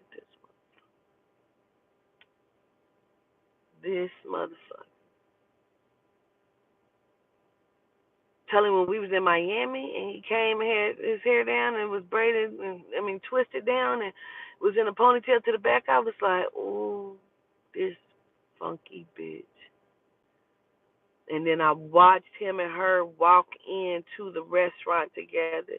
Like, my soul was crushed. I was like, if that nigga touch anything on this table, I don't give a fuck what it is, give it to me, because I'm about to do some work on this nigga, because he had me fucked up. He did. He had me fucked up. Like, nigga, I don't know what part of the game you thought this was, but you just played Russian roulette. I'm just telling you. Whatever the fuck he touched, he ended up, I touched a nut. He came in. I think she sat down and he walked over. She waved or whatever. I turned my head like this. My sister, like, I said, you paid for your food? She was like, yeah. I said, I'm not paying for shit. He's going to pay for all of this. So when I'm watching him come in, because I was just sitting there waiting, I'm like, nope, I'm not paying for nothing until he gets here, because he was supposed to be on his way. I seen him coming in, man, and he going to have the dog on his face. Like, he was mad. He was mad because then he tell me later he mad at me for me being mad. I said, what? Stephanie kept trying to convince me when I told her what happened. She was like, bitch, because you didn't play it cool, bitch. He probably brought the bitch there for you. Like, bitch, he ain't brought that bitch there for me. He brought that bitch there for him, and he had me fucked up. You don't even know because you didn't play it cool. Like, it probably like was a little birthday gift for you. Like, y'all supposed to go do something. I'm like, well, bitch, he didn't act like it. He didn't act like it. That bitch wasn't for me. I was so motherfucking mad. Came strolling in looking good here on that fucking jersey. I was so pissed. His hair was coming down his back, bitch. I was mad. Oh my God. I felt like the fatty of fattiest. I was just like, ugh. Ugh. He came in and the server was standing there and he said, no, I got it. They ain't paying for nothing. I got it. And I turned my head like, I got up and went to the bathroom. I just needed a motherfucking minute, bitch, because I was just like, I was really fucking devastated. Yeah. I really was. I just needed a minute. I went in the bathroom. I looked at myself with them overalls on, bitch, because I had on short overalls with like a little shirt up under. I felt like Shamu. I felt big as fuck, like Shamu, and I knew it was like, I gotta have weight loss surgery. I could not. And I felt like my hair, I went and got a little wig sewn on or whatever, but the chick who did it, she usually do really good hair, but for some reason the lace and shit started to lift, and because I was hot, and that was part of the reason I was sweating to death, and I was fat, and I felt like shit. Came in there with that bitch. He was looking so good, man, I'm telling you. And I was mad at him, and he come texting me because he left after that. They left. They fucking hit the road. I had no idea. So the next day we was having a breakfast for my birthday, and so he come texting me like, "So you mad at me?" I said, "Yes, I'm mad at you." He like, "For what?" "Cause you brought this girl to my birthday weekend. I feel like that's disrespectful." Like, he kept trying to act like he didn't understand. Bitch, you understand exactly what the fuck. You didn't tell me you was bringing her. You said you was bringing your nigga. That's my nigga. No, it ain't. That's a woman. I could even understood if you was talking about the other chick who cooked the food. I could have understood that shit. You know what I'm saying? But that probably would have pissed me off too. But I would have understood that more. You know, because I know her and I know the relationship, the dynamic. But who the fuck is that? And then she's this motherfucking tall and small and skinny, petite and light skinned and ponytail down to her ass. Like who the fuck is that? This is my little lady friend. Huh? Yo, who the what? Bitch, I turned my whole back. I turned all the way around. I ain't even speak to the bitch. He felt that energy. Oh, you got me fucked up. Who did what? What happened?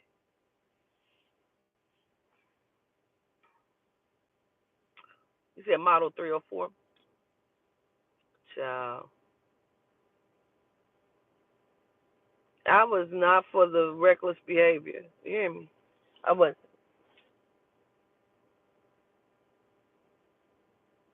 Period. Yeah, who the what? Okay. I mean, you can't even imagine how fat I felt. And then to see them pictures, I'm telling you, when I saw them pictures, I was just devastated. Like, so that's what he saw. That's what he saw. So I was just like really done. And then he was like texting me at breakfast, like I said, and he was like, "We gonna talk when you get home." And I'm like, "What is we talking about?" See what I'm saying? You use words like that. We. Why is we gonna talk? Nigga, we ain't gotta talk. I said what the fuck I said. What we gonna talk about when I get home? I said, "Where are you?" He said, "We left. We hit the road. I told you I gotta go see some family in a different little city." I'm like, "Oh, it's in town." But I felt like shit, gratitude. Sounds like a good Christian prayer. Don't know about that, but this was just like my feelings were so hurt. Like we gotta talk. So he calls me like 2 or 3 days after I get home. He calls me like, "What's going on with you? Like you upset with me for what?" Like that's when he hit me with the, "You're my spiritual advisor. I hold you on a different pedestal. I can't look at you like that." Like, really? I've had a few guys tell me that. Like, I've had people tell me, like, they don't want to fuck it up because they felt like they not shit and they don't want to do nothing like that that's going to interfere or fuck with our relationship, friendship type shit. Because they feel like, they know their history dealing with people and they're not sure if they're in the space to change and behave properly when it comes to what they feel like I need.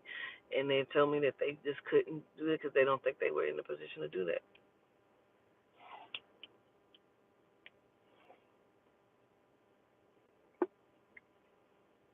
But I guess that's cool though. Hit me with the truth. Shit.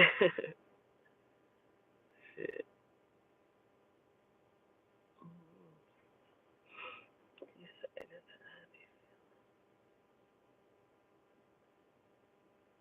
Yeah.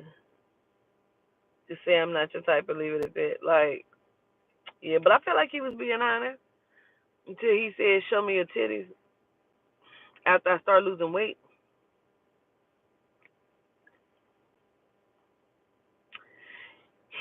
let me tell you, he was so crazy. He paid for majority of he probably, I think he gave me like 1,800 on it. And it was really 5,000 he gave me, but I was only paying 2,300. He gave me 1,800 because I kept lying saying I ain't had no money. So he gave me 1,800, and so I put mines with it, and I had enough to go and get it with the 23. So I still owe on it. You know what I mean? Like I'm still owing it, you know. So, but I paid that, and I was able to get the surgery. Yep. And he has never seen me but the one time since I lost the weight when he picked me up from the airport with Toddy and all this shit. I hadn't been back out there, so he has not even seen what I look like. He doesn't know what the weight loss has done, how I've looked inside of the weight loss, or none of that.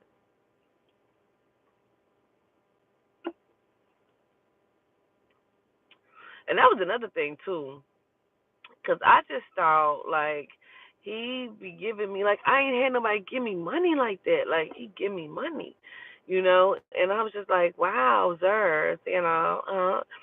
And I'm just like, I really thought, okay, so maybe it's the weight, and maybe he want me to lose the weight, so he gonna pay for it, you know, give me some money on it.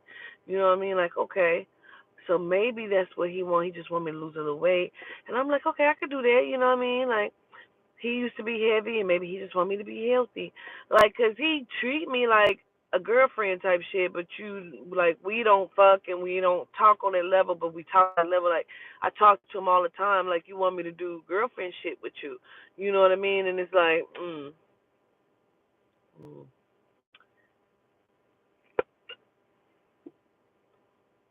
And y'all know, like I usually say their name or whatever because I don't give a shit. But for him, I still have a lot of genuine love for him.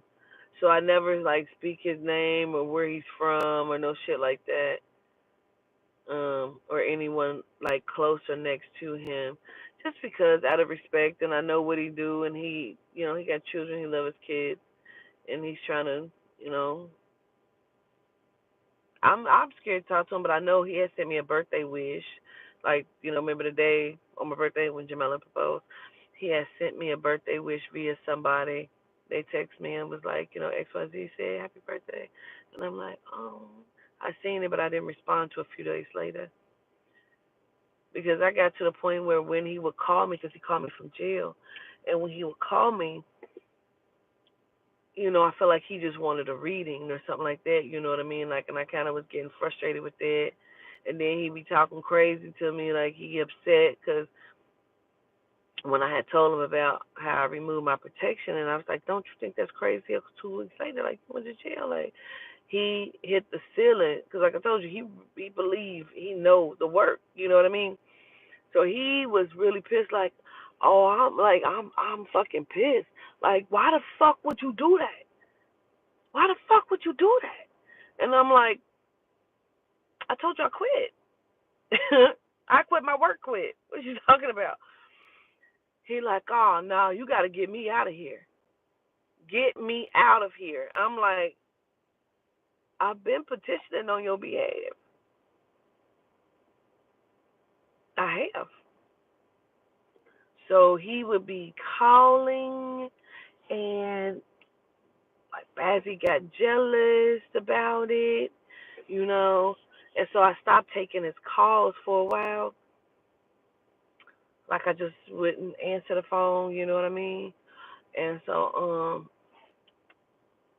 he started calling back again.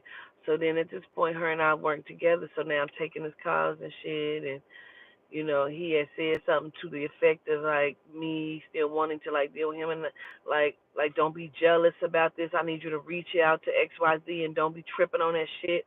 I was like, I'm still gonna beat this bitch the fuck up because what happened was the bitch who called me and told me that he was locked up. And I said, what's the charges? And she said, they came into our house, his apartment. When he called me, I said something to him about it. I said, I don't, because this was right in between. So I said this to him, and then it was some months that I hadn't talked to him because I stopped like talking to him, taking his calls. So then when I talked to him again, he was trying to check me on it. So when I was telling him, I said, I asked her what the charges was because I kept calling her, asking her, what are the charges? I need to know what I'm working on in the spirit, what work I need to do, what kind of rituals I'm needing to do. Like, what's the fucking charges? I'm trying to see if I feel like some energy can help the shit to disappear. Like, I'm just trying to see, like, what are the charges? I keep asking this bitch for days. So when he called, I'm telling him, like, I feel like she being funny. I was trying to get, finally, because he hadn't talked to me. He had sent word through somebody else to tell her to call me. I need to talk to her. So now she is pissed because she can't understand why he went through so much trouble to get to me to say he needs to talk to me and to tell me that he's locked up. So she's in her feelings about this shit. And I don't give a fuck. And I keep saying, what are the fucking charges? Man, I clicked all the way the fuck out. Because I keep asking her this question over and over again. And you keep playing me from day to day, and now I keep asking you today, and you talking to me like you're trying to figure out if I'm fucking him just by like saying certain shit. I went the fuck off. Like, I feel like you fucking being funny, and I keep asking you, what the fuck? I just start screaming at the top of my lungs, what the fuck? I like just losing it. So she hung up. I didn't give a fuck. Because I'm like, I'm going to break her jaw when I see her. That's cool. Doesn't matter. I'm going to break her jaw when I see her. Because I keep asking this bitch, what are the fucking charges? So he finally calls me, and I'm telling him, but he still can't really feel like he can't really talk over the phone. But he's trying to let me know that his lawyer needs to talk to me and all kind of shit. And I'm telling him, like, I still don't know what the charges is. He like, I need you to do that work for me. And I'm like, well, I still don't know what the fucking charges are. And like, you telling me you can't tell me this stupid bitch. So then I tell him about what happened with her. And he like, man, y'all need to just chill. No, we don't. I'm about to say fuck you. So I get very angry about that because he's now trying to check me about her. Like, y'all just need to, like, y'all ain't got to get along, but you ain't got to be. Like, no. I keep asking, bitch, like, what's the problem? So I say, so I don't like that she tried to make it seem like y'all live together. Y'all live together? What are you talking about? She said they came into our apartment. I mean, his apartment. He like, because she put it in her fucking name for me. What are you talking about? And I'm like, oh, God, I was so fucking angry in that moment. I was pissed. I was pissed because I knew in my soul this bitch was trying to be fucking funny.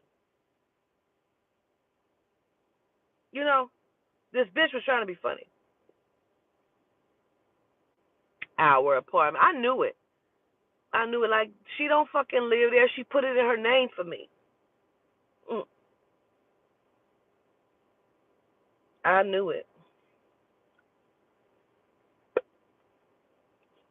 I'm like, cool. Don't matter. Because you let this bitch just, she already was putting the shit in your food. You know the witch doctor done told you that shit. You know? Like, this bitch just getting away with too much. I don't give a fuck how long you've known her. Like, I don't give a fuck. And I feel like, for real, and it maybe it's just in my mind, but I feel like he gave her more of an opportunity because she's Jamaican. You know what I mean? And I feel like I'm just a Melanite. Like, what? You know? I just felt like that. I don't know why. I did. I felt like that. She wanted to see if I get mad, right? That's what I'm like, bitch, you trying to be funny.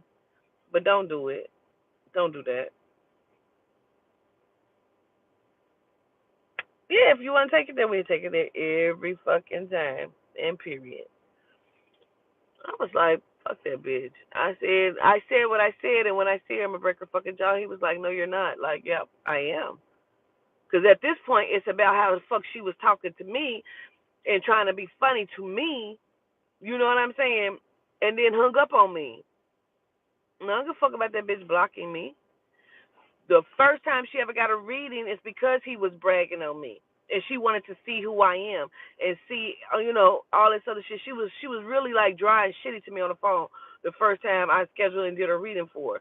You know what I mean? So then when I met her in person, when he took me to her house, the bitch was cordial as fuck, about to cry and everything. Because I started picking up. I'm like, oh, Y'all be fucking. This is my first time being there, seeing them, and I'm doing a reading. You know what I'm saying? For them both while I'm sitting there. Then it come out like that she used to be married to his husband. I mean, her husband is his friend and all this other shit. Like, and then they started fucking around and all this other shit. And I'm like, I said, but you really love him. You are really in love with him, and he don't know that. He don't know. And she just started crying like, wow, wow. So I'm already knowing what the situation is because later on, you know what I'm saying, how she act like, bitch, you just trying to figure out if I'm fucking him because you know how he get down. He was reading me her text messages. She talking about, I want to come over there so you can paint my face type shit. Like, I said, damn, really? He laughing like, yeah. Oh, okay.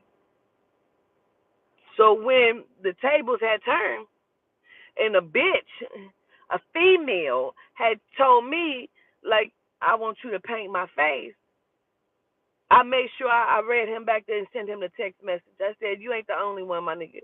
Like, I don't know if he thought I was still like a little chubby because I was still a little chubby, but I wasn't as chubby. I was nice. I was nice. You see all of the difference, all of the difference. You see it all. Okay. And period. And fucking period. So I sent that shit back to him like, well shit nigga, this is what bitches send me. So what are you talking about? And I made sure I painted her face. I'm just saying. And period. And fucking period. You know? Shit. What we talking about? You know? He'd be a little bit jealous, you know what I'm saying? He'd be a little bit jealous. But I don't give a shit. It's like I guess he felt like I was like a nigga. I don't give a shit. I do not give a fuck. I still sorry though. Because I really liked him. My sister came to me like, you know, I had a dream that you married him. I was like, really? Maybe, you never know. I don't know. He was just still so in love with his kid's mom that he was with, but he wasn't in love. Like, nigga, what is it? Is it it is or is it it isn't? You know, the fuck? Nigga? Like, no, it's just, you know, when I don't just don't want to leave her high and dry. Like, but shut the fuck up. Shut the fuck up. Because you really want to be there. And you really don't want nobody else fucking her. News flash, the last time I talked to him and did a reading, news flash, my nigga, she's fucking somebody and I think he your friend, my nigga, is the one with the accent, my nigga. You know what the fuck, you think so? Yes, and she done aborted a baby, she done aborted a baby or some shit too. I don't know if yes she did, my nigga, yes she did. Yes she did. Yes she did. Mm, mm, get on my fucking nerves.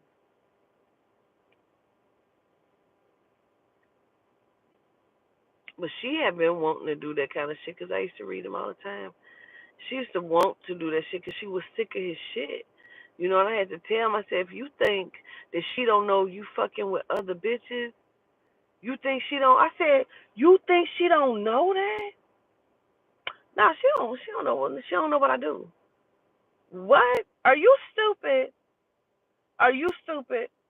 You think she don't know that you out here fucking bitches? You are underestimating who the fuck she is as a woman. He could not fathom that she knew that he was fucking other bitches.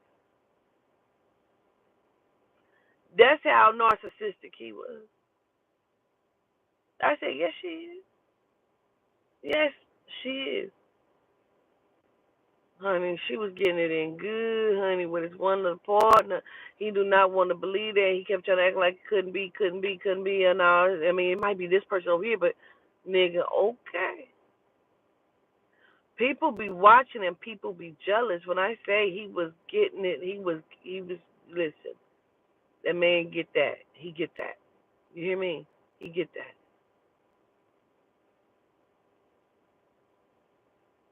Like he was the plug type shit. You hear me? He was like that. He goes straight to the connect. The connect is connected overseas, like cartel type shit. Like he's that. You hear me? So I kept this nigga safe and protected. I made that nigga that voodoo doll. When I say it looked just like him, he had the little locks up under. You could pull a little hat off, and there'll be locks up under there. And then if you put it back on, it's like the little beanie cap that he wear. And he had the beard. He was like, I had the flip flops with the motherfucking socks, bitch. He said, "That's how I look." I say, "That's how the fuck you look, nigga." I put a big chain on it. I said, "That's how you look when I first met you." Yep. He was weak. I blew life into it. I put oils in it. I had put crystals in it. I had put the herbs in it. I blew life into it. I spoke over it. And he kept it in the safe. I said, "You're not doing enough work with your dog. You need to do work with your dog." Every time I go and I see Mommy Bruja, which is my voodoo doll that I've made, and she's my protector. She's one of them. I kiss and love her, and she talks back. If you don't believe me, I don't give a shit. She talks, and she talks back, and she be like, "Put kissing on me," you know what I mean? But she loves it because if I don't kiss her, she asks me where's her sugar at. You know what I'm saying? So, like, she sits in front of my deity table. She's a very, very big protector. She sits in front of my deity table, and so I talked to her, and I blew life into her. Like I blew life and made the hurts theirs. You know what I mean? You gotta love them. That's why he kept it in a safe because he knew he didn't want nobody to get to that motherfucker. Somebody get to that?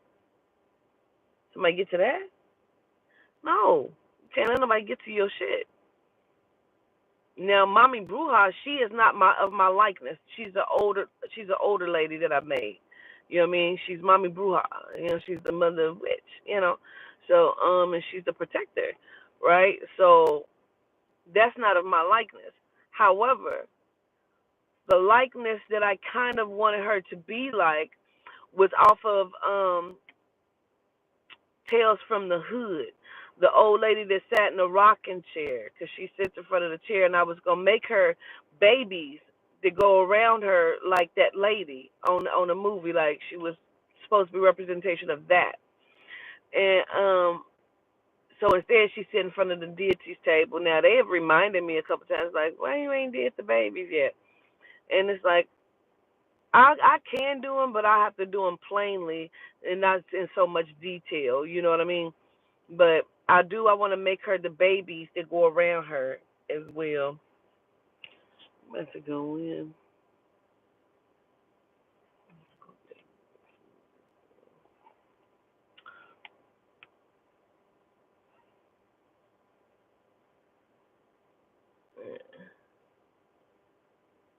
But I kiss all on them. Me and Yehuda, we rub noses because I got the Yehuda statue. They got on the crown, and Malika Music made it for me. And we rub noses, and I kiss all on Papa and the Lama Dama, and I spray them all down. I have a nice deity table, but in some of the movement of going places, like ears have fallen off, arms have fallen off, and I have to put them back. I need to go get glue to reattach these things. Like I'd be so devastated and hurt because sometimes I don't even notice it. And I'm like, oh my God, it's all of the packing and unpacking and moving them around and shit. And I have a lot of deities. I have a lot of deities. And so it's just like, God damn it. It's always something. So I don't like really taking them. So if I go places, I may take a few with me. Like I have a few in my bag. You know, I got the white wolf with me and shit. You know, so I carry them, but it's not all of them. You know. Yeah. Hey, Malika. But yeah, me and Yehuda, we rub noses, girl. We surely do. And I talk to them, and I make sure I got fresh water. I gotta chase their water now, but I make sure they got fresh water. And sometimes if I'm be where they are, I will put out plates of food while I'm there.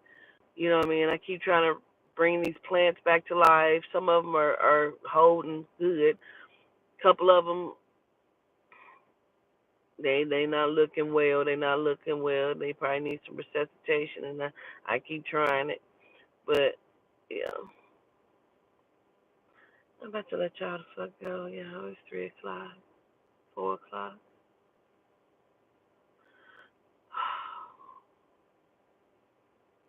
Well, we back at it. We back at it, y'all. Anyway, I love y'all from a genuine place. We gonna talk again. Talk to y'all soon. Gratitude for the likes. I appreciate you all. Talk to y'all later.